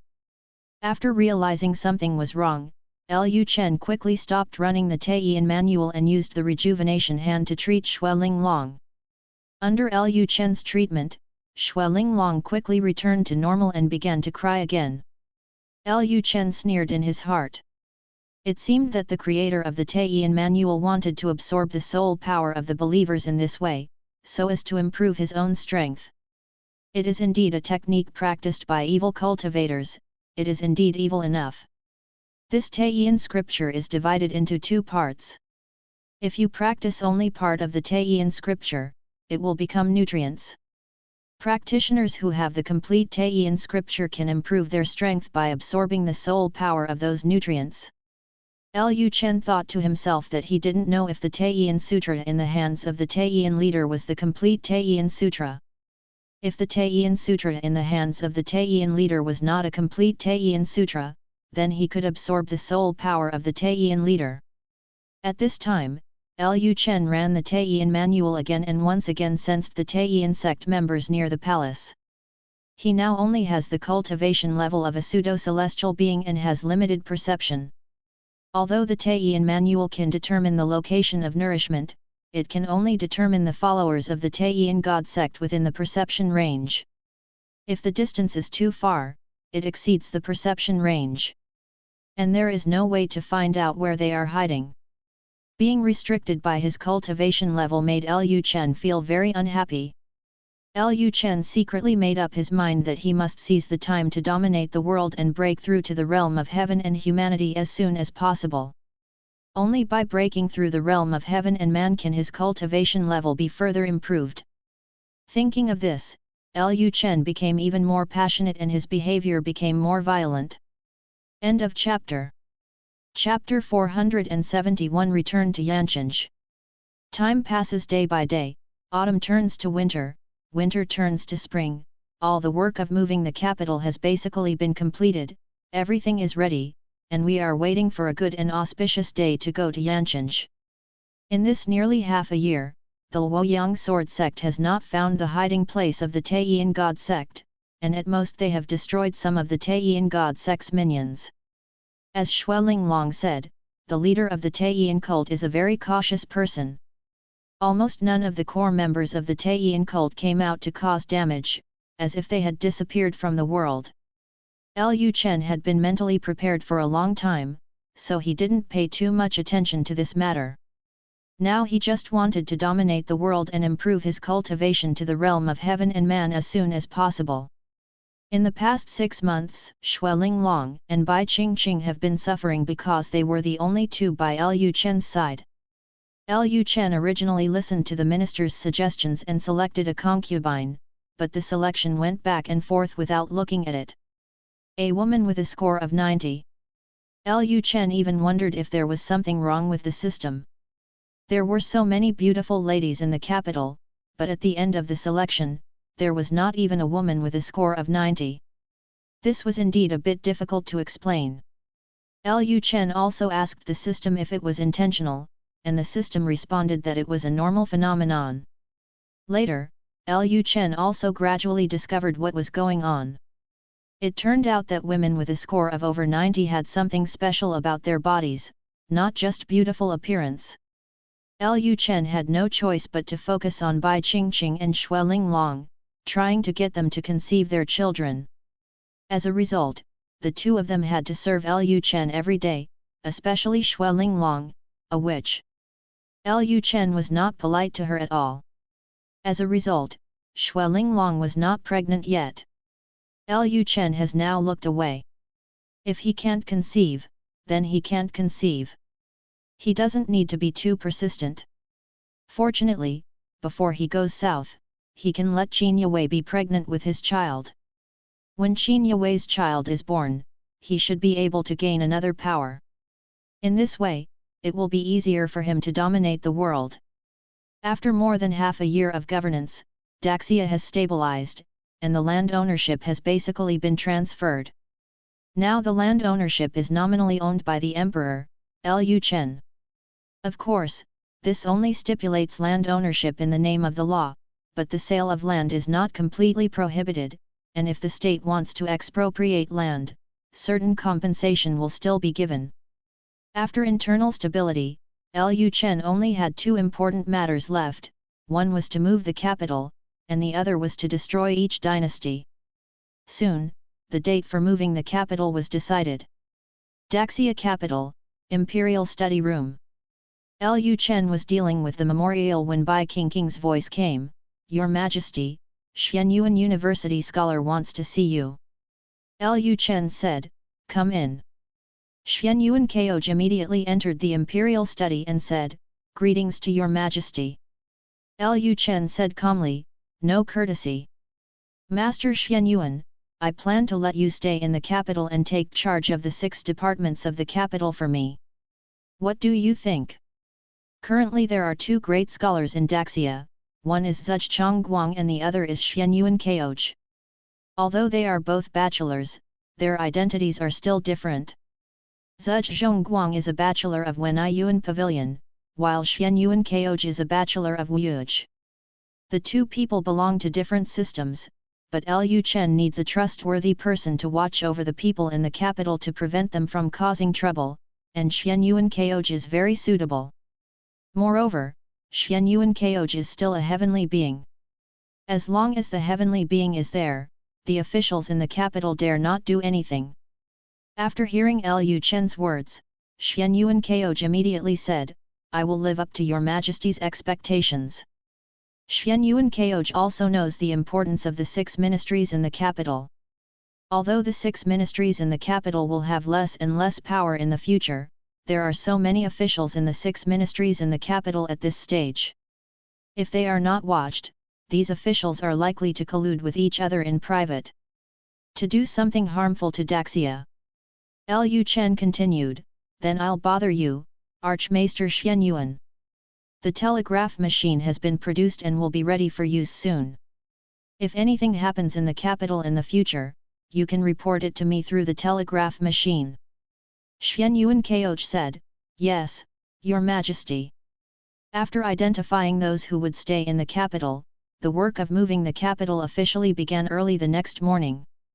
Before the capital was moved, many ministers' families had moved to Yancheng, so the capital was moved relatively quickly. More than half a month later, Yancheng was crowded with people today, and almost most of the people in Yancheng came out to greet them. Now that Yancheng has become the capital, the lives of the people of Yancheng will become better in the future. Even if the people of Yancheng do nothing, the prices of the houses they bought before will keep rising. Not just the new city, but also the old Yancheng. The land prices in the old city are also rising rapidly, and the people of Yancheng are getting rich one by one. All this is thanks to Lu Chen, so the people of Yancheng now have nothing but gratitude for their new emperor. Soon, the sound of a train was heard in the distance. The new city was some distance away from the train station. However, after hearing the sound of the train, people realized that the new emperor was coming soon. Soon, the city gate suddenly opened. It got quiet. Not long after, a luxurious carriage came from a distance, and sitting in the carriage was Lu Chen.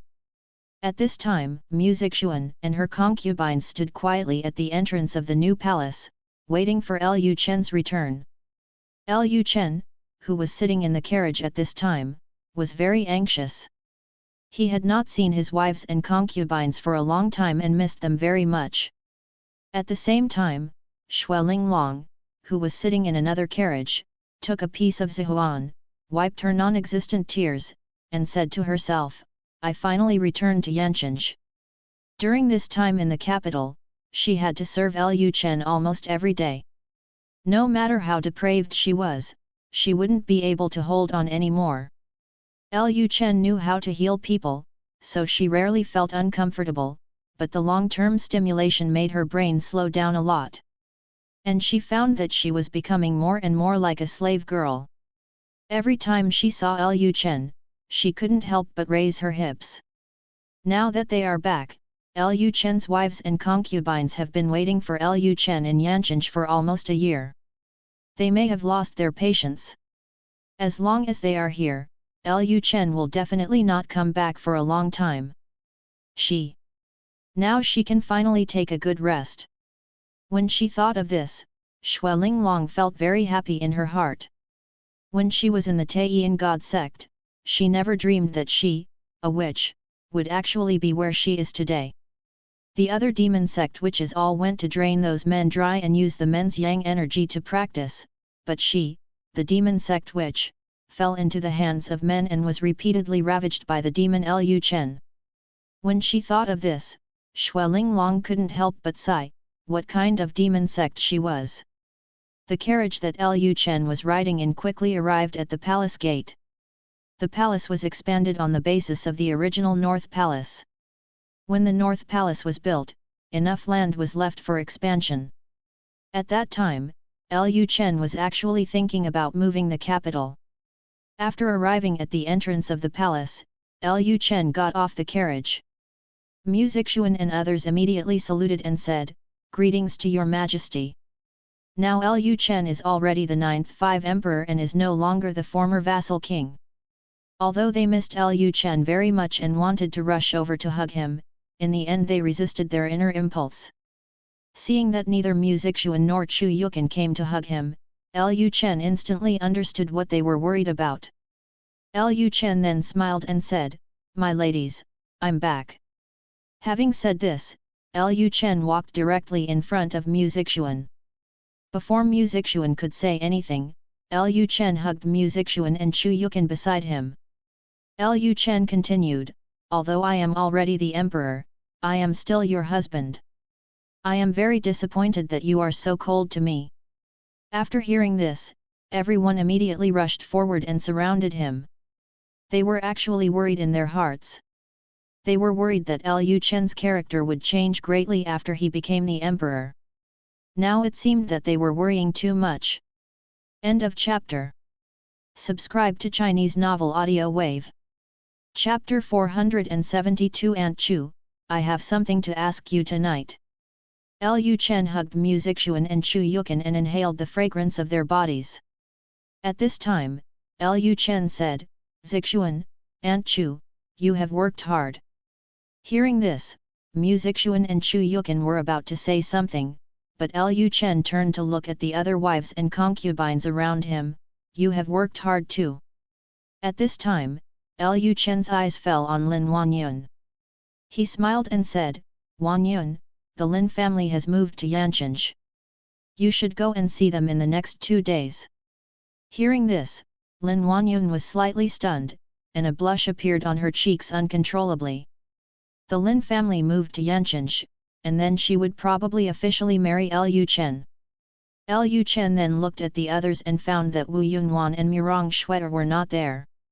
Although the two of them are already his women, they have no status after all, so they will not come to greet Lu Chen to avoid being false. Lu Chen didn't think much about it. He stroked the waists of Mu Zixuan and Chu Yukan at this time, and then said, "Okay, let's go back. I have a court meeting later. If you have any questions, I will hold a family banquet tonight.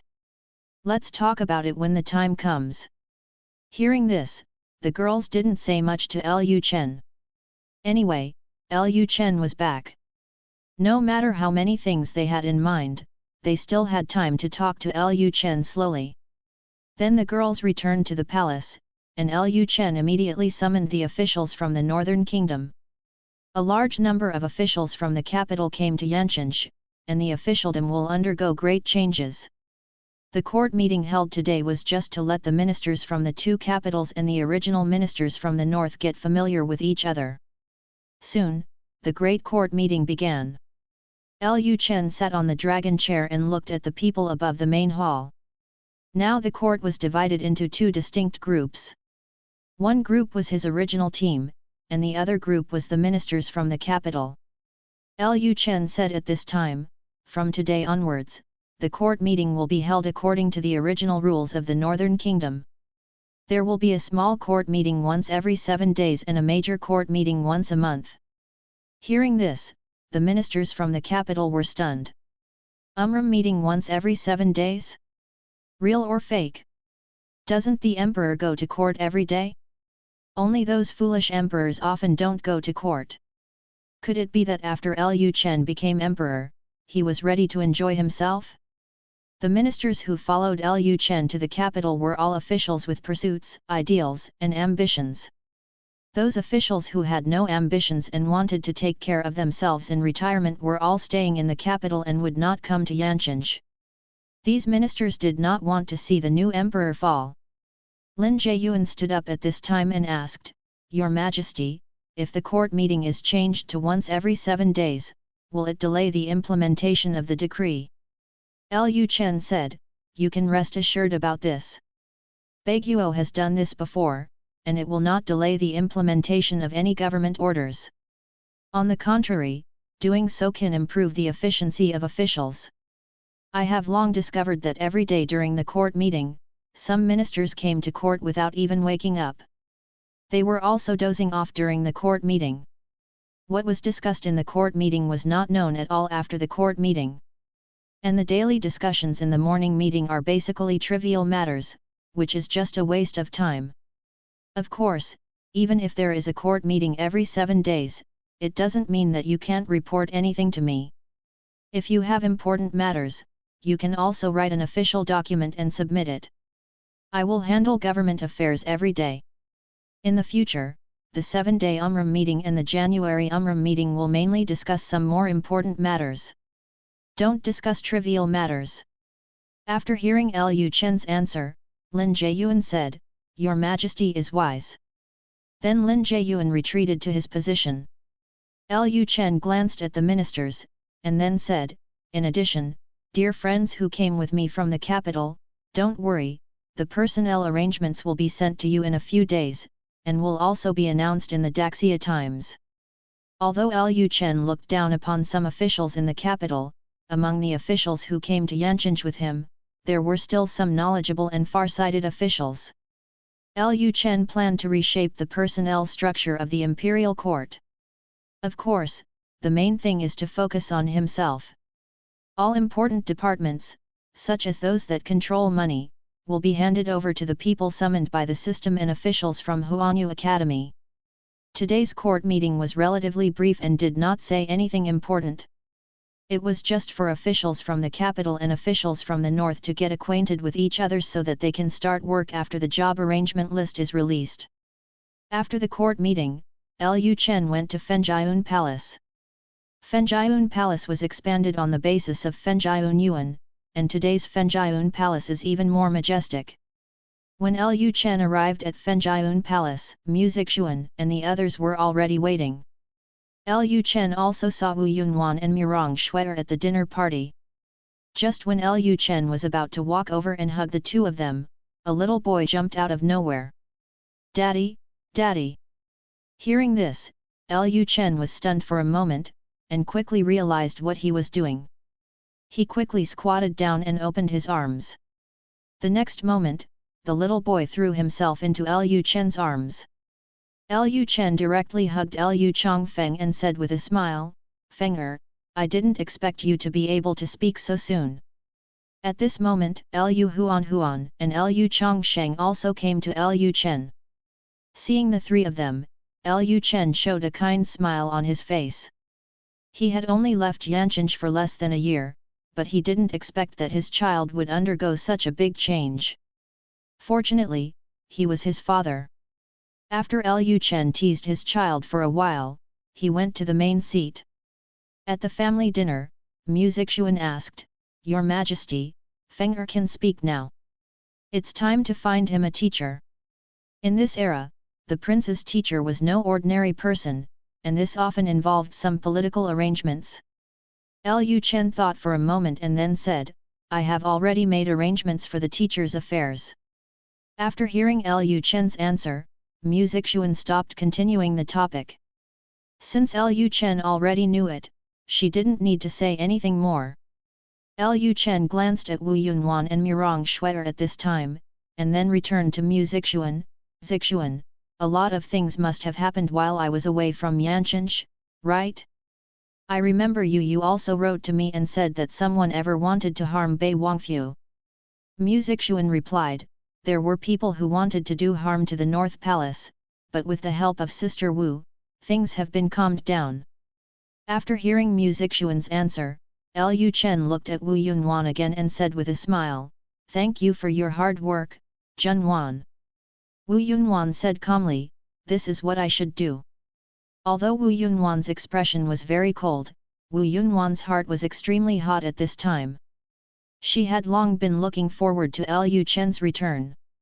Of course, this is not just the case for Wu Yunhuan. Now every woman in the hall is looking forward to Lu Chen's early return. They are all thinking that Lu Chen can go to their room tonight. However, the girls also knew in their hearts that Lu Chen had just come back, but every woman went there, and he would definitely let Mu Zixuan sleep with him tonight. It's just a pity that the girls obviously guessed Lu Chen's plan wrong. At the dinner, Lu Chen learned more about what happened in Yancheng after he left Baiguo. Their dinner lasted until 11 o'clock. After the dinner, all the girls' eyes fell on Lu Chen, just like a group of hungry wolves eyeing a delicious fat sheep. Lu Chen smiled slightly, then looked at Chu Yukin and said, "Aunt Chu, I have something to ask you tonight." Hearing this, the girls sighed secretly. They thought that Lu Chen would have several women sleep with him on his first day back, but they didn't expect that he only chose one, and it wasn't Mu Zixuan. At this time, Zhou Xiaoxiao and Zhou Yuyu looked at Mu Zixuan nervously. Mu Zixuan was a princess before, and it stands to reason that she would be the most likely to be the queen next.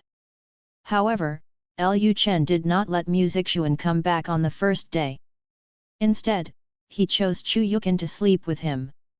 This made Zhou Xiaoxiao and Zhou Yuyu worried that Mu Zixuan would be a little unbalanced. However, there was no trace of disappointment on Mu Zixuan's face at this moment. She didn't care at all who Lu Chen chose to sleep with, and she was not that eager to be the queen. End of chapter. Chapter 473 Lu Chen's decision. The reason why Mu Zixuan doesn't care who Lu Chen chooses to sleep with or who is the queen is not that she doesn't love Lu Chen or how generous she is. The main reason is that she has experienced too many things and she doesn't want to get involved anymore. There was no imperial power struggle like in the past. If it hadn't been for Lu Chen, the Mu family would have been destroyed. Moreover, she knew what kind of person Lu Chen was. If she participated in the fight for the position of queen, the relationship between her and Lu Chen would inevitably arise. A huge chasm. Now she doesn't need to do anything, she just needs to wait quietly for who Lu Chen canonize as queen. Soon, Lu Chen arrived at Chu Yukin's bedroom. As soon as Chu Yukin entered the bedroom, Lu Chen came up from behind and hugged Chu Yukin's graceful and soft body from behind.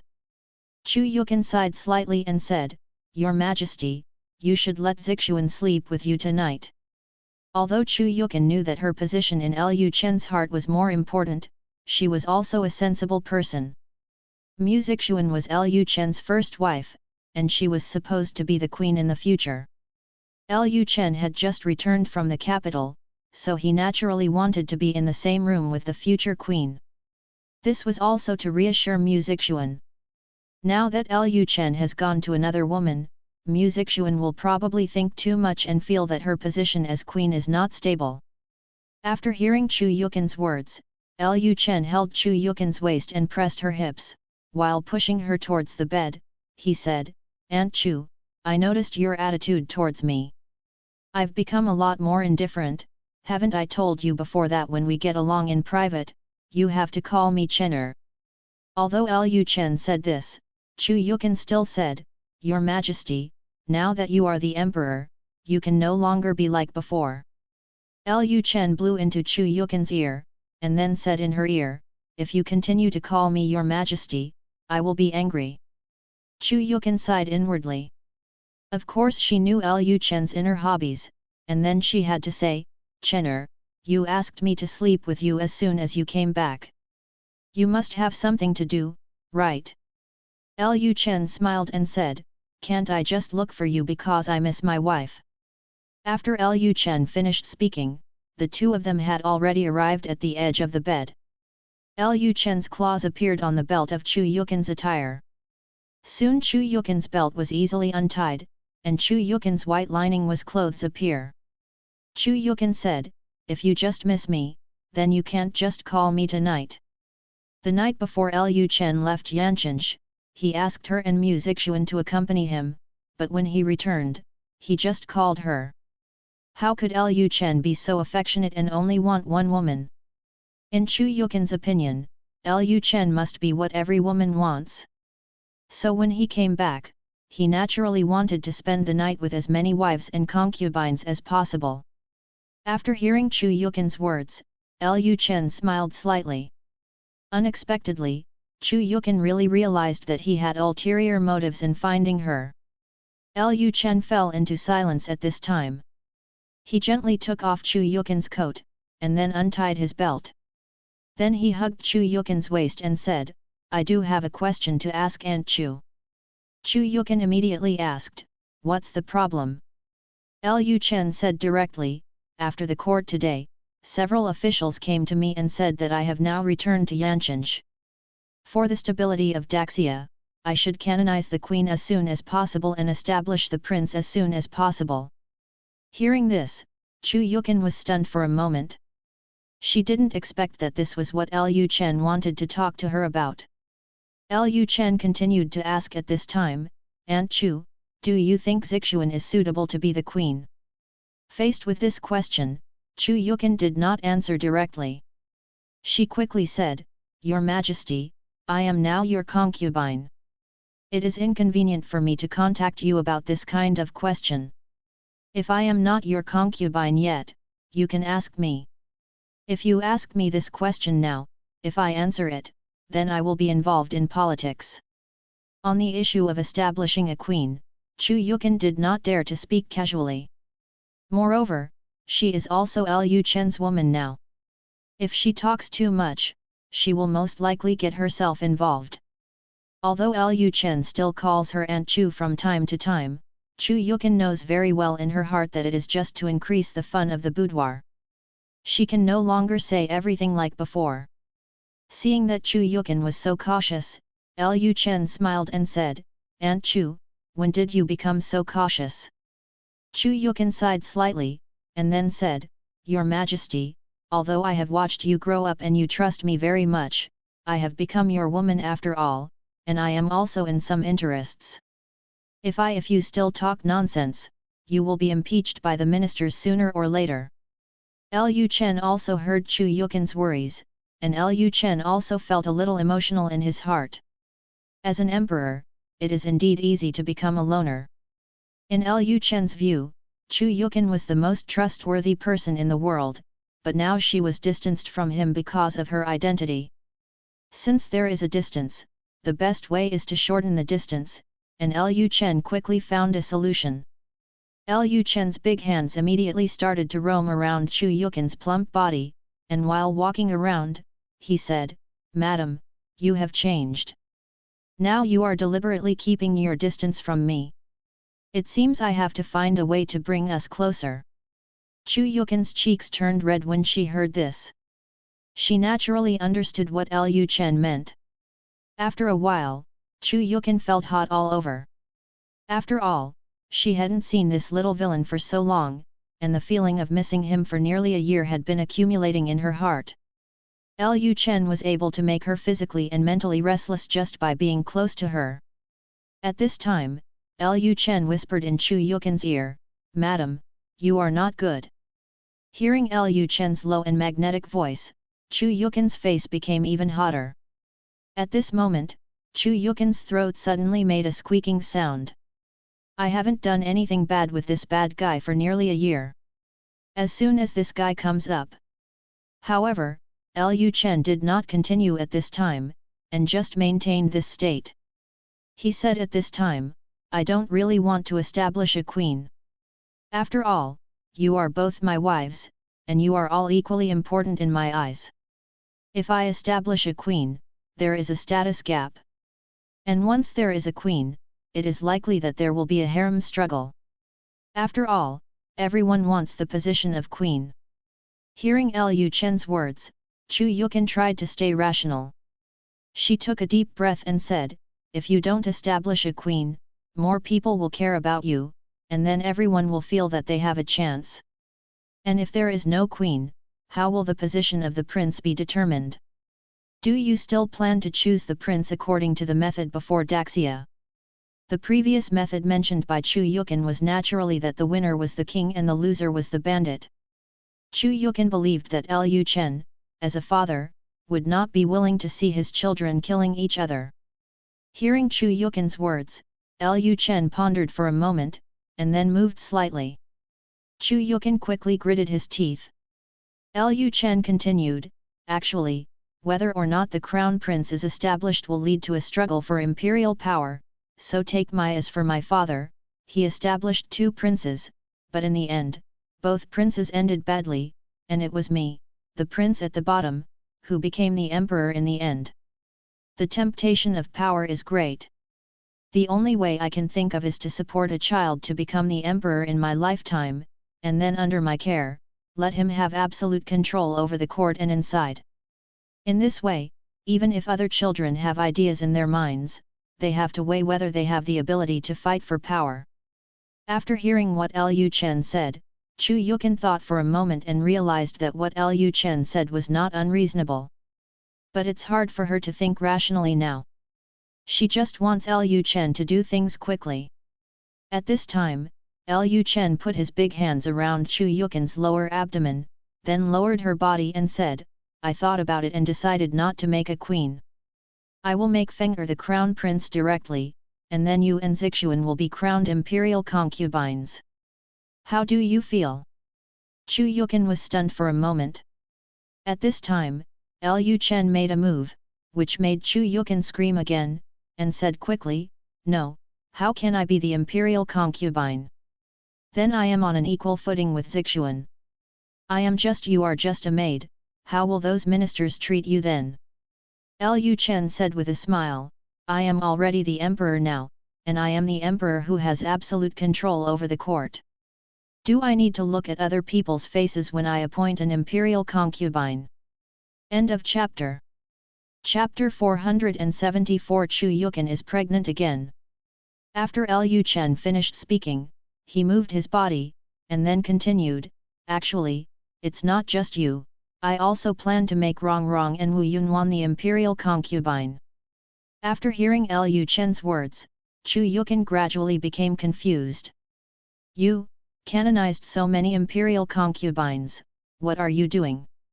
Lu Chen said, "My idea is that anyone who participates in important affairs, such as Nan Yan, will be canonized as an imperial concubine. If someone like Ye Yao, Xiao Xiao, and Yu Yu are dedicated to raising children, they will be canonized as a concubine. Then only these two levels will be retained. As for the concubines and below, there will no longer be titles. Hearing Lu Chen's thoughts, Chu Yukan said, "You will have more women in the future. If you all canonize them as concubines, will there be too many concubines?" Usually, the emperor's women have a distinct hierarchy. Not all women can become concubines, and not all women can climb onto the emperor's bed. Chu Yukan was a little worried that if Lu Chen canonized all his women as concubines, as Lu Chen had more and more women, the palace's expenses would increase. Although many emperors mainly let a few women sleep with them, the emperor's harem often had a large number of concubines. Chu Yukan was worried that if Lu Chen chose hundreds of concubines, there would suddenly be hundreds of concubines in the palace. Everyone's food and clothing expenses are the same, wouldn't that drag down the inner treasury's finances? Hearing Chu Yukan's worries, Lu Chen said with a smile, "I don't want any woman, I only want women I like. From now on, even if I choose a concubine, if she is someone I don't like, I will not choose any woman. Send it back."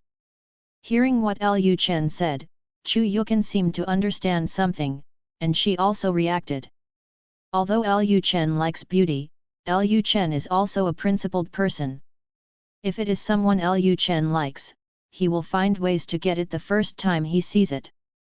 If the woman is not the one Lu Chen likes, no matter how beautiful the woman is, Lu Chen will not be interested in them or touch them if they walk around in front of Lu Chen every day. The Buwang mansion had raised a lot of dancing girls before, and the maids in the Buwang mansion were all carefully selected. They were all very beautiful, but Lu Chen had never put his hands on those dancing girls or maids. This also shows from the side that Lu Chen is a person who would rather be lacking than excessive. He has unique requirements for beauty, and he will never touch her unless she is stunningly beautiful. The North Prince's mansion also chose concubines for Lu Chen before, but after many rounds of screening, Lu Chen didn't want any of the selected women. This also shows how strict Lu Chen's requirements are. If Lu Chen continues to maintain such strict conditions, even if Lu Chen's harem will continue to add women, it is estimated that there will not be many more women in the future. It is not impossible to confer all of them with the status of concubines. Thinking of this, Chu Yukan raised her lips slightly, exhaled and said, You can just decide for yourself." Chu Yukan didn't want to say anything now. She just wanted this little villain to do bad things quickly. Lu Chen said at this time, "Then it's settled." At this point, Lu Chen said in Chu Yukan's ear, "Madam, turn around and look into my eyes." As soon as Lu Chen finished speaking, Chu Yukan listened to his words and turned her head slightly. At this time, the beautiful woman's jade cheeks were already covered with blush, her delicate eyelashes were slightly fluttering, her eyes were filled with autumn water, and her whole person looked very charming. After feeling Lu Chen's heat, Chu Yukan whispered, "Husband, husband, let's have another child." Hearing the beautiful woman's words, Lu Chen's inner wildness was instantly activated. He lowered his head directly, kissed Chu Yukan's red lips, and then started to get down to business. The next morning, when it was just dawn, Chu Yukan and Lu Chen still hadn't fallen asleep. At this time, Chu Yukan was lying in Lu Chen's arms, feeling very happy. Although she was deceived by this little villain in every possible way, she doesn't regret it at all now. Instead, she feels very lucky. If it weren't for this little villain, she might never experience such happiness. Chu Yukan suddenly thought of something at this time and asked quickly, "Are you going to court today?"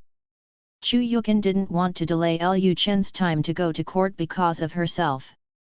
Hearing this, Lu Chen smiled faintly, gently stroked Chu Yukan's black hair and said, "I won't go to court today. There will be a small court meeting in a few days. The appointment list of officials has not yet come out, and now those officials in the previous government do not know what to do. Only when the appointment list comes out, will they know what they will be responsible for next. The next few days will be regarded as a holiday, and Lu Chen plans to cultivate a good relationship with his wives and concubines. At this moment, Lu Chen subconsciously glanced at his system interface. Now, when Lu Chen is having fun with his wives and concubines, he sets a silent reminder for the system so that the sound of the system will not disturb him. Therefore, every time he completes something, he has to see if he has received system rewards. Lu Chen was stunned when he saw it. Congratulations to the host for getting Chu Yukin pregnant, and a reward of an Earth Knowledge Library. The pregnancy reward is an encouragement reward. Please protect your wife and concubines so that the child can be born smoothly. If the child is born smoothly, you will receive more generous rewards. This. Lu Chen remembered that when he was in the capital, he worked hard every day to get Bai Qingqing and Xue Linglong pregnant. The two of them almost couldn't hold it anymore. As a result, after working hard for more than half a year, it had no effect, and their stomachs also became weak. Still no reaction at all. But as soon as she came back and slept with Chu Yukin for one night, Chu Yukin won the bid directly. Why is the gap between this person so big? Think about it. When Chu Yukin got pregnant for the first time, she also got pregnant at the same time. Lu Chen was very excited when he thought of this. Chu Yukin also felt Lu Chen's excitement at this time. When she was about to say something, Lu Chen said with a smile, "Madam, can I tell you some good news?" Chu Yukin asked, "What's the good news?" Lu Chen raised his hand, gently stroked Chu Yukin's soft belly, and then said, "Guess what the good news is?" Seeing Lu Chen's paw on her lower abdomen, Chu Yukin reacted instantly. His hint was already so obvious. How could Chu Yukin not know what the good news was, but she still felt a little unbelievable. After all, she is now a Grand Master, and Lu Chen is also a pseudo-celestial being. Although she said last night that Lu Chen would give her another child, she only said that to tease Lu Chen and make him hate her. She did something bad and ended up actually getting pregnant? Chu Yukin then said, "Really, really? I am already a Grand Master, and I can still get pregnant?" Hearing Chu Yukin's words, Lu Chen said proudly, "That's right, you don't even know who I am, let alone a Great Master. Even if you become a heavenly being in the future, I can still make you pregnant." Chu Yukin was a little excited. She didn't expect that she would be pregnant with her second child so soon. Morning. When Chu Yukin appeared in front of Mu Zixuan and the other sisters, her face was full of joy, and she knew at a glance that she had been nourished last night. All the girls were a little envious in their hearts, hoping that Lu Chen would find them tonight. At this time, Lu Chen had arrived at the newly built Imperial Study Room. Like the study room in the North Palace in the past, the Imperial Study Room also has a rest room, and the current Imperial Study Room is much larger than the study room in the North Palace in the past. After all, it is the place where the Emperor, Lu Chen, works, so the standards are naturally higher. After Lu Chen entered the Imperial Study, he asked someone to close the study door, and then opened the system interface. He was curious about the use of the Earth Knowledge Library that the system had awarded this time. When Lu Chen clicked into the Earth Knowledge Library, he found countless books in front of him. These books ranged from kindergarten to university textbooks, as well as some professional knowledge books. Seeing this scene, Lu Chen was shocked. Is this the Earth Knowledge Library? With these books, wouldn't it only take 100 or 200 years to transform this ancient world into the modern world?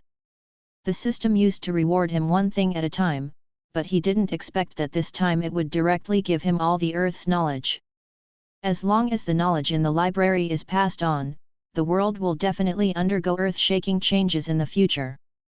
Lu Chen suppressed the excitement in his heart, and then said to the maid at the door, "Go and call Mrs. Dongfang." "Yes, Your Majesty." Lu Chen planned to hand over the library directly to Dongfang Longjiu.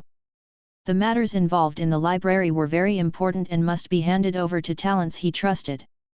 End of chapter. Chapter 475, Will His Majesty choose the royal path or the choice next? When Dongfang Haoyu appeared in the imperial study room, there were already a lot of books piled up in the imperial study room. Seeing those books with exquisite patterns, Dongfang Haoyu was slightly stunned. This was the first time she had seen such perfectly packaged books, and the paper of those books was particularly white and the writing was particularly clear. After seeing Dongfang Longjiu enter the imperial study room, Lu Chen put down the book in his hand. Dongfang Longjiu came back to her senses, saluted quickly and said, "I pay homage to your majesty, long live your majesty." Lu Chen smiled faintly, and then said, "Longjiu, from today on, you no longer need to call yourself a slave. Today you will resign as the editor-in-chief of Oriental newspaper." Dongfang Longjiu was startled, and soon she realized that Lu Chen probably had other things to entrust to her, so she quickly said, "Yes, your majesty." Lu Chen continued, "I know you are a restless person, so I have no intention of letting you stay in the palace all the time. I have a very important task for you here." Hearing Lu Chen's words, Dongfang Longjiu thought in her heart that her majesty indeed had something important to entrust to her. Lu Chen glanced at the books on the table at this time. The contents of these books are all knowledge given by heaven. I am going to open a Daxia Royal Library, and you will be responsible for supervising the craftsmen printing these books. Each book is print hundreds of thousands of copies, and from now on you will be the director of the Royal Library of Daxia. Hearing this, Dongfang Longjiu was a little confused. Heaven-given knowledge? Lu Chen continued, "The contents in these books are very important and cannot be leaked out yet." "I understand. I must take good care of the library and will not let any of the books in the library be known to others." Lu Chen said, "There is no need to be too strict. The books in the library are used to impart knowledge. Those who should be read by others should still be read by others. Of course, they are only for our own people to learn and use."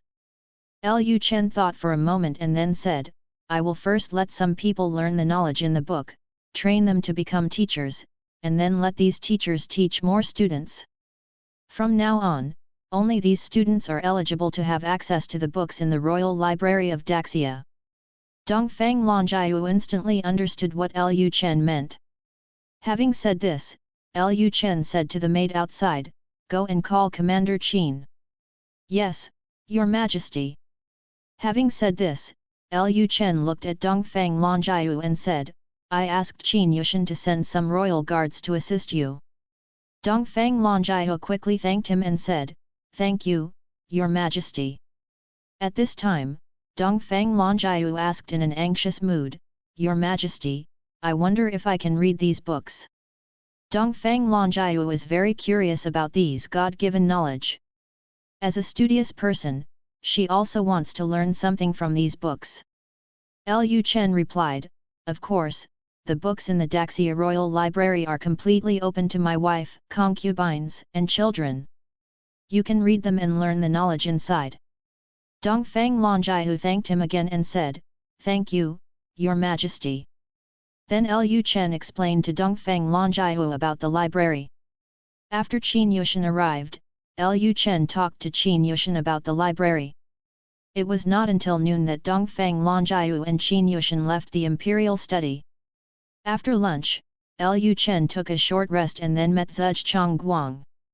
Lu Chen wanted to ask Zhuge Chongguang what they should do next and let Zhuge Chongguang help him with his advice. After all, Lu Chen had never done anything like unifying the world before and had little experience.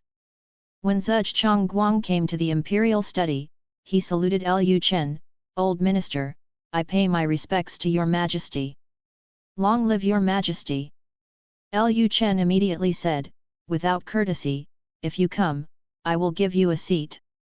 The maid in charge of serving in the imperial study quickly brought a chair. Zhuge Chongguang saluted again and said, "Thank you, your majesty." When Zhuge Chongguang sat down, Lu Chen said directly, I came to see the Grand Master, mainly because I want the Grand Master to help me figure out what the next step should be for me. Hearing Lu Chen's words, Zhuge Chongguang instantly understood what Lu Chen meant. Zhuge Chongguang then asked, I dare to ask your majesty, how many heavenly beings can be mobilized by your majesty now? Although Zhuge Chongguang had heard that there were 4 heavenly beings around Lu Chen, Zhuge Chongguang still didn't know how much power Lu Chen actually had. Lu Chen thought for a moment and replied, for now, there are 2 heavenly beings who can be directly mobilized. But there are a total of 5 heavenly beings on my side. If necessary, they can come as soon as possible.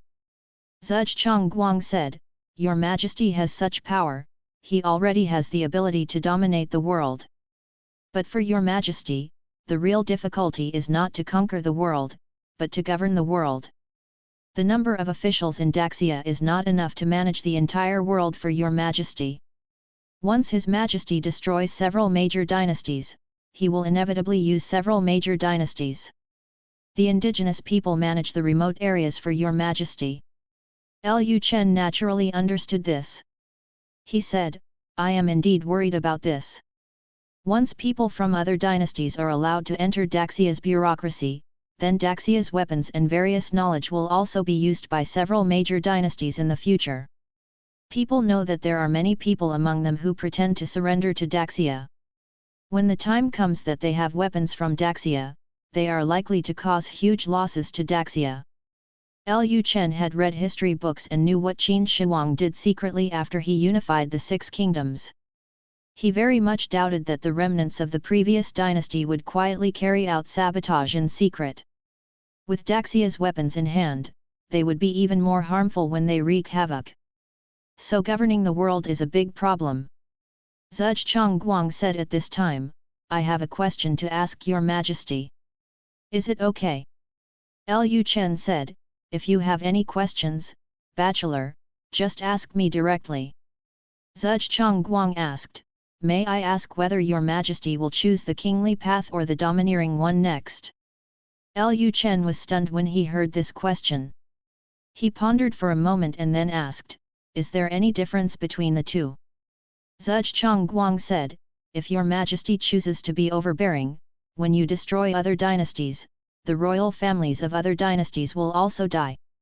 Once your Majesty has used the sword on the royal families of several major dynasties, this sword will continue to be used in the future. When the time comes, there will inevitably be many remnants who will fight against Daxia in the name of resisting the tyrant, and then your Majesty will need to keep killing them until no one dares to resist Daxia. If your Majesty chooses the royal path, you can use deterrence methods to make the royal families of several major dynasties surrender voluntarily.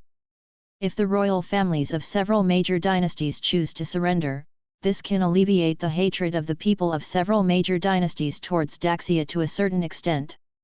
But this will also lay the foundation for trouble. In the future, there may be some royal members of other dynasties who are determined to restore their dynasties. After hearing Zhuge Chongguang's words, Lu Chen thought for a while. After Qin Shi Huang destroyed the 6 kingdoms, he did not kill all the nobles. A large part of them were moved to Xianyang or exiled. In the end, among the surviving nobles, there were many who thought about restoration. This was indeed a big disaster. But if they are all killed, it is likely to leave the image of a tyrant to the people of the major dynasties. There is no way to achieve rule through complete violence. After Lu Chen thought for a moment, he said, I decided to choose the kingly path.